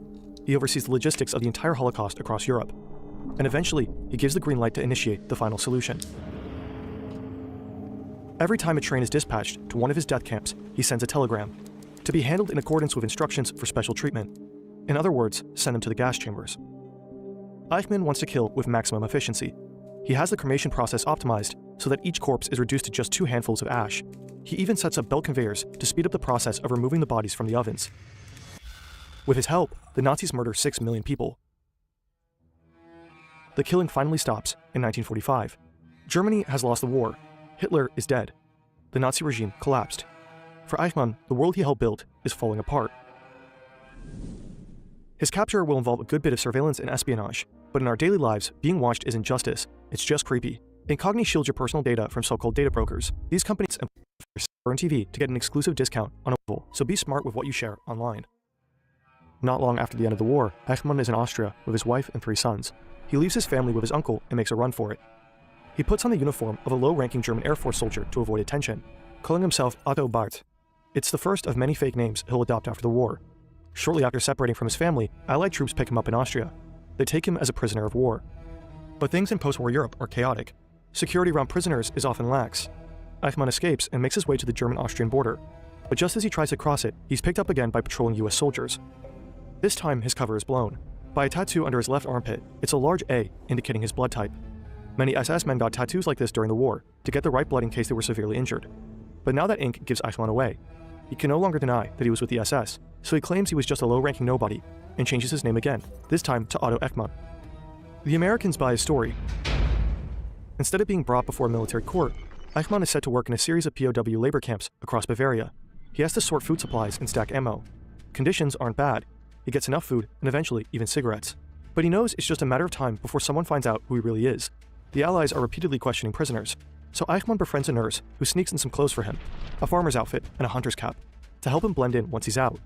Then he slips through the barbed wire and disappears. Afterwards, Eichmann scrambles his way across Germany, all the way up to the north. Here he reinvents himself again, now going by the name of Otto Henninger. He starts working as a lumberjack and later becomes a chicken farmer. And for a couple of years, no one suspects a thing. Life is decent, but he misses his wife and kids. And there's this constant, lingering fear of being caught. He needs a real plan, something long-term. One day, he spots something in the paper. A former Nazi comrade is now living in Argentina. The country was one of the last to declare war on Hitler. Many Nazi criminals flee there after the war, and Argentina seems to be taking them in with open arms. An acquaintance helps him get in touch with a former SS man in Hamburg. The man tells him about the so-called rat lines. Why in the fuck of all places would Argentina be sympathetic to the Nazis when the Nazis would have, like, wiped them out? Are they just, like, rabid anti-Semites there? Secret escape routes used by Nazis to get out of Europe, with the help of the Catholic Church. Eichmann makes up his mind. He'll go to Argentina too. So he makes it to Italy, and from there to South America. Fritz Bauer is sitting in his office at Frankfurt. He's a Jewish prosecutor, and he's been through a lot. He used to give fiery speeches defending democracy as a young judge in the 1930s. His uncompromising stance made him a thorn in the Nazis' side. In 1933, they locked him up for his political activism. He spent a few brutal months in a concentration camp. There he received repeated interrogations and beatings. He was banned from the courtroom after getting out. And he only survived the Holocaust because he left the country just in time. Now he's back in Germany, in a place that hunted people like him for years. And he builds a reputation. The lawyer who holds up a mirror to the Germans and their dark past. He insists it's not revenge he seeks, but justice. On paper, West Germany is a democracy again, but the justice system is still crawling with Nazis, judges, prosecutors, and civil servants. Many of them served in the Third Reich and are still part of a close-knit old boys network. Fritz Bauer is an outsider to this world. Every time he steps out of his office, he is entering enemy territory. But that doesn't stop him. He has two goals. 1. Help build a democratic justice system that actually deserves its name. 2. Bring the criminals of the Nazi era to justice, no matter what it takes. Fritz Bauer becomes what people will call a Nazi hunter, and Eichmann is at the top of his list. Which is why this letter lands in exactly the right hands. The sender is a man in Argentina. He says he knows where Adolf Eichmann is hiding, that his daughter dated Eichmann's son, and that this son was bragging about his father being a big shot in the Third Reich. Eichmann is alleged to live in Buenos Aires. The letter even includes a full address. But there's a problem. If Bauer files an official case soliciting extradition, Eichmann could get wind of it. Ex-Nazis and German authorities have repeatedly tipped off wanted Nazi criminals, and there are entire networks of former SS officers in Argentina too. So Bauer tells almost no one about the letter. Instead, he starts his own secret investigation. Going solo means risking his position and maybe even breaking the law. But he's not willing to let Eichmann get away. So he reaches out to Israel's ambassador to Germany. Many survivors of the Holocaust have fled to Israel. Wouldn't it be a historic achievement if this country caught and tried its very architect? Bauer offers a deal. He'll provide the intel, and Israel will make Eichmann face the music. Israel agrees, and sends a Mossad agent to Argentina. The agent wants to assess the situation first. He heads to the address and sneaks up on Eichmann's alleged home. He's expecting a grand estate, something befitting a former high-ranking Nazi official. Instead, he finds a dirt road leading to a shabby little house. The agent can't picture Adolf Eichmann living there. He heads back home without digging deeper. The Israeli Secret Service starts doubting Fritz Bauer's intel, so Mossad tracks down the man in Argentina who wrote the letter. Turns out he's nearly blind and doesn't even live in Buenos Aires anymore. Mossad is about to pull the plug on the entire mission. But then something strange happens. Within just a few months, 3 different people reach out to Bauer: Germany's ambassador to Argentina, an official at the Federal Criminal Police Office, and the head of Germany's main agency for investigating war crimes during Nazi rule. All three are saying the same thing. There's no way Eichmann is in Argentina. He's probably somewhere in the Middle East. Bauer knows that something's off. All three of them have a Nazi past. This must be what he has always suspected, the old boys network in action. But he has an idea. In late 1959, Bauer issues a press release claiming that Eichmann is hiding in Kuwait. He's supposedly working for a local sheik, and Germany is about to request his extradition. It's a trap to make Eichmann feel safe. Behind closed doors, Bauer keeps pushing the Israelis to follow the Argentinian lead. Eichmann's capture is in reach. But just as it's about to happen, Israel hesitates. Snatching him without an official extradition request could spark a diplomatic crisis.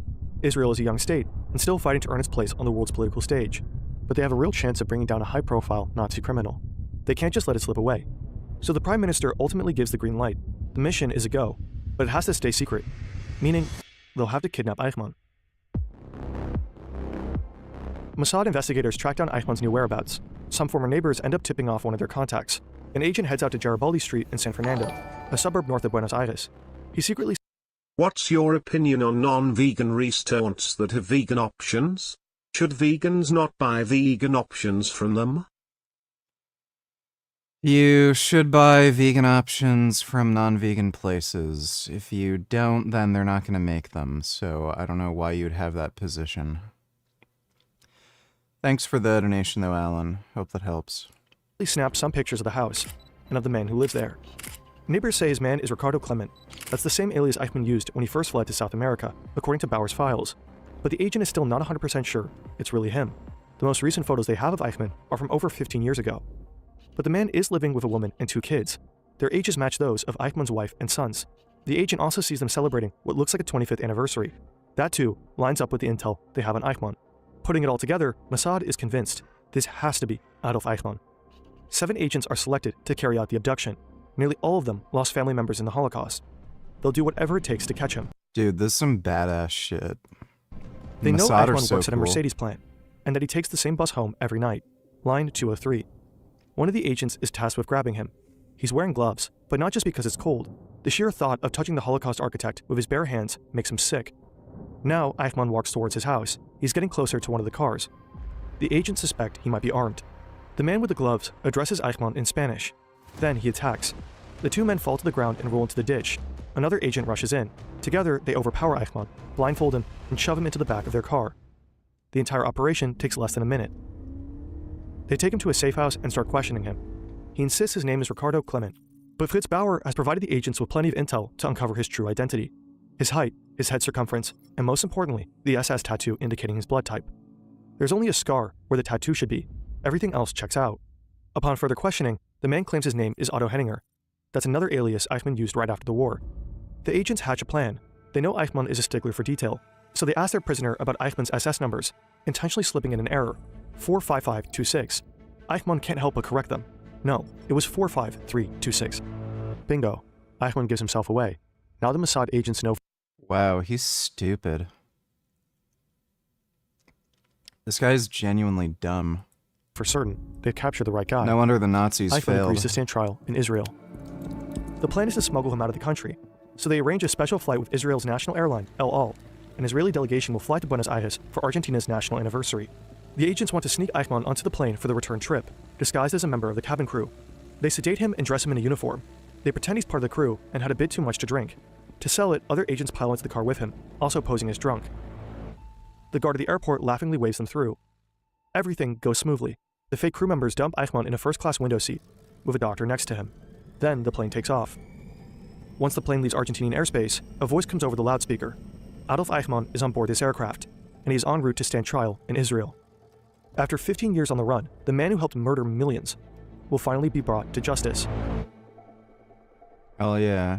Fritz Bauer is sitting in a restaurant. He's desperately waiting for a contact to bring him news on Eichmann. But the man is running late. He finally bursts through the door half an hour later and blurts out, Eichmann is in Israel, in custody. Bauer hugs him tight, tears in his eyes. Just hours later, Israeli Prime Minister David Ben-Gurion stands in front of the press and announces the mission's success. The Eichmann trial begins 1 year after the abduction in Jerusalem. It's a massive event. Across Israel, people gather around radios to follow the proceedings. International TV crews are taping everything. Chief Prosecutor Gideon Hausner opens with a statement that will go down in history. When I stand before you, judges of Israel, in this court, to accuse Adolf Eichmann, I do not stand alone. Here with me at this moment stand 6 million prosecutors.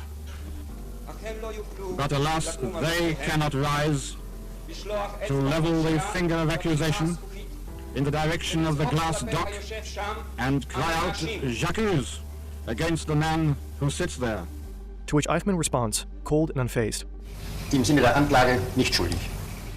People in Germany are also following the trial. Many can't believe this slight, bespectacled man played a key role in murdering millions of people. Eichmann downplays his role and claims he was just following orders. But countless documents say otherwise. He meticulously planned the genocidal assassination of the Jewish people. He was so committed to implementing the final solution that he clashed with superiors when they hesitated. You are signed on this document. It is your name. Es heißt aber oben auch, der Sachbearbeiter hat es diktiert. Und ich habe es unterschrieben, selbstverständlich. Denn das, zu dem ich befohlen war, das musste ich bedauerlicherweise ausführen. But the most powerful statements come from the survivors, people who lived through the horrors Eichmann helped engineer. We were told to kneel, heads down. We were not permitted to lift our heads. Whoever did so would either be shot right through the head or would be beaten. Of course, we saw from the corner of our eyes that people who tried to run away were shot right there. And on the way there were corpses lying by the roadside. We saw them with a yellow badge. There was no doubt that they were Jews. On December 15, 1961, Adolf Eichmann is found guilty on nearly all accounts. He shows no remorse until the very end. Meine Schuld ist mein Gehorsam. Eichmann is executed during the night of May 31st to June 1st, 1962. Fritz Bauer kept on fighting, relentless in his mission to hold Nazi perpetrators accountable. He also brought down former Auschwitz officials. He passed 6 years after the Eichmann trial. Only after his death did the world learn of his crucial role in capturing the key architect of the Holocaust. Fucking badass, dude. Bulking, getting stronger, the patience and the progression, and they're going to look like gods, man. You look around in public at the average Australian, the average American, man, we're obese. You look like you got some muscle mass. You're going to stand out compared to the average Joe. And again, the internet has an awareness. So, Chris, people that see your physique and they aspire to get your level of muscle mass naturally, I think it's a great goal for us to all try and shoot for. What is the sacrifice and what does the lifestyle actually look like that people have to dedicate to? This is funny because if you do this just by the numbers, right? Let's just take the emotions out of it. It works a lot like a religion. It works a lot like a religion, you know. And religions, they have the equivalent of going to heaven for us would be having the greatest physique without taking steroids, without having to, make certain sacrifices you're not happy with.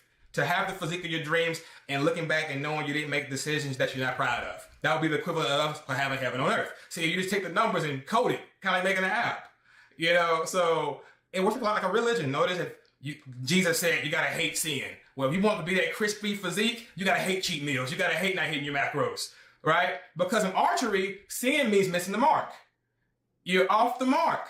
So the closest to that bullseye I can get to, right? Because the perfection's not here. But the closest, some people are closer than others. Look up the bullshit now, right? Perfection's not here, but some people are closer than others. You can measure it. If we get standards that we got to live by, that's a religion. And we can start making measurements and coding things. So you treat it like a religion. In Buddhists, they have monks. Same thing, right? The Israelites had the Pharisees. You got to take those laws and follow them to a T. You feel me? And if you do that, you're going to get the results. You're going to get the rewards. Just like they say, fruits of the spirits is patience. That's what we need, patience. Notice if you don't have patience, you do unnatural things. But because the spirit, you now have a spirit of patience to keep you grounded.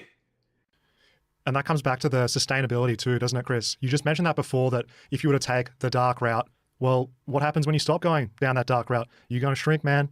You're going to lose those gains. Same thing goes to a lifestyle that, yeah, man. Same thing goes for naturals too. You can go 5-6 days a week to the gym, perfect recovery, sleep, perfect nutrition. But man, eventually life going to get busier. You can get older, work going to get serious, you have family life. Brother, I'm so glad you said that, because that's literally like some years back. I had a child. My original plan was no kids, right? So I'm going to tell you a lot of things I have to adjust on the go. And one thing is fitting keeping that balance between not giving too much to the gym and not enough to your family. Because one thing bodybuilding teaches us, again, it works like a religion. Where you put your energy is where you're going to grow. Where you put your energy is where you're going to improve. So if all I work on in 10 years is my body, it's all I'm going to have. I'm living in a shack, car barely holding up. Because all I'm doing is working on my body. I'm just getting sponsors to keep me floating. You feel me? So you gotta start thinking like you gotta be. That's why I say you gotta clear the. That's one thing I like about bodybuilding. It gets you disciplined and no key. Remember I told you it works a lot like a religion. If you clear your mind when you really just focus on it, it really clears your head because you can't really be out late partying when you really got legs in the morning. When you really got some heavy ass legs in the morning, I've done it. Trust me, I've went out and done legs and I've stayed home. And let me tell you, the times I've stayed home were the best leg days. And so the bodybuilding discipline, just like the yoga, they have their yoga masters, they have their poses, whatever their poses are. It's all their poses. We have our poses too. This is literally a lifestyle. And Talk to me more about that discipline. Because we know that if we have elements of pleasure, man, it's good for a short period. You get that high, you're having sex, awesome for the moment. Yeah. You're eating junk food, feels great in the moment. I've been there, trust man, me. What is it about us, man, that we love the discipline, the hard work? It gives us more of a sustained high. It's that you have to earn it. Can you talk to me more about what you get from discipline? But here's the thing. In order to get something out of it, it has to be attached to something. See, attachments are powerful. Even the Buddhists tell us about the attachments. That's why some people can't get off the steroids. They're attached to this image now. And they cannot hold on to that image without unnatural things. If they can hold on to the image without the unnatural things, they'll just get off. See, we're attached to things that are tangible, that are touchable, and, abstract. Image matters. But what were you saying again? I don't want to get way off topic. You were talking about discipline. About the discipline, bro. Yeah, why do we love it? It has to be attached to a goal that's bigger than you. That's the only way. Without that, you're just going off motivation. Without that, you're just strictly off motivation. And we know that motivation come and go. Go watch a CT Fletcher video. I'm pumped up. Rich Piana, 6-hour arms workout. Right? Motivation comes and goes. And I appreciate it when it comes. Like a surfer waiting for a wave, but the wave come and go. So you gotta have a foundation. Notice a house needs a foundation. Everything's need a foundation. So your discipline has to be something bigger than you. For me, I know for a fact that I want to be different. And I don't use the word special because everybody thinks they're special, but unique. And let's just be 100% real. What is unique? We can do it by the numbers. If there's 1 million people in your town, in your city, or 1 million, and only 10,000 of them make $100,000 a year, we know for a fact off those numbers, they're different. Now, money's not everything. We can go height, weight, strength, right, charisma, all these things. We can measure a person if we really want to. Some people are scared to see them numbers though. But the point I'm making is, I know for a fact, if I'm not incredible, I'm just a regular short dude. I want to stand high. I mean, I'm not tall, but I want to walk tall. If that makes any sense to you. I want to stand tall, and there's no way around it. I gotta, by the numbers, be different. I'm just a short, regular guy. I gotta be incredible charisma, knowledge. Now, maybe that's why there's so many jacked short dudes. It's not because being short, makes your proportions, because of your proportions, it's easier to look jacked. But because they're short, they train harder and more consistently in the gym to make up for their height. Whereas, taller people, they're not as motivated. I don't know. Knowledge, books, whatever I do, gotta be one of the best at it so I won't get overlooked. I have no choice. My survival counts on that shit. You feel me? I want to get back to training as soon as possible. How long did it take you to recover from vasectomy? Would TB500 or BPC 157 help? If so, should one take it after surgery or couple days before? Sorry if dumb question. I'm not worthy. P.S. Fuck all you Wally. I'm not entirely sure. I think it would largely depend on the surgery. It may target certain tissues more, so I'm not sure if injecting TB500 would necessarily universally accelerate recovery from a surgery. And as far as I'm aware, there's no human data on that. There is human data on things like Anavar for recovering from surgery. But I don't know about TB500. It helps with injury recovery, so presumably might help with surgery recovery. Recovering from a vasectomy isn't really that big of a deal. I would say realistically, you should be able to train like normal after 2 weeks. You might even be able to get away with 1 week. I think I was back in the gym lifting a bit after 1 week, and I was able to train just as hard after 2 weeks. It's just that your testicles are going to be so sore for the first week. It's going to feel uncomfortable to train, especially if you're doing something like legs. Upper body, it might not bother you too much, but I'd say 1 to 2 weeks. You should probably be able to train like normal. So it's probably not really worth doing that. BPC 157 guaranteed wouldn't help. It needs to be injected around the site of the injury, and it triggers angiogenesis, so it's particularly good for healing tendons, but when you're talking about pretty vascular tissues, like, you know, the skin, it's not going to do anything. But thanks for the donation, they took my balls. React. React to retardation.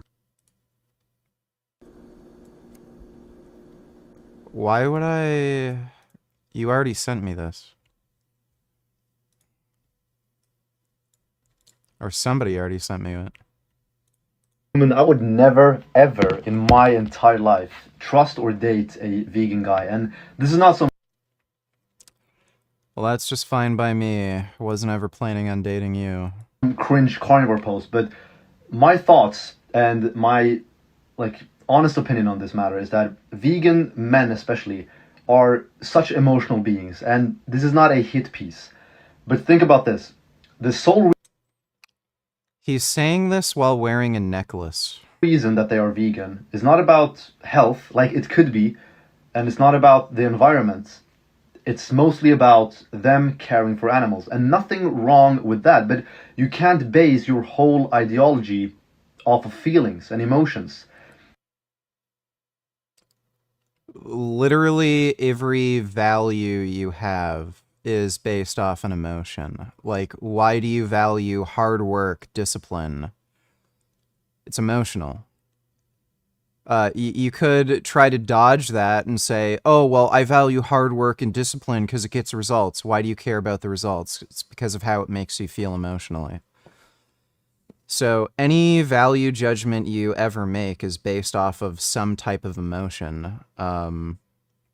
It's just preference-based.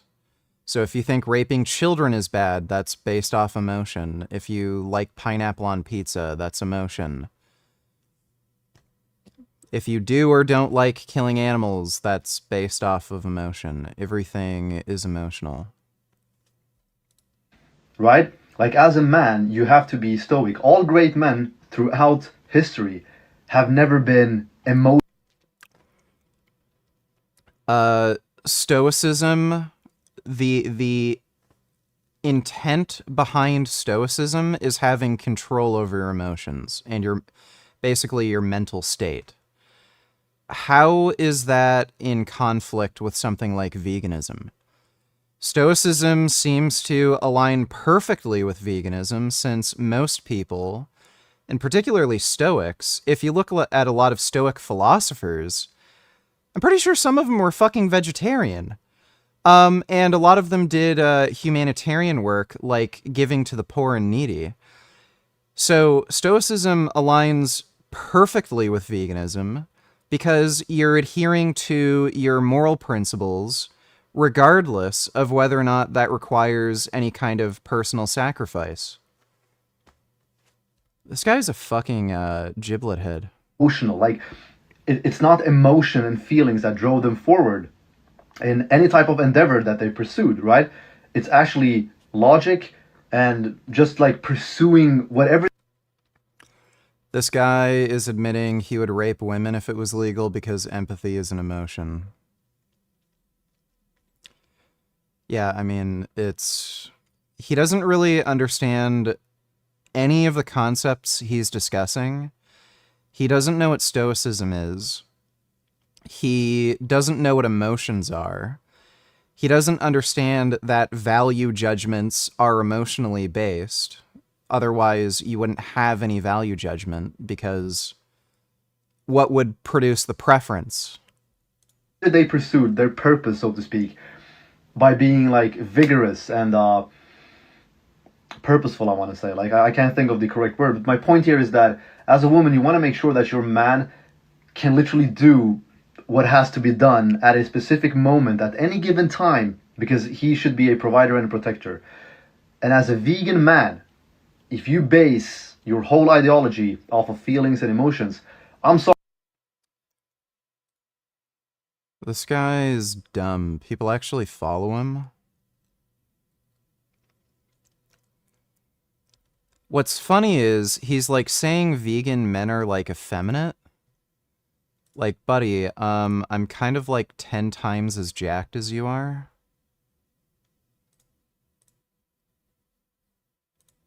Like, look at the... If I was a woman, Like, look at the difference in arm and chest and shoulder and everything size.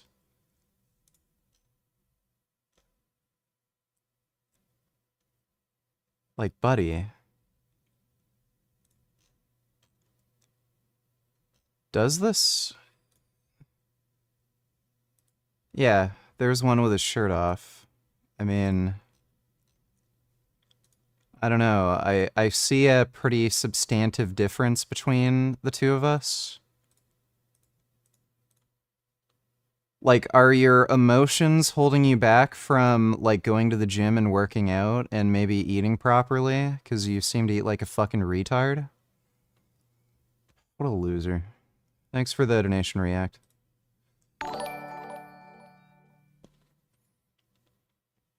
Dodo donated $2. Don't fuck with Mossad. I would agree with that. Good advice. Hindu VG donated $2. Can we watch this instead of this boring shit? Watch these first.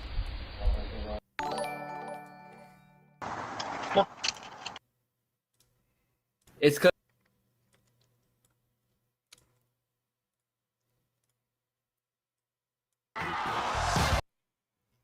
Okay, I'll watch those in a minute. I just gotta go take a piss again. I'll be right back.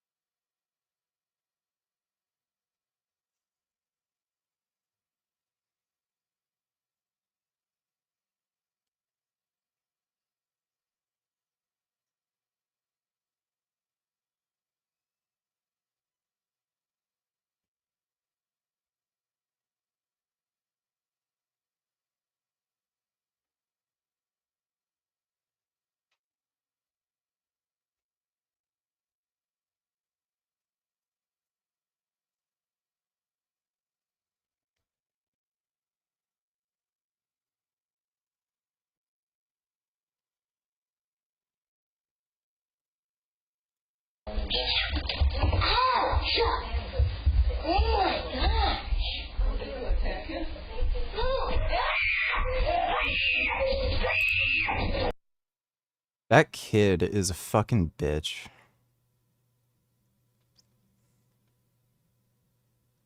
Fuck that kid. What a loser. Like, he looks like he's close to 10 years old and he, like, freaks out because a cat clawed at him. Starts crying. What a bitch. No, stupid! Here. Oh! Here! Come here! Up!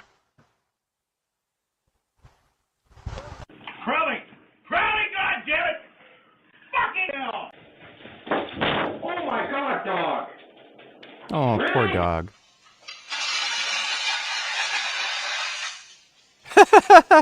Donnie, no. I love how they're like, oh god, he's getting more retarded. No. Mommy is watching.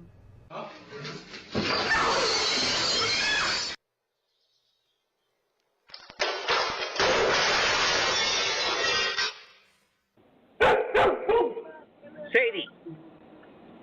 Sadie, go back in the house. Go.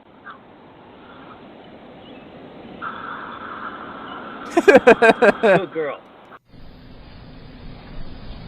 What are you doing?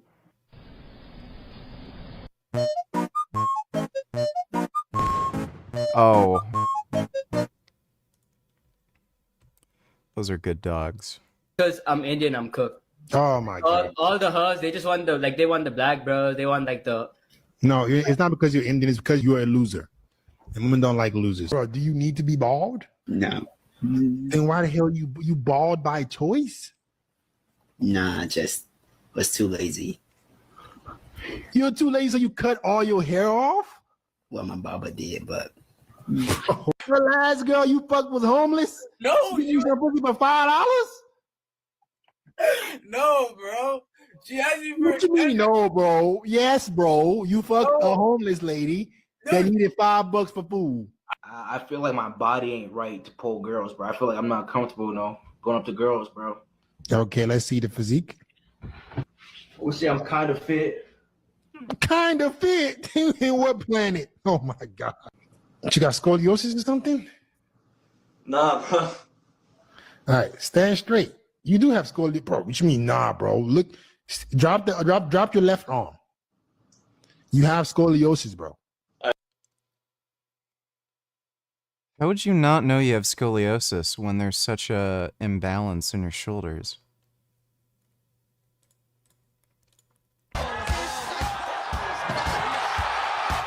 Nabilanon's deceptively frail-looking frame Oh yeah, it does look like Lofi. conceals knockout power in every single limb.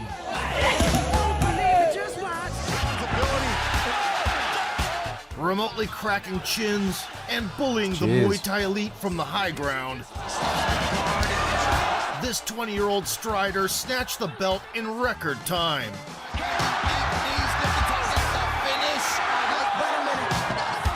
Get ready to witness the supernatural striker who forces everyone to call him lean.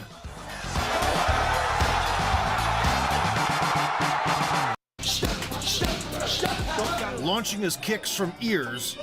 Oh, wait. Anand also had a knack for intercepting advancing opponents with a spicy assortment of knees and elbows. You wouldn't expect somebody that skinny to be able to actually fight. Like, he's really, really fucking thin here. It looks like he did gain some muscle later, but, like, he's really fucking skinny. Yeah, dude, he has, like, no muscle. How the fuck is he even punching that hard?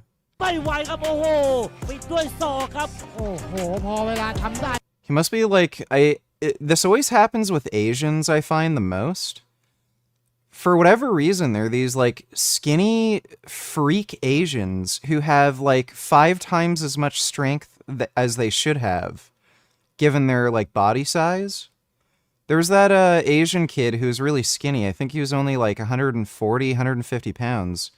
He was benching over 405 for fucking reps. That toxic mix never let down the fast-rising Thai.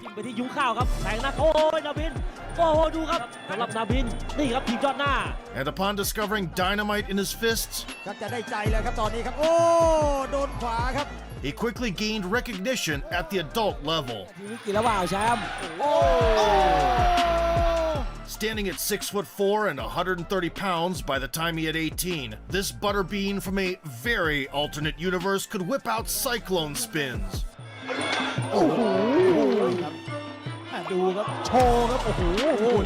Breaking down the opposition at the pace of his metabolism.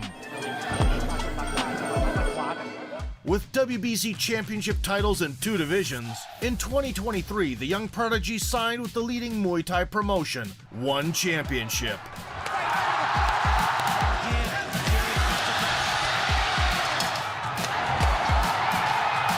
In accordance with Eastern matchmaking traditions, no one planned to baby the 19-year-old newcomer. He got thrown straight into the Shark Tank.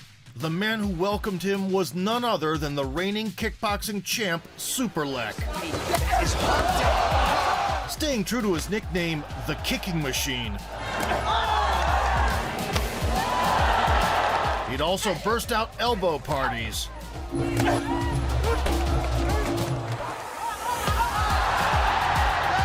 And held a spot in the top 10 pound for pound with a record number of wins in the organization.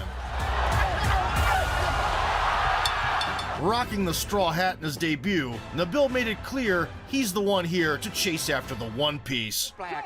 In the ring, the gangly fortune seeker countered a batch of low kicks. He's so fucking tall. And clipped the aggressor, coming in with an elbow.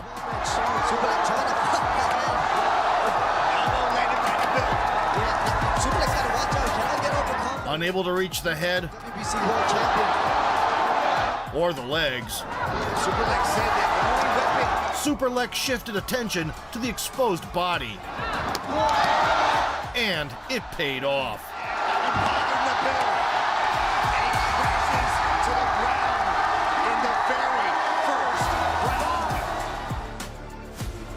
Suffering the first career stoppage loss to a Muay Thai titan. Learn that early. When you learn something early, you can overcome it quicker than if you learn it more late, you know, and it was a great lesson. After conditioning his vulnerable midsection the old-fashioned way, just like 3 it months sucks. later, Nabil set his sights on the dangerous puncher, Nakrob Fairtex, who was riding a 4-fight win streak in one. Demonstrating incredible toughness, but he is Consistently throwing down in gritty wars.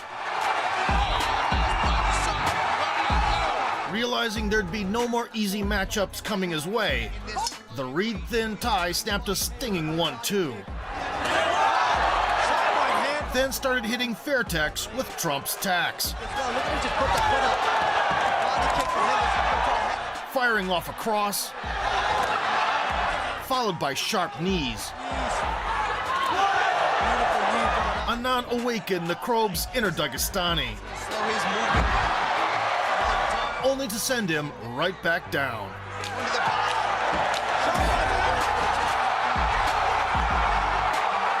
A signature shot found the mark, shots, range selection. but only reinvigorated the adversary.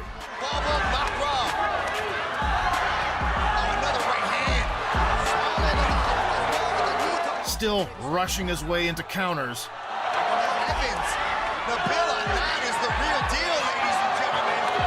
He didn't last much longer.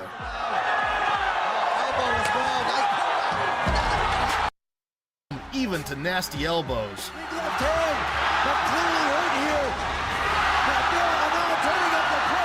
So wins, Anand earned a shot to avenge his loss to the champ. But in Jabati. However, 3 weeks before the bout, Superlek pulled out with an injury, so the promotion introduced an interim belt, set to be contested by Anand and the equally ambitious Carrillo. Nicknamed the King of the North, the Scot was massive for 145 pounds, and instead of a bagpipe, carried a metal one.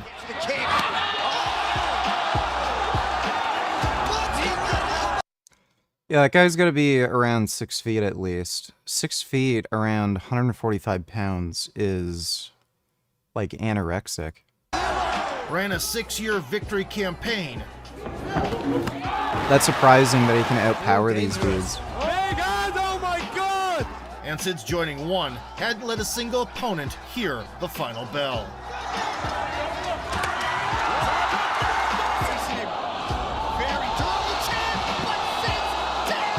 Carrillo entered as the favorite, but Anand quickly tuned his antennas to the right frequency. It'd be interesting to see if Nabil has the power. Doesn't throw very many shots. He just works his way in like 45 miles an hour. After delivering a telescopic cross from another time zone. Like 45 miles an hour. He's fucking fast. Nabil embraced the heat of the battle. He's got Carrillo wobbled. Can he knock down Nico Carrillo again? Steps in with the elbow. Another big right hand. Under a minute remaining in the first. Nico looks Found a home for the trademark knee and pulled a question mark kick out of his back pocket. Jeez. Naturally, the proud Scotsman I don't know how the fuck you get up after that. That must be so bad for your fucking brain. stood up, only to meet his doom in full Braveheart fashion.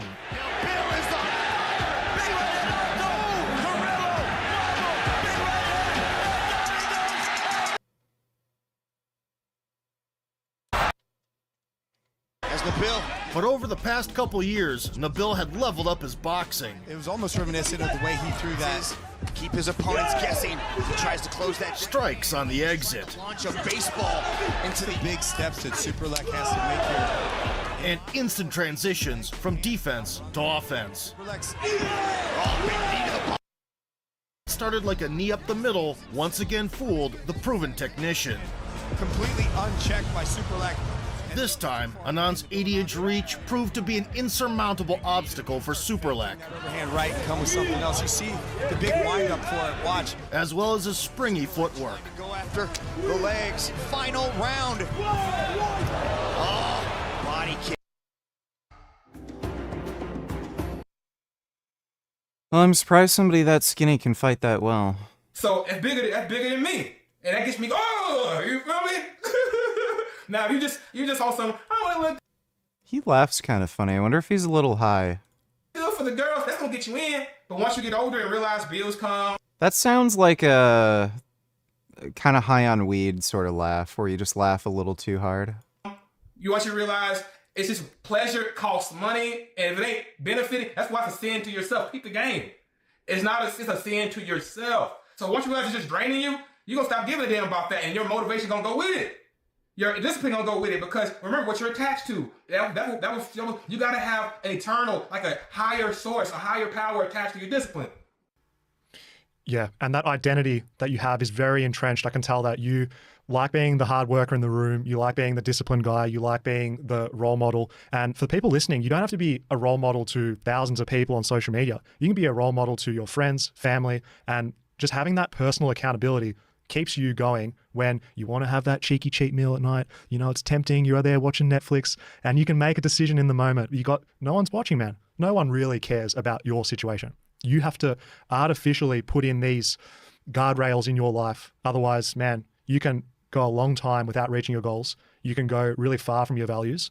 And that's a shame. When you go to bed at night and, you know, you deep down are disappointing yourself, that's that stuff that's going to come out and you'll take it out on other people. I think that's a big reason why we get a lot of projection in real life as well as online. There's a lot of unhappy haters, man. You don't get a hater that's making more money than you or has more status than you. People that are genuinely happy, bro, they're not even really thinking like that. They honestly, they want to bring people in. It's like, the progress. A lot of other people get into bodybuilding because they're insecure about their body or they want to get a girlfriend. This standard stuff that comes out, and you can get the results, but there's still that insecure person that's stuck in there. And even these top influencers, a lot of them still haven't resolved those issues that they had growing up. that inner child.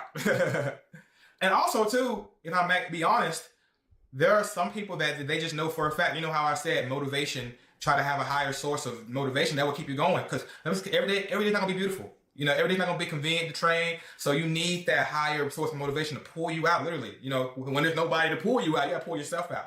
You know, so same thing with the whole, what were you saying, baby? It's just about, you know, looking at your reasons for training. My reason for training, you know, it's just, you gotta find your own reason. You know, again, everybody's different. Some people don't even start training till they have, you know, they get overweight, heart attack, right, health scare. Everybody's different, you know, because everybody, that's the other thing I like about the whole bodybuilding industry. It's gotten too obsessed with the looks. Like, there's levels to this. You know, there's levels to this. Everybody's not meant to be, you know, the guy, flexing on Instagram, showing the abs. Some guy, he's just here to motivate people in his neighborhood, people in his family. There's levels to this, on a low level all the way to a high level. Now, if you just got a fan, your reason for training. And if it graduates to something else later, that's cool too. Why isn't maintaining your physique celebrated in fitness? Because you just said that you got to find your reason, your level. The narrative online is you always got to be building muscle, bigger, stronger, all the time, perpetually. But what about the people that are training for 5, 10 years and they just want to maintain? Why isn't that celebrated? That's a good question. Because it's not sexy. A lot of, again, I'm not trying to, piss anybody off, but again, it's like a religion. Peep the game. So many people have compromised this for $1. Promoting maintaining your body. But the problem is, we hear this, Chris, we understand it, but in our own minds, we think, oh, but if I just get a 6-pack, I'll be happy. If I put another 10 pounds of muscle, I'll finally have the physique I want, and I'll fix all my problems. But then, we won't talk enough about connective tissue and fascia. We have not even gotten into connective tissue, fascia, and how the body, the whole isolating your muscles, that's just a way to sell a program or to explain the exercise. You can't really isolate a muscle. Like just with the curl alone. Holding dumbbells to your sides, gravity's pulling down on the shoulder blades. And we know this for a fact because the bicep inserts at the core process. That's a shoulder blade. So if you're holding dumbbells in your hand and you just relax, you're not conscious. Remember, consciousness, you're not conscious. You're just slacking, looking in the mirror, making sure you're right. You're not conscious, feeling the ground on your feet and all that type of shit connected to your spine. You're getting your arms, but there could be shoulder impingement just from that alone. I haven't even gotten on the other shit. That alone, years of doing that, is not being conscious with your curl. That's why one of the curls is called concentration curl, right? You gotta be conscious because yes, you're getting it, but there's tissue. Your body's a well-designed machine. There needs to be a little finesse.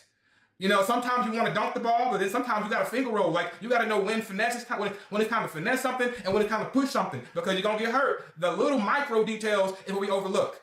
The little micro details. I truly believe that having longevity is one of the key separating factors behind people that get their dream physique, build a tremendous amount of muscle, and those that fall off. You can't train hard if you've got aches and pains. If your rotator cuff isn't functioning well, good luck trying to do overhead press, bench press, those key movements that build and slap on a ton of mass. And this isn't us just being soft, oh yeah, train easy, yeah, just fix your body. It's about the long game, and especially natural bodybuilding, lifting weights. It rewards people who are patient because you and I can go in, get a ton of caffeine, get amped up, slap each other on the back, have a good workout. Good luck trying to do that tomorrow, the next day, the next week. It's the trend lines upward of consistently pushing yourself close to failure and doing that for a decade plus. Sometimes I wonder, because remember, bodybuilding is low-key like a religion and you look at it by the numbers, right? The most disciplined man's gonna win. A lot of talk about discipline.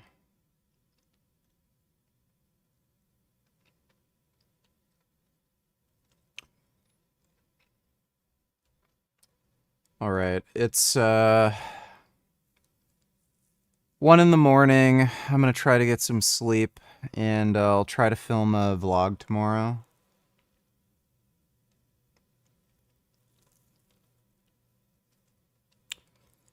Gonna train back and biceps tomorrow. But hope you all had fun. Big thanks to everybody who donated on Streamlabs. Really appreciate it.